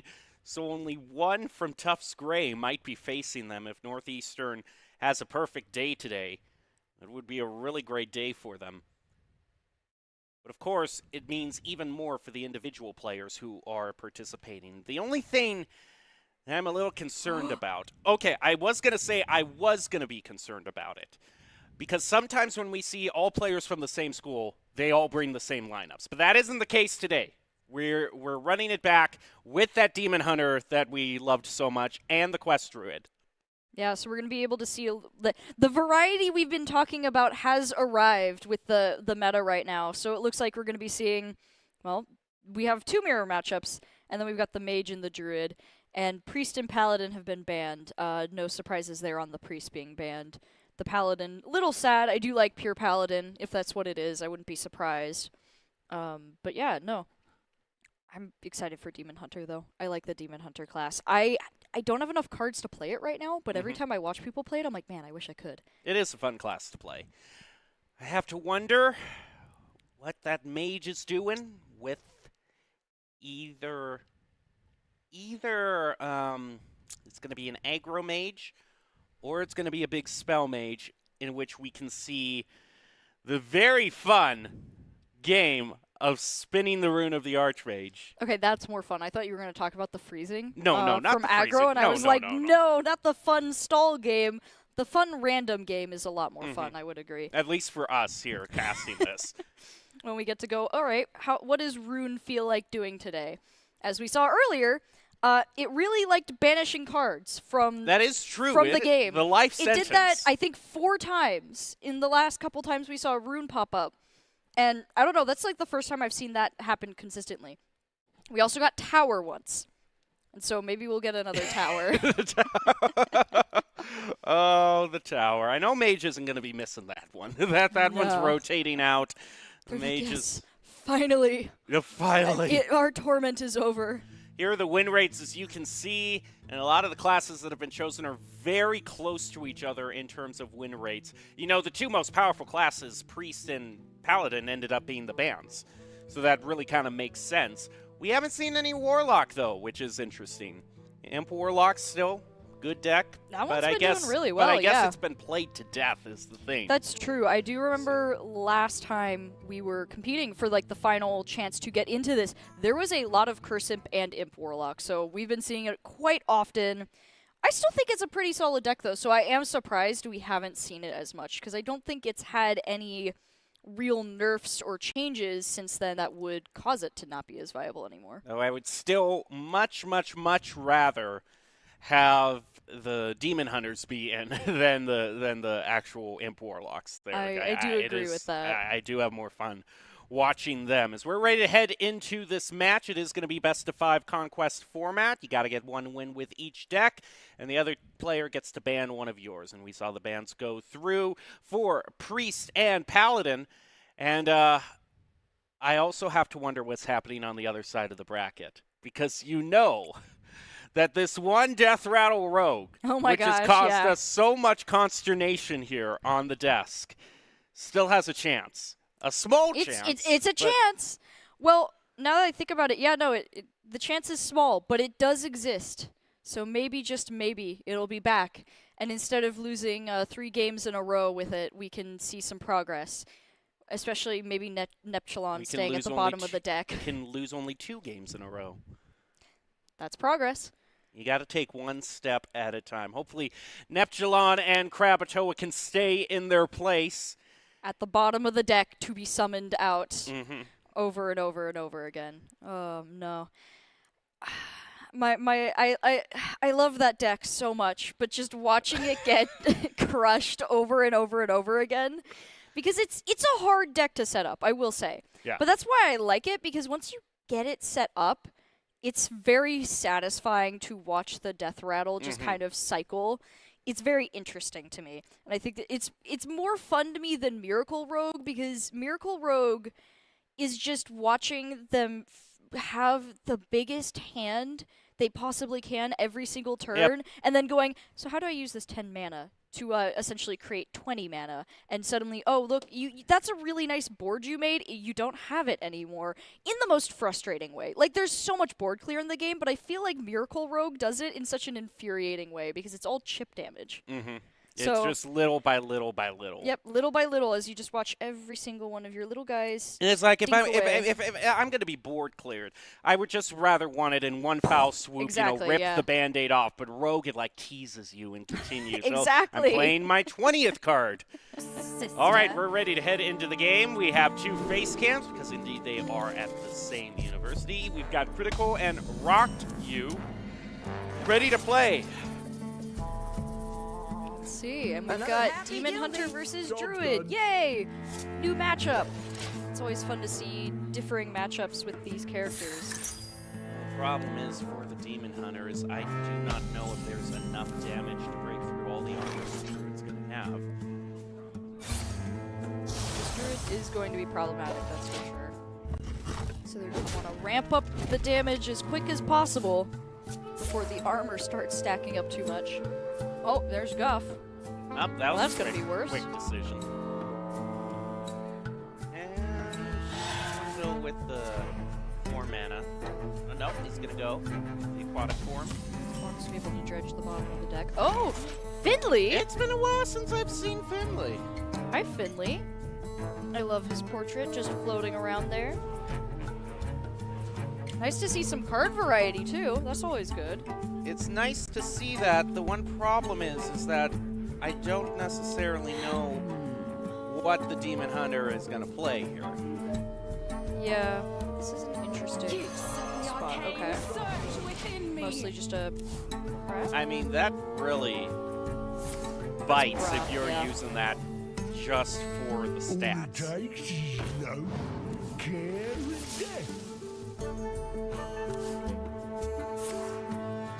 Pounce is going to be used. Just easily take that out. And I think this is one of those cases where both these decks are just so polarizing. Mm-hmm. Yeah, we'll have to see. School teacher. Anybody? Job done. Guff, no doubt, the 5-mana play here. Yep, there he is. What limitations on mana? Nope, there are none. I'm Druid. I'm Druid. I'm special. I get to play by my own rules. Yeah, what is mana cost? I have 20. Does not matter anymore.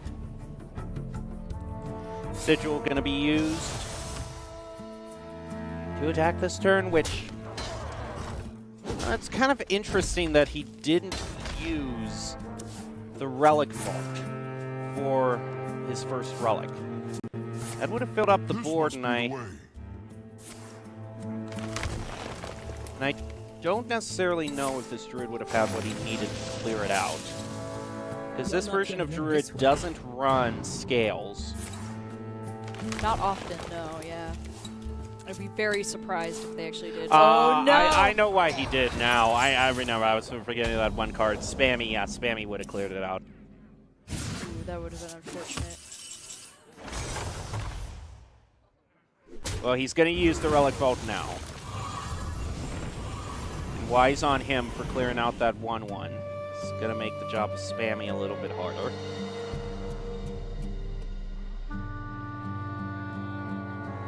There's a lot of mana, like excess mana right now, but not a lot to use it on.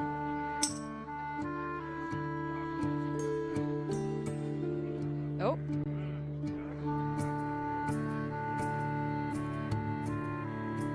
Might have a tech issue. I'm not quite sure with that one. I mean, like we said before, it does happen in tournaments. When you're going all day, computers don't always like to work with you the entire time. Yeah, I have no idea. But, I mean, I don't think that anything that would have been done, though, would have probably changed the outcome of that match. Mainly just because, again, this Druid, I think, can just outlast everything. Finley. He's thinking about it. Yeah, because there really isn't much for him in this hand. Although, he's going to lose. He's going to lose the 8-drop. Diamond Portrait Finley, though. I mean, you got to show that off. Right? Yeah.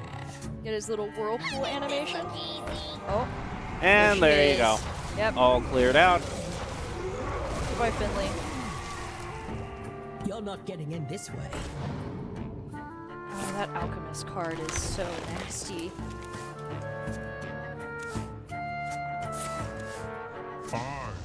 He's going to gain even more attack.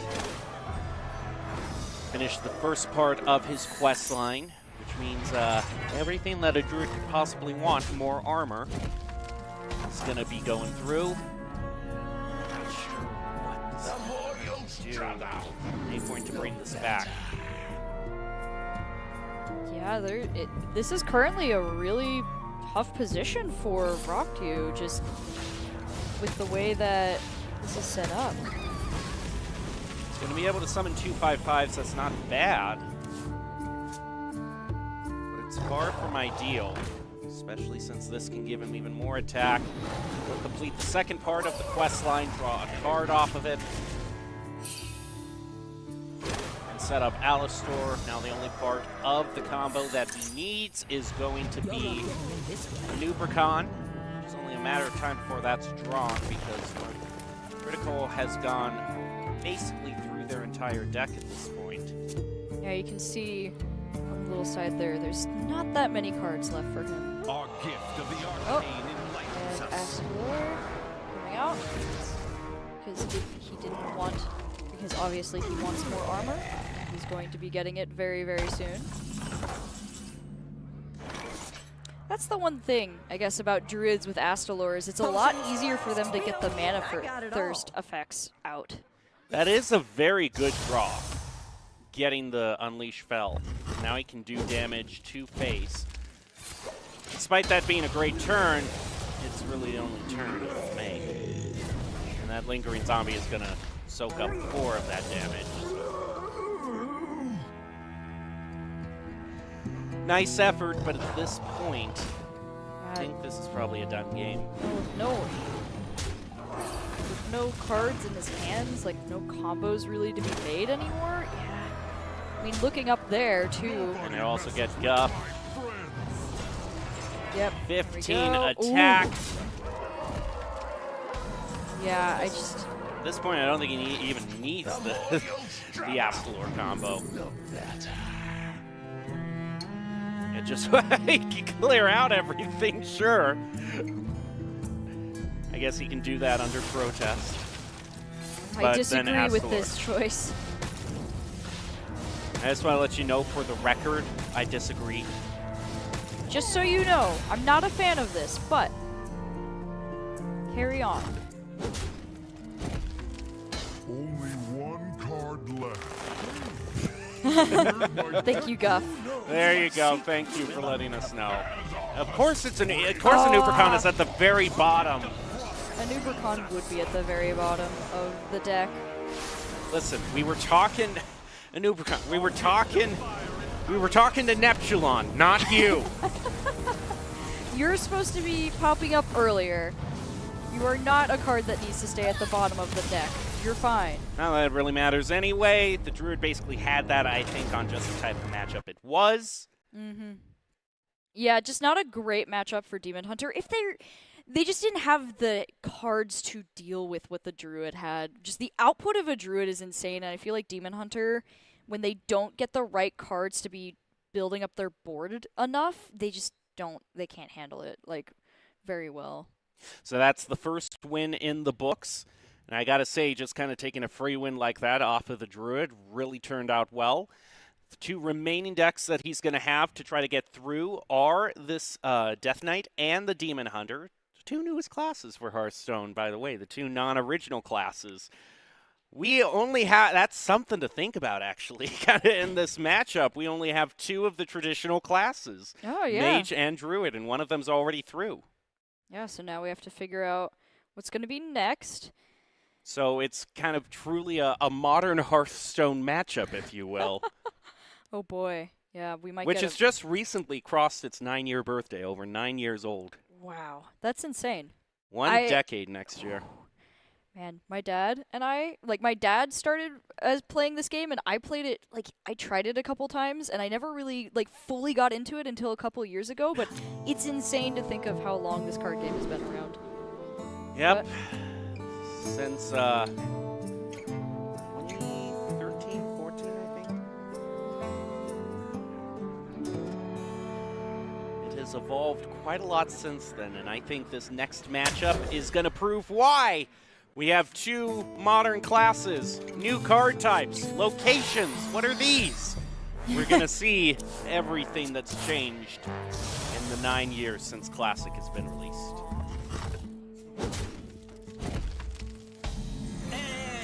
Close enough. It's going to start out on the typical aggro route for Death Knight.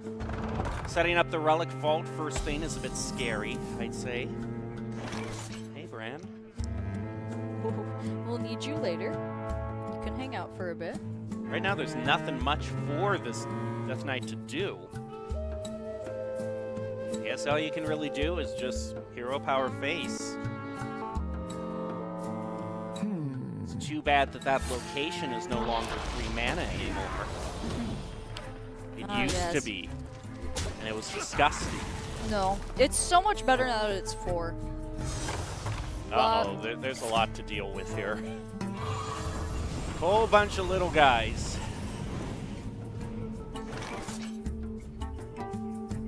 Again, in the typical, we're referencing modern Hearthstone, 6/6 in stats on turn 3. Mm-hmm. Perfectly Oh. normal day at the office. Yeah, there's a Marrow Manipulator. I would not be surprised Wait, if... what's he pointing out? Is he? Okay. Okay, okay, deal with this board. I can see that. It actually does protect his 1/2 a little bit better. Oh no, not Atheno! Ugh! Oh boy. I hate her so much. Jacob getting excited about Demon Hunter. I'm not Also, excited. Jacob- I'm furious. She's awful in every sense of the word. Okay, thank you. Get her out of the picture. Move on. We don't need her here.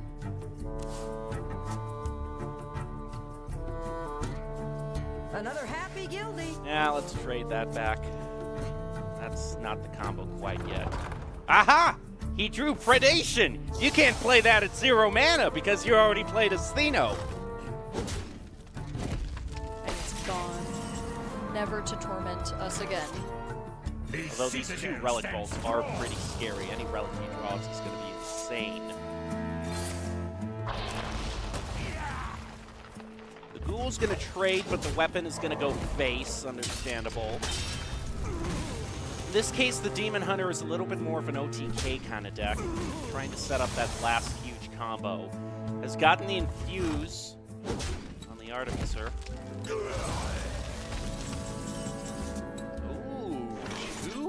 Oh. Nerubians. Oh boy. Alright, what are we gonna get? Remember, these are discounted, so that Glacial Advance goes down to just 1 mana.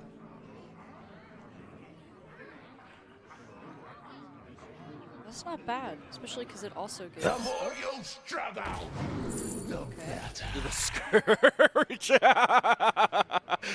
let's do that. I like to party. Alright, next turn. Next we know what's turn. happening. Okay, we'll see what this guy discovers. Does he get... That's not as exciting. Ah. I mean, Metamorphosis, but it's too expensive. But he's gonna do it! Ah. Okay, I like these players. They're going for the exciting plays. So far today, I have had my expectations raised and then completely destroyed time and time again. Here we are. Alright, And so now to finally see them going for the flashy plays. do it. And here we go, fill it.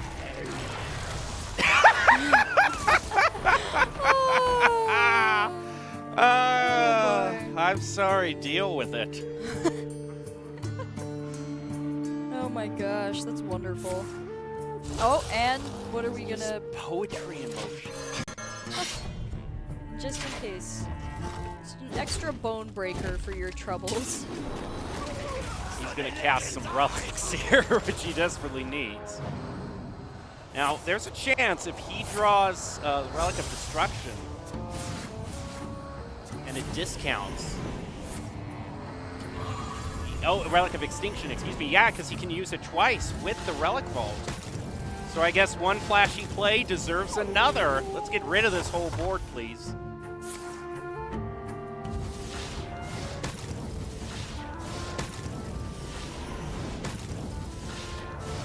Nicely done. Oh no, No. things are going from bad to worse. No. Just when we thought we were done. I thought he was out of the weeds. He's out of the weeds and into the marsh. You may have Or destroyed rather my the frozen board, but now tundra. your board is frozen. Oh boy. Let's see what he gets off the school teacher first off.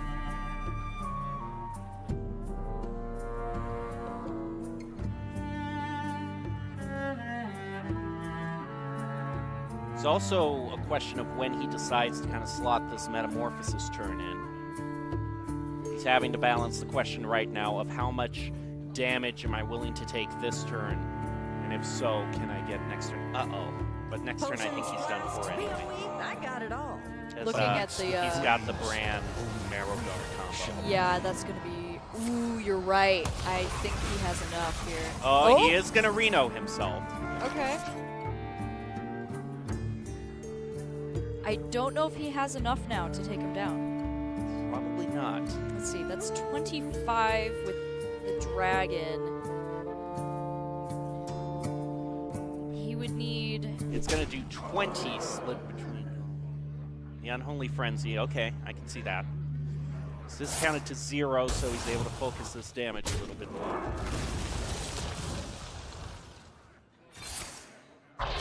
He's not going to do the combo right now. Too wide of a board. That's understandable, though. Okay, he can kind of even out this board a little bit here. But I still think this is lethal with the Metamorphosis. Yeah. If this board isn't cleared out, Critical's got it. No, but it's frozen, of course. Our favorite. Even when we're not watching mages. We're never going to escape the freezing. Never. Okay, you draw 4 cards. They're going to be free. All right, what do we get? Oh, okay. Oh my goodness. Oh! Oh! And look at this board because he still has the other Relic Vault. Oh, man. I think that's the way to negate, you know, the Marrowguard combo. Oh, he's just going to draw! He's just flexing at this point. Oh my goodness. 2 4/4s with Rush. Gain the health on top of that. School teacher, oh my gosh, sure. look at Rockdew in the corner. He's smiling because he knows. Through the pain. Uh-huh. He knows where this is going.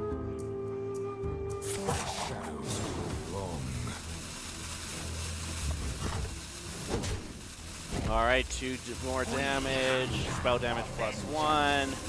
Do a whole bunch to face. I think that's it. Off the Fell Barrage, that's going to be lethal.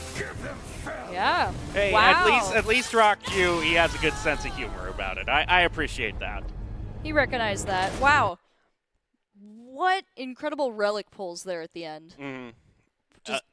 Just wow. They were all in the dream location. You know, he had 2 Relic Vaults out on the field, was able to get double procs on a lot of them, right? Through his entire deck, doing untold amount of damage. That was insane. Now, what did I say at the beginning of the match? That this would be a showcase of Modern Hearthstone. I wipe your entire board, deal 10 damage to your face, and summon 2 8/8s for 5 mana. Congrats. Congrats. Oh, so now we have Demon Hunter through as well, meaning it's going to be Death Knight for Pretty Pal. All imperfections must It's going be to be Death swept Knight away. versus the Aggro Mage, it looks like. Oh boy. So 2 more aggro decks. Freeze versus Freeze. Oh, there's a Trog and an Arcane Worm. Rock can be a good start.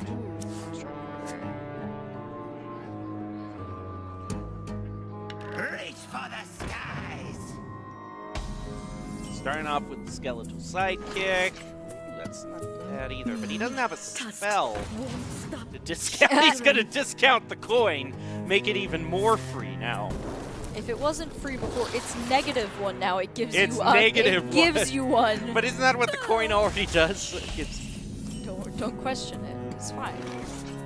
We don't know what the plan was just yet. The Iron Divine is mine! Let's see.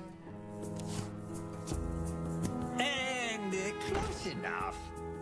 Can't stand the cold. Trog, he's just ignoring the Trog. Right now, he's got plenty of low-cost minions that he can play instead. Oh, that's a little bit more of a... That's going to be a bit more of an ouchie. The wails of these cowards chill. Oh, with the Frozen Touch, too.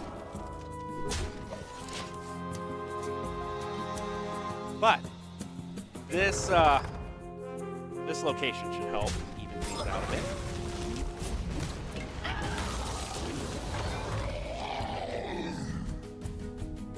He's going to decide what exactly.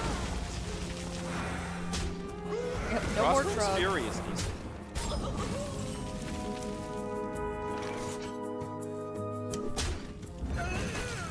He's going to find a freeze for himself.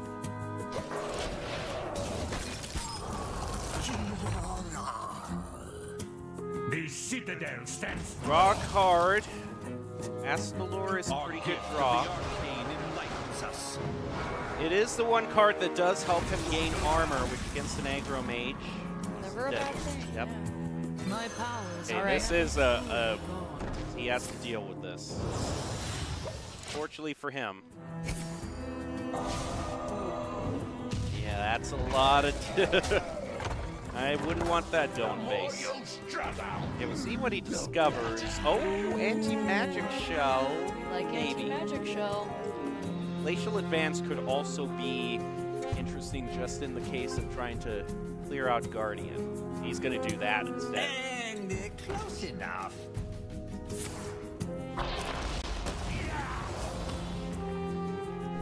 He's going to leave Guardian up on the field. Now he Because goes he for can it, just yep. get it with the... Okay, yeah, he had that. Well, maybe just more cold cases right now. Just, you know, more skeletons and ammo.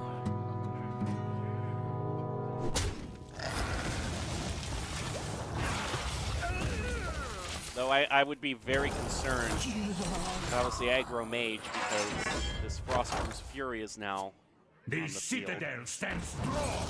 Or it's going to be on the field. Another construct quarter. I mean, dealing with two locations at once is just such a pain. Those ones are really nasty too. Oh, And he's hey, you get draw another card. Okay, if he draws a minion here, that's not what he wanted. Not what he wanted, because a minion is going to keep that 2+2 spell damage going. He can ping his own Thalanos, trying to get another minion.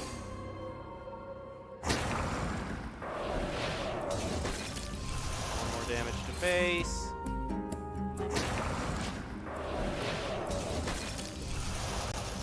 Really question of stabilization right now. Ooh, there's so much potential damage to face here. It's a bit uncomfortable. Yeah, this is rough right now. Gonna summon yep. the chicken. There we go.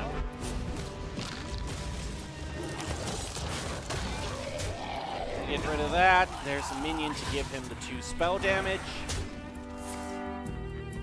He's gonna freeze him.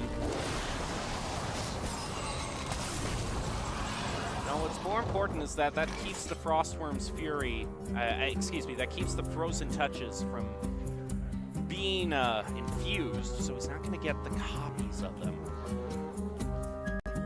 He's also got another copy of Frostwurm's Fury, so he can just basically stay here all day.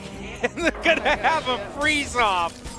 Oh my gosh, no! Tusks won't stop shattering. Okay, well, you know, if one of them is happy with a freeze, I'm sure the other will be too. Oh, hey, with Bran. Oh. Our favorite, he's back. Not a ton to pair. Oh, actually, never mind. I was there. I was about to say nothing to pair him with, and then I saw the glowing yellow border on the left, and I was like, The glowing yellow aura of doom is what you're referring to. Because one of his minions died, he's going to see what he can get off the Nerubian Vizier. oh, wow. Wow. Ah, well, he got Scourge played against him. He might as well play. Oh, come on! Okay, we'll just do more freezing. That sounds good. Nope. No. He's gonna try and out-freeze the aggro mage right Out freeze the. Oh my god. Oh my That god. look on the face, the pursed lips. That is all you need to know. That is all you need to know. Oh my gosh. Wow. Oh boy. Well, out-freeze the aggro mage. That's my takeaway. it's a valid strategy. Tired of the aggro mage freezing you? Aggro Death Knight, teach them a lesson. Out-freeze them yourself, I suppose. Make them know how much you suffer every time they freeze you, so they reconsider not using aggro mage anymore. Well, Critical is going to move on, and we're going to see if Rockju can maybe get his footing again and join his, well, I was going to say teammate, but after a match like that, there might be hard feelings. So we'll just have to see how well he recovers. We'll see if Northeastern, they've already gotten 2 players through. Can they get 3? We'll find out after this break.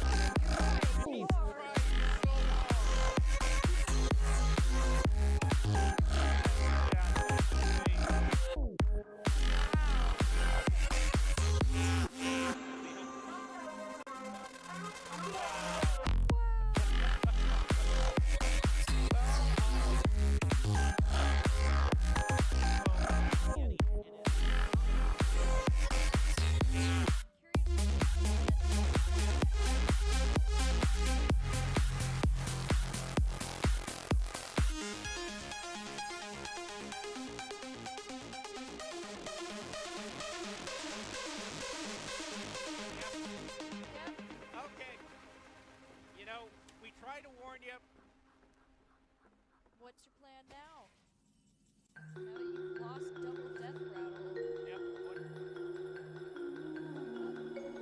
Oh yeah, she's gonna make a huge difference now. Yep. Finally, looking out on the horizon here and now. But where to go from here, I couldn't tell. I was like, I forgot what Yeah, weapon he was using. Prophecy, destiny, got no idea who I'm meant to be. And I'm struggling and overwhelmed, but I gotta believe in myself. 'Cause I've reached the point of no return. I'm never going back to where I was. It might be too dangerous, but I'll keep pushing. I've reached the point of no return. I'm never going back to where I was. It might be too dangerous, but I'll keep pushing on.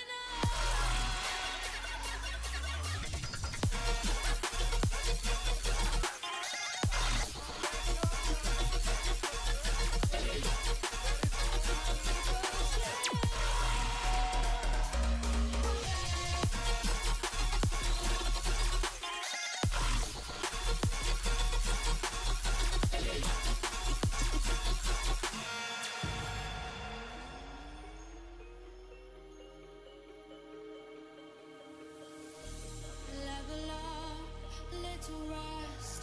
Wishing I'd worry a little less. 'Cause I got locked, or am I limitless? Prophecy, destiny. How do I handle the energy? 'Cause I'm still struggling and overwhelmed, but I gotta believe in myself.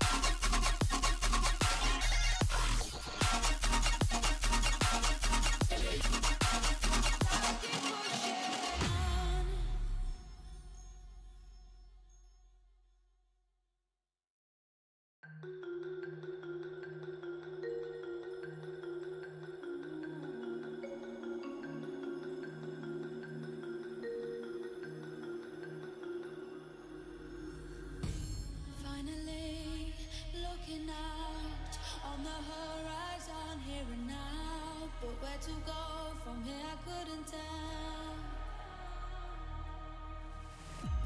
Prophecy, destiny,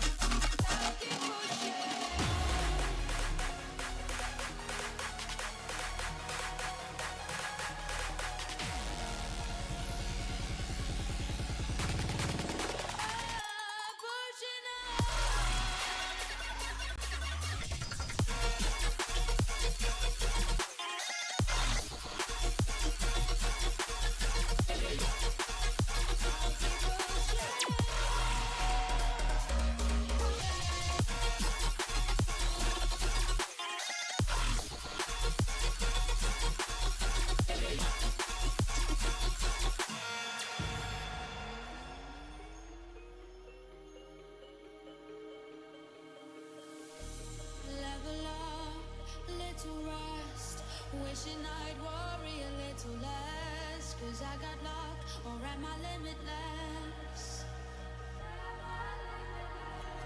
Prophecy, destiny, how do I handle the energy? 'Cause I'm still struggling and overwhelmed, but I gotta believe in myself.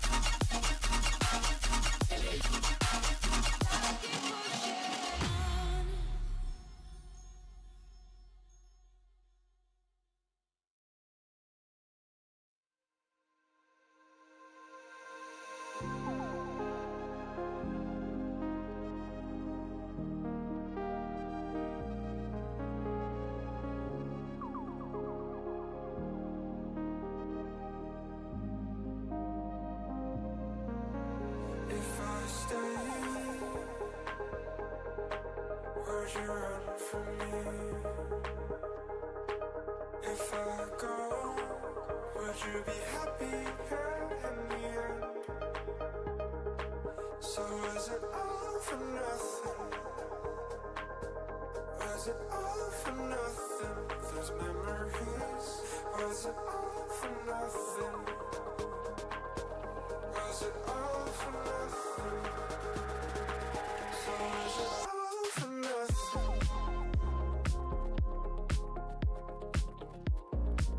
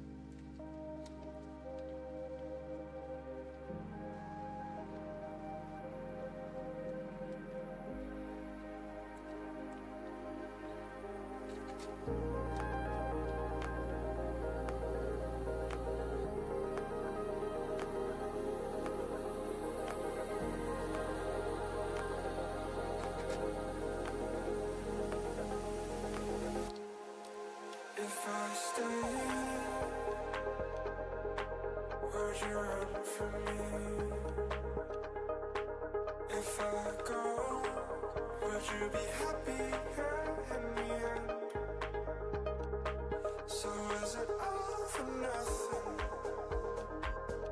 Was it all for nothing? Those memories, was it all for nothing? Was it all for nothing? So was it all for nothing?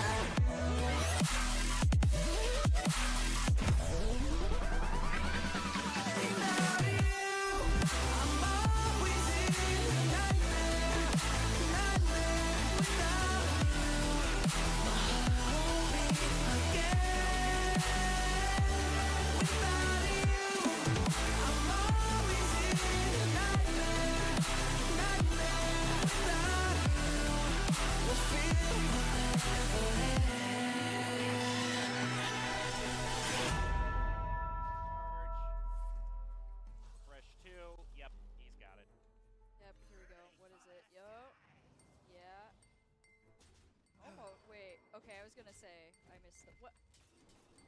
Oh, okay. I was like, I forgot what Yeah, weapon it he was does, using yeah. because I was like, please tell me. Okay. I think this is probably a done game. Oh no. No cards in his hands, like no combos really to be made anymore. He's looking up there too. That was a good dub. 15 attacks. Yeah.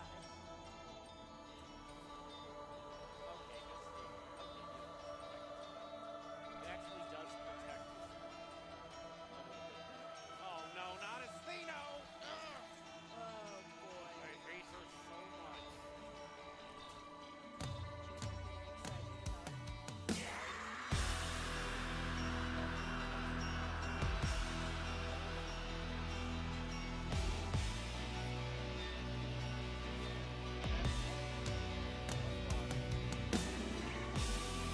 At least rock two, we gotta get that.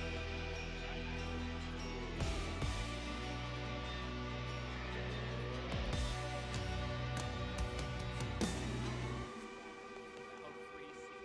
Oh my god. That goes on the face, the first flip. That is all you need to know.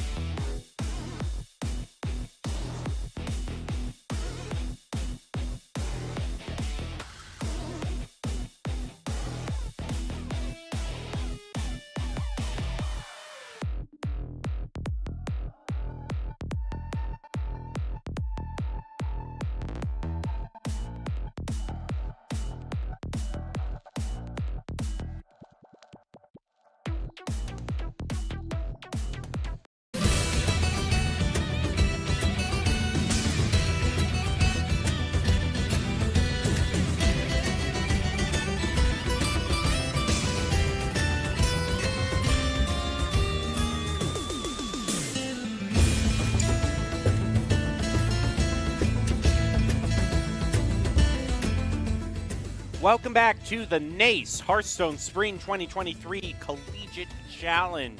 We've had a great day here of competition, and it all is whittling down to just one more spot up for grabs in tomorrow's bracket.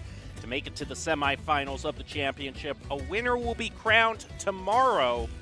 And right now we have two players looking to move on to tomorrow. One gets to move on, the other gets to go home because we are here at the final match of today, and I am told that this is a player, one of the players that is playing is from Oregon. So that's, we've had so many matches of just Northeastern, so, to get a little bit more variety in there, you're the only one representing your school. You got to do well. Yeah, no, hopefully he'll be able to show some promise, especially because Northeastern really wants to get as many spots as they can, and I think they've got one. They have two at this point, or do they just have one? Well, we can see. They yep, got two they do have in there, two. So getting in another player would definitely be a lot of fun for everyone, including, I'm sure, Northeastern, although I'm sure they'd love to be able to play against each other and get more people in. It's also fun to get to play against people you don't play with as often. Mm-hmm. So it'll be fun to see where we're going with this. But I'm excited. We've had some interesting matches so far. And we've gotten a little bit of our variety in the last one. Yeah, let's bring up the class list again, because I just want to do a quick tally of everything that we've seen here today. How many classes? So I see on my shoulder, I see Paladin and Priest already. Yep. We haven't seen Warlock. Nope. But we've seen Death Knight. No Hunter. No Hunter. Mage we've yes. seen. Yes. So we've seen a majority of the classes here. There were only four that we haven't seen. Of course, we haven't seen the new card release that's currently ready right now. ETC Band Manager. Hopefully, maybe we see him. It'd be fun. This Organ player's the last chance for us, really. It's true, yeah. We know already with the other decks that he is not around unless he's just been in every deck that's been banned so far. And we just Maybe. that's why we haven't that seen could be true. Super stealth mode. ETC is in. He has that new card following him around that we were talking about earlier, the Obsessive Fan. The Obsessive Fan, yes. We've been looking at the new cards revealed today for Festival of Legends. And oh boy, Blizzard, you are having fun with this expansion. We're all okay. going to have a wonderful treat when Oregon it comes out. Now, Oregon is sevenfold, actually, if I am to be correct, because I Yes. remember rocked you from Northeastern. So that means we're seeing 2 mages here, so we could be in for a lot of freezing. Okay, just that we need to get the Psy out of the way here real quick, but still, mages are fun. Actually, going against each other, it can be a mixed bag. We do get to see we get to see more Demon Hunter from, let's see, Rocked You, I believe, if I remember correctly. And then, look what I see. That's a Warlock. That is a Warlock, actually. So only 3 classes that we haven't seen. And 2 we knew we wouldn't see, let's be perfectly honest. Yeah, the 2 that shall not be named. All but 1 is really good for kind of variety. Sad. My favorite class not existing right now. Yeah. Rip Hunter, you have some decent win rates right now, just not enough to compete with some of these. But, that's okay, because we do get to see Warlock a little bit. I assume it's going to be Imp Warlock or Curse Imp. Most likely Imp Warlock. Could also be Mind Lock. It could... Oh, you're right. I forgot that one exists. Mm-hmm. That one's interesting. But it's very painful to watch because it has similar energy to Miracle Rogue, like we were talking about earlier, where it doesn't just take you down all in one hit. You have to slowly watch it over and over and over and over again, and you're going to lose, but it's just you can't stop it. And there is nothing quite like an OTK versus OTK matchup, and just seeing them draw cards. I win. Looking, yep. So that'll be interesting to see, but I do like that we're getting more class representation overall now that the meta has calmed down enough that it's not Paladin, Death Knight, and Shaman. That was quite a second qualification event that we had.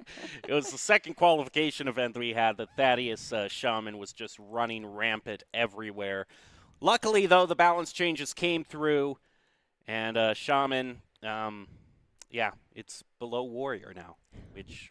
I think that's all you need to know. That's all you need to know. Warrior is better than Shaman right now. That's such a painful sentence to think of, just considering the state of Warrior. Maybe with Festival of Legends, we'll get some we haven't Warrior seen love. any Warrior cards yet, but I'm sure that...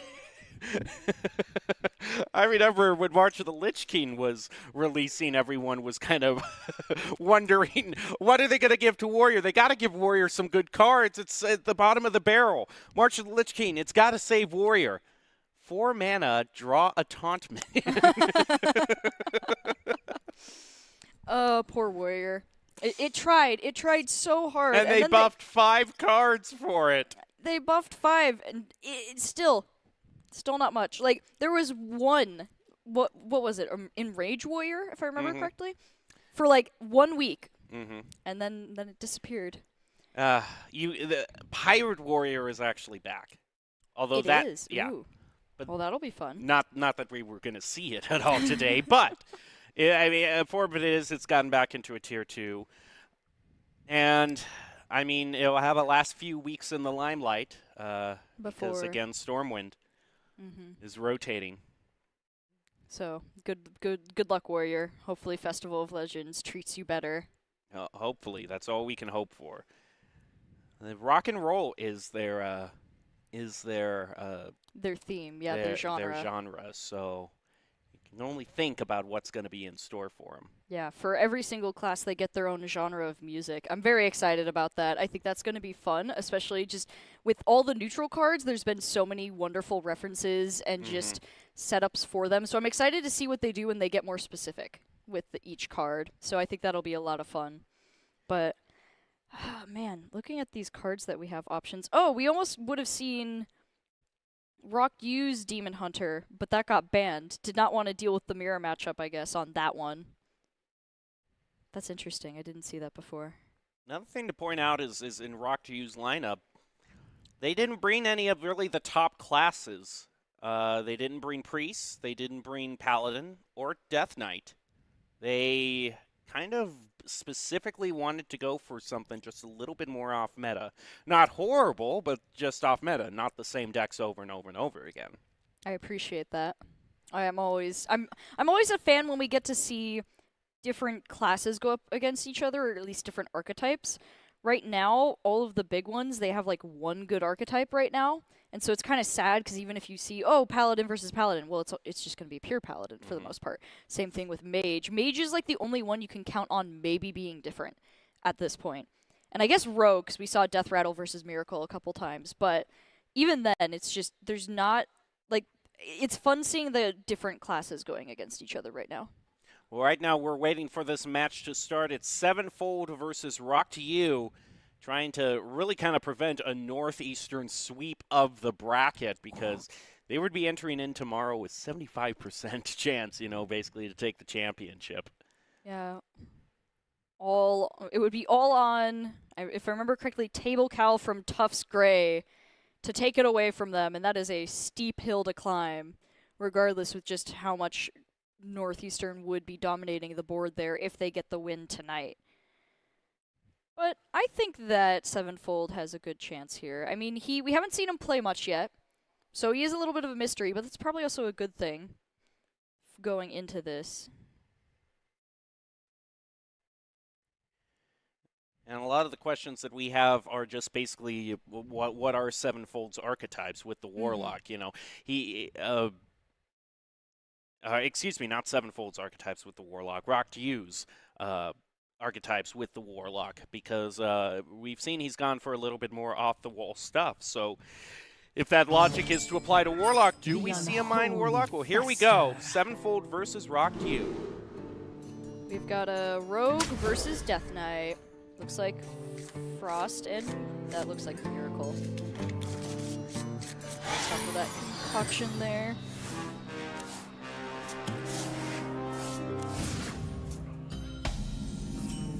Yeah, most likely a Miracle Rogue type. Yep. Really good draw for Rock to You. Let's see. Alright, yep. Yes. Oh, yep, there's Miracle Rogue, and their favorite location there to get the 10-10 or 9-9. Or even a 6-6 that one time earlier. This Miracle Rogue's going to have to make it happen pretty soon.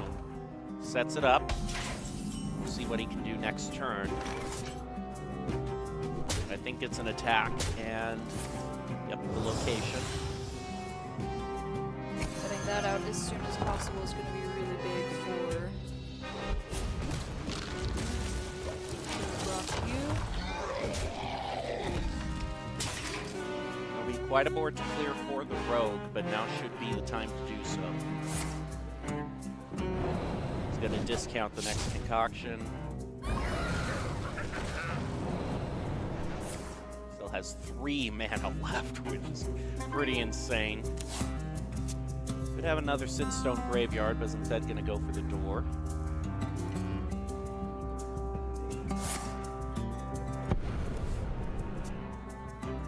That's right.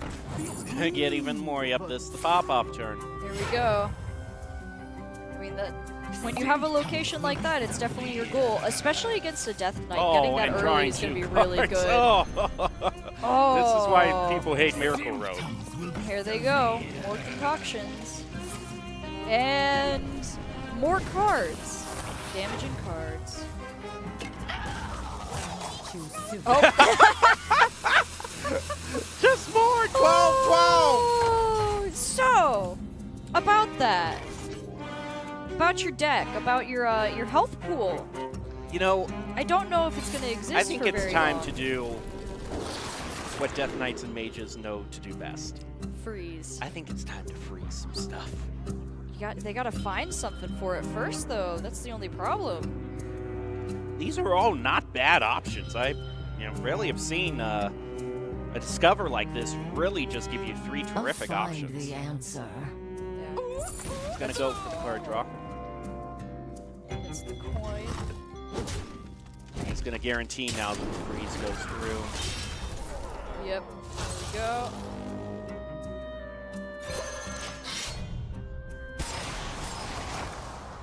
Everything's going to be put on ice for this rogue. Dreadful Concoction, and yeah, I guess get another minion. And you get to destroy one. If it works, ooh, we got the new Ruby and Vizier up. So let's see what we get now. I maybe mean, Vampiric?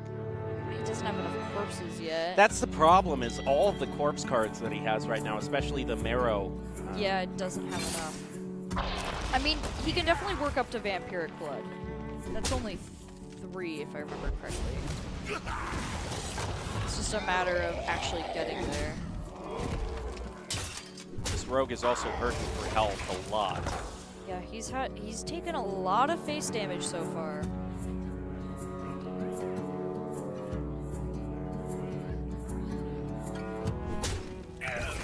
Luckily, he does have a 12-12, so he can even things out. He just wants to avoid taking as much damage here as possible. So that the Potion Vampiric- Belt is pretty good. Yep. What's he gonna Can't get? necessarily use it this turn. He's going to go with the double draw. Draw 4 cards, and he's going to use that again. All right, let's see what he gets this time. To draw more cards. Makes sense at this point. Try to get the most out of his location if possible, and whew. That's not a way to even things up, just like... Yeah. Oh, so- that's a really good draw. Oh, no. But he has to make a decision. Does he want to freeze these minions, which I'm sure he will. But what I'm saying is he's going to spend his corpses again. Yep. He's going to have to if he wants to. It's going to be a stalling tactic. Though that does give the rogue time to just draw cards. He's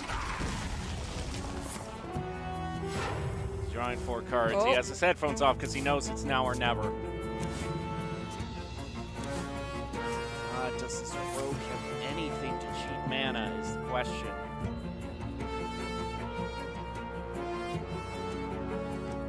Not having the mana to play the Alistor is huge.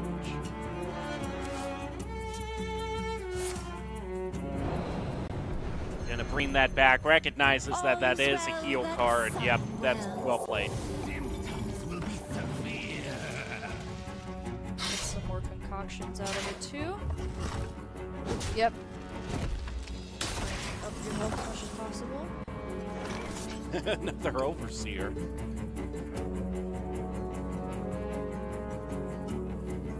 If he manages to get 1 corpse, which he could do off of his hero power, he would be able to use Vampiric Vampire. Blood. Yeah. Oh, that'd I'll be enough. find the answer.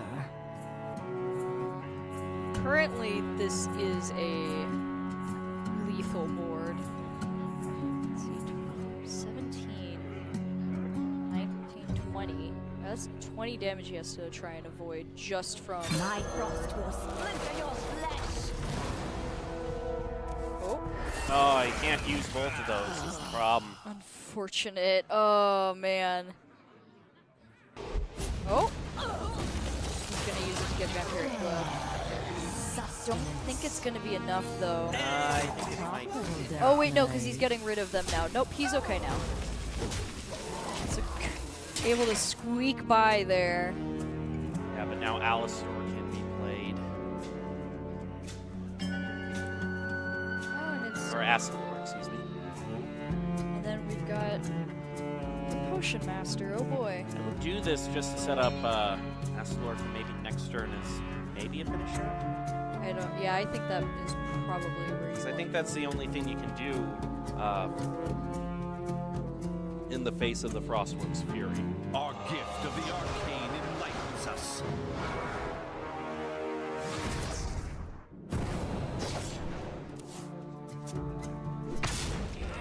All the damage he can.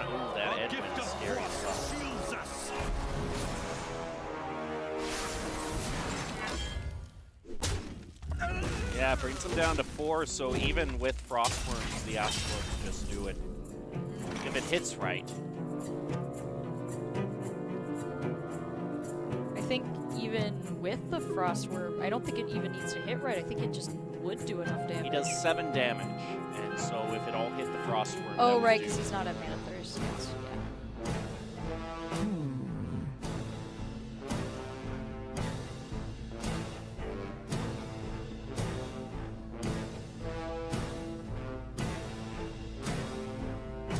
At most, get 1 more corpse for the Marrow Guard. But Frostworms is probably the safer option, but it's feels anything but safe to be left with just 4 health remaining.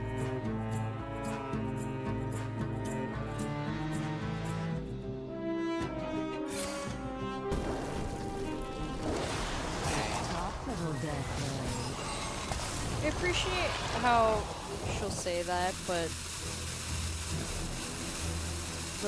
I mean, it's an amusing voice line to me because regardless of who you're speaking to, unless it's on like the other side, it doesn't fully make sense. But it is interesting. Your card back. This is very Headwind, maybe? It just seems like such a risk to just try to throw it to the Astalor. Without the mana first, it's not going to do it. Draw a Yeah. spell. See what he gets. Oh, Prep. he's gonna try and use a concoction. Oh, desperate prayer. In case things get really desperate. Wind shall fall. Gonna use prep. Destroy random. If it hits the right one. Pretty big. Oh, that's huge! Oh.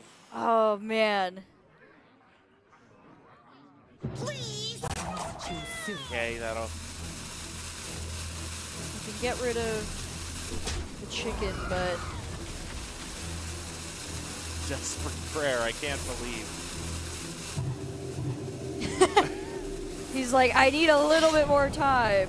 No, man, it's not Oh enough. no. He's got it. Wow. Look at that. Wow. Well done. Wow. Again, won by freezing. Yep. As I pointed out before, it's not just mages that are doing that. It's also aggro, frost, death knight. Well, now that the Knows Death what it- Knight is out of the way, we maybe get to see a little bit more of kind of the unorthodox strategy that Sevenfold has. And he came so close. Yeah. That was just very close there. I mean, I actually think it's Northeastern on the left, Oregon on the right. I think so. Yeah.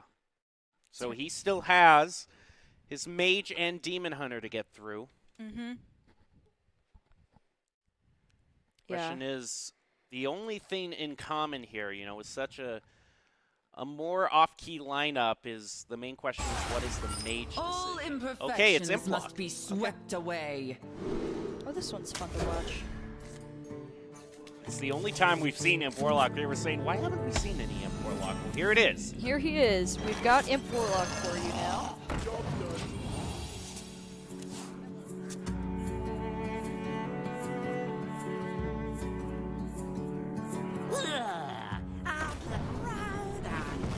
Standard opening. But this can easily be taken care of. He's got a whole bunch of options. Trade, Hero Power, Arcane Bolt, Freeze. It's gonna be a freeze. How about that? But I never would have guessed.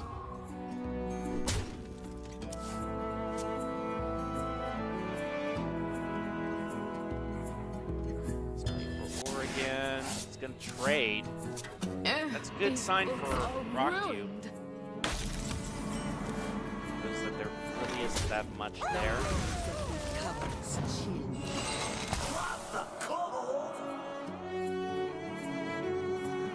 Another freeze. Another potential freeze, I guess. Yeah, nothing here is really that good. Not yet, yeah. I mean, oh man. Having to put the 3-2 out immediately. Point out the... Imp. Yep. Oh man. That's just going to be a draw 2 cards. Not the best, but Tamsin's a good draw. Tamsin and Rafam.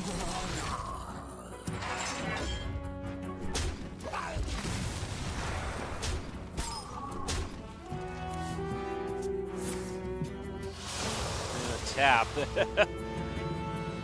Okay, Grimoire of Sacrifice isn't actually that bad. He's going to take some damage from it, yes, but it clears most of this board.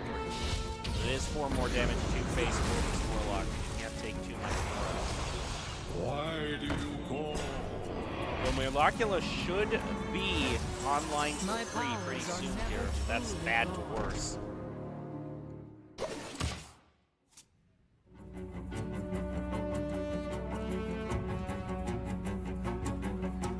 And with the 2 frozen touches here, I think this is game.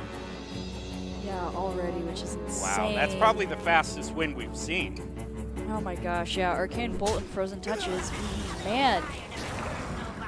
Just not a lot there for... Yeah, that's GG's. Yep, you just Yep. go. Yep, go. You've got the damage. Okay, so Sevenfold is going to have to pull off a reverse sweep if he wants to make it to tomorrow.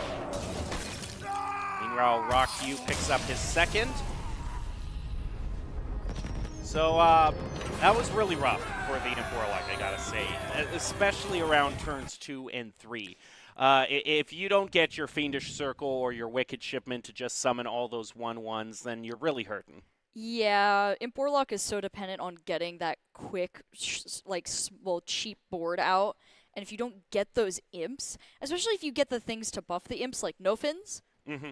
No Fins was not useful there. And the impending catastrophe is so good if you can get at least a couple imps on the board, because you didn't have anything. It just was life tap draw, and then not really being able to make anything of it.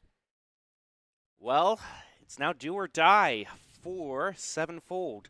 Last chance Oregon has to move on in this tournament, or will it be an all Northeastern domination?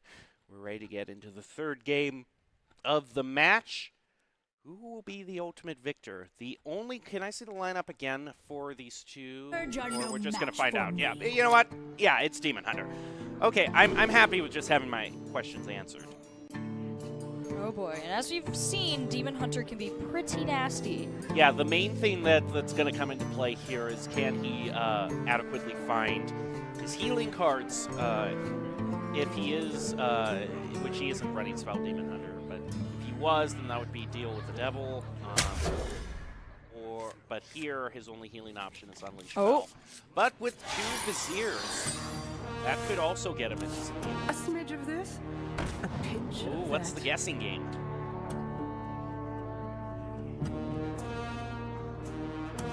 We might get to guess along the way. We might, yeah, it might be a play along thing. Well, I guess we'll see. We'll see. Yeah, Arcane It's just Oh. Solid alibi. I mean, good job. Well done.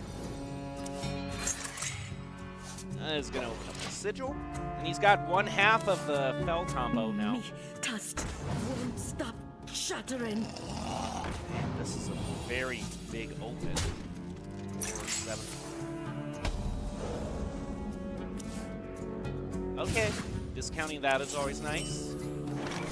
It's just going to throw that out of its body. Just for the body and the draw. Did you see it? That reaction there, he went wide-eyed.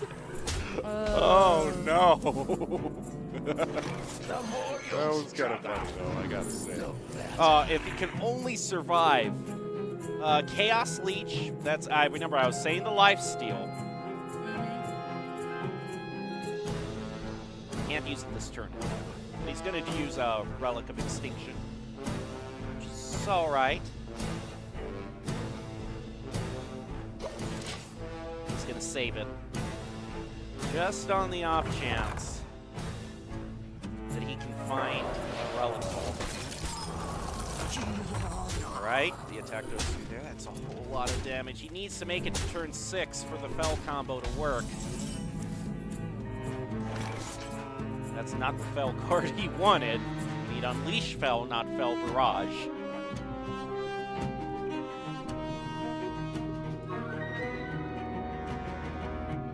Gifts of the arcane surge Okay. within me. Yeah, I can see this. This is most likely a board clear.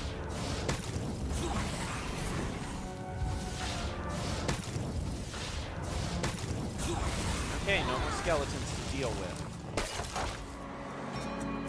It also Finally. does charge up The Iron Deep mine. Relic. It's mine. Here goes Iron Deep. More freeze! 3 arcane bolts in hand for 7-fold. Ooh, jeez. That is not gonna feel good when they hit their stride.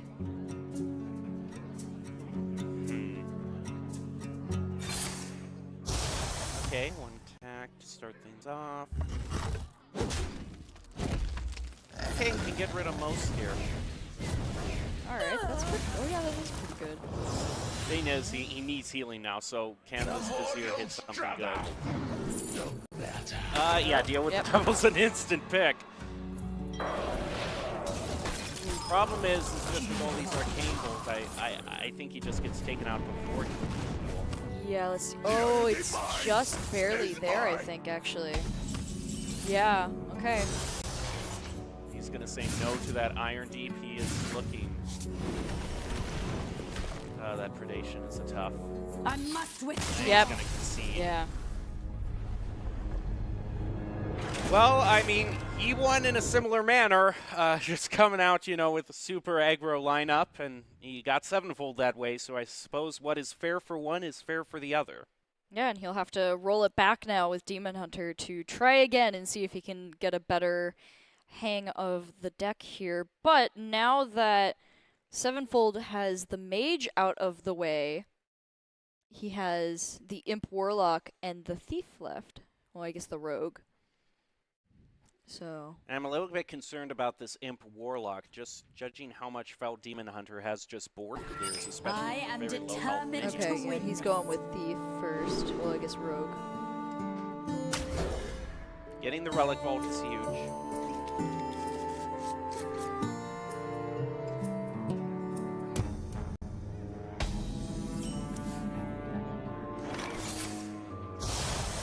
Demon Claws to start things out. Start the charge up on that hero card.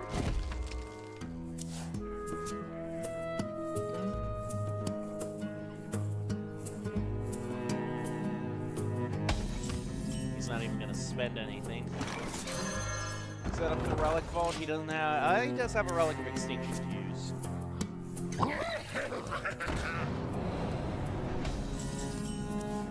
Just going to discount the next Relic.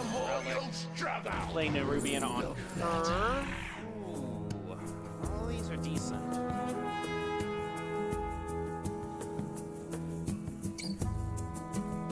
They all. Oh yeah, they are all nice.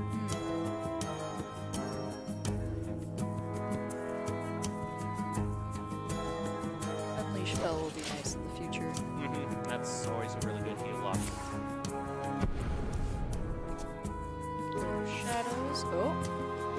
Gonna dredge up. Oh! There's his graveyard. That's a bit concerning. I feel like you might want to pull that now. Yep, Yeah, you he's don't want to gonna leave use it at it. the bottom. You don't have. Alright, let's see. Dancer is good for setting up the play from the graveyard. Yeah, that wouldn't be bad. Just depends on if he wants to get some. Yep, no, it makes sense. Get your plays set up.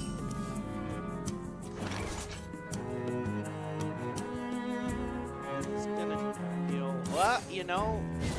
Okay, Fel Barrage is interesting. Yeah. Doesn't decide to go for the spell damage bonus that Thanos would have given him. Only 1 1 damage difference at this point. It might actually be saving. I think it's better. Yeah, I think it's probably a better option to save for the Unleash spell rather than saving spell damage bonus for that. And he's got his board clear. A watery grave awaits. Alright, it's clean up.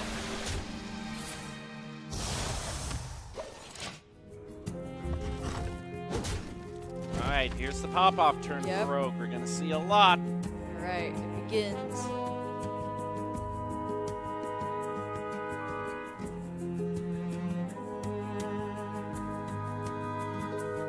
Draka 2. Huge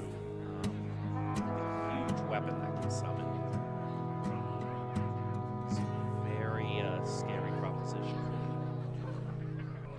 That's right. Feel Yep, get the mailbox mailbox The other dancer coin, out. Yep. Now we There have we 2. go. Shadow step. Oh no. Shadow step. Woohoo! All right, begins. That's right. Feel the groove. Guess what? No mana has technically been used as per the counter.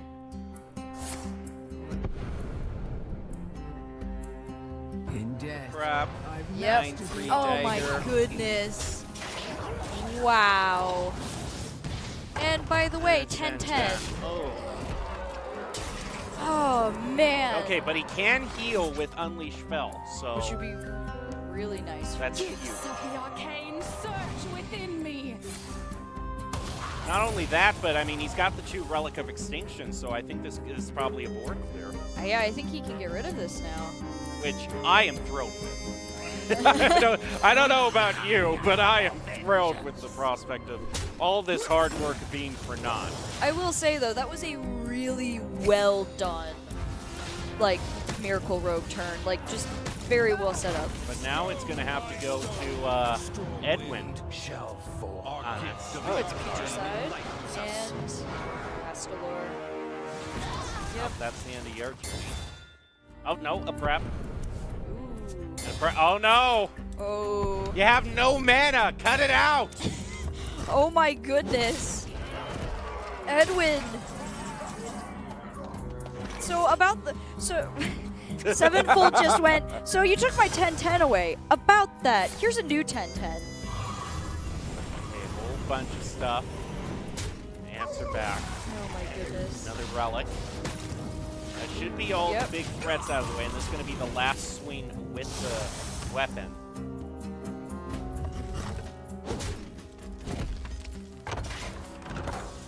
Oh. Okay, two potions. I mean, one of them, maybe the bubbly. He's gonna go for the card draw. Card draw on 3 damage, maybe? Nope, card draw on other class. Okay.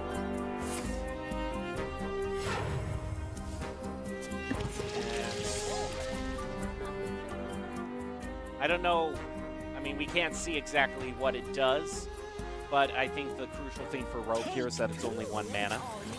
Yeah. So, I'm sure Rogue, I don't know what it does, but it's 1 or 0 mana, so I approve. I'm guessing it doesn't matter too much to him right now.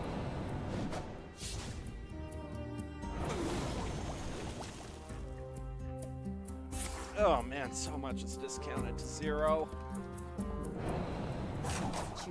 Wow. Okay, but you gotta make your turn. Oh, this is gonna be such a huge Sinstone graveyard. Oh my goodness. When will it end?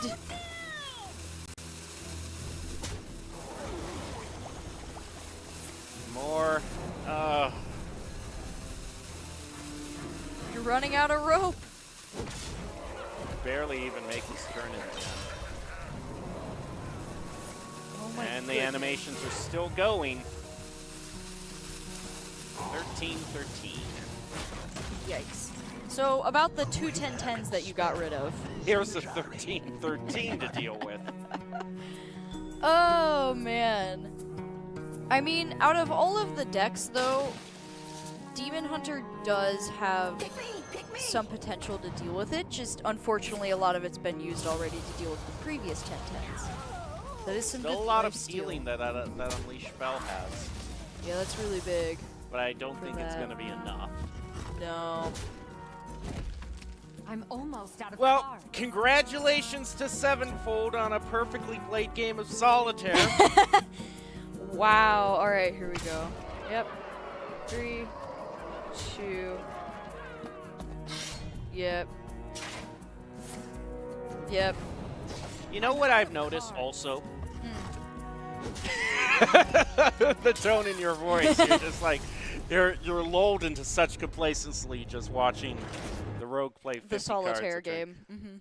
You know, I'm thinking about Festival of Legends. I haven't seen too much mana cheat quite yet revealed. Now, we could still have an insane amount of mana cheat in this expansion, but that really was kind of the main thing that set Year of the Griffin apart, with especially Stormwind and Alterac. I mean, the mana cheat just got insane, and you're seeing the result of that right there. You know, you can just play as many cards as you want in one turn. Yeah, and you have no problems. Yeah, that will be interesting, considering that's kind of the MO of Rogue right now, almost regardless of the type of deck.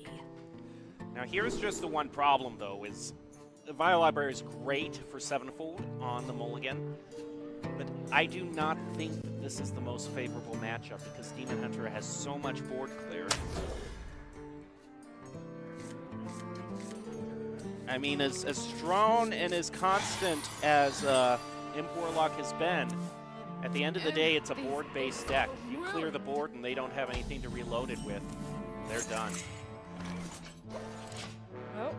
Start Look who the it signal. is! Hey, it's Finley! Finley. Hi, Finley. Once again, making his appearance with his little diamond portrait. All right, the draw and the discount, more importantly, onto Ralph. And then draw a Guild Trader. Another happy guildie. He gets Relic of Phantasm a bit better. The good news for him is that there isn't a circle here. There isn't a Fiendish Circle, so he kind of dodges a bullet in terms of a huge stat boost. That's really nice to avoid that with the Librarian right now. Let's see. Yep. Another Vial Library. Not too much to take advantage of it with.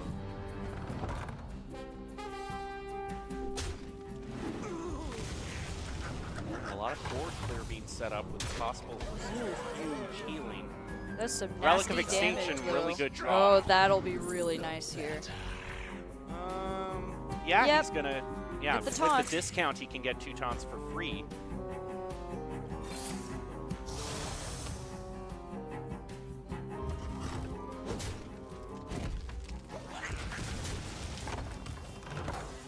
But he doesn't want to also make more imps with the imp game boss. And that's that a lot of Librarian. damage. Oh, it's even more. Oh, no! Oh, man. And he's 1 off. He is 1 off from the heal from Unleash Spell. If he makes it 1 more turn, he's fine because he can heal back up. He can reno himself. But if he doesn't find a way to negate this board this turn, he's done. Oh, this is such a messy... It's that Librarian that you have to deal with, but the problem is she's so buffed up now.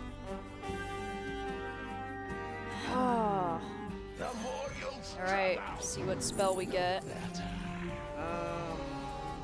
Topple the Idol. I guess you could hope for a huge card here. What can he draw off this? Oh, he needs a damage. He gets the 8 mana 1 to clear the board. That's huge. Oh, Absolutely game changing. That is going to save him a lot of trouble here. Oh, this. Oh, there's another Librarian right there, but he's still alive. But I mean, he's that's alive. The main thing. He's alive. and Unleash Fell is going to be ready now. 2 of them. I mean, I don't know if it's still enough for him. Wow. But what a valiant effort. What a play. That could be the play of the day. The one that saves him. That's really big. Maybe. Does he want to try his luck on the card draw and use Relic, or does he want to guarantee the 2 heals. He'd heal for 8 if he used both of them. Actually, no, heal for 9 because the Imp Gain boss would summon another one. No, he'd heal for 8, excuse me. Maybe. Yep. Ah, no, he's healing for a little more because it also goes face. Okay, that's Yeah, this is decent. It just needs to hit the right stuff. He could also Finley here, too. Finley would But he be doesn't want to horrible. give up his card draw problem, is the thing. No, that card draw is really nice. Get rid of that imp, make the librarian not as scary. And just oh. Okay, that's not bad. It's not the worst. Definitely He's got could be more better. time. And He's got more time. He's got it. He's got it. He's thinking about. No, he's not going to Finley. Oh, this has been by the skin of your teeth. Surviving. Yeah, I think that is the best description of what's going on right now. By the skin of his teeth, he is surviving against this Imp Warlock's just like the full power of this board. But that's, oh man, what do you do here? Just, I think you got to draw. The only thing is, without the Relic Vault, it's drawing only 2 cards instead of 4. maybe Finley then, because Finley would give you the overall output, but get rid of the other card draw. I just feel like he'd give you more mana to play around with, though.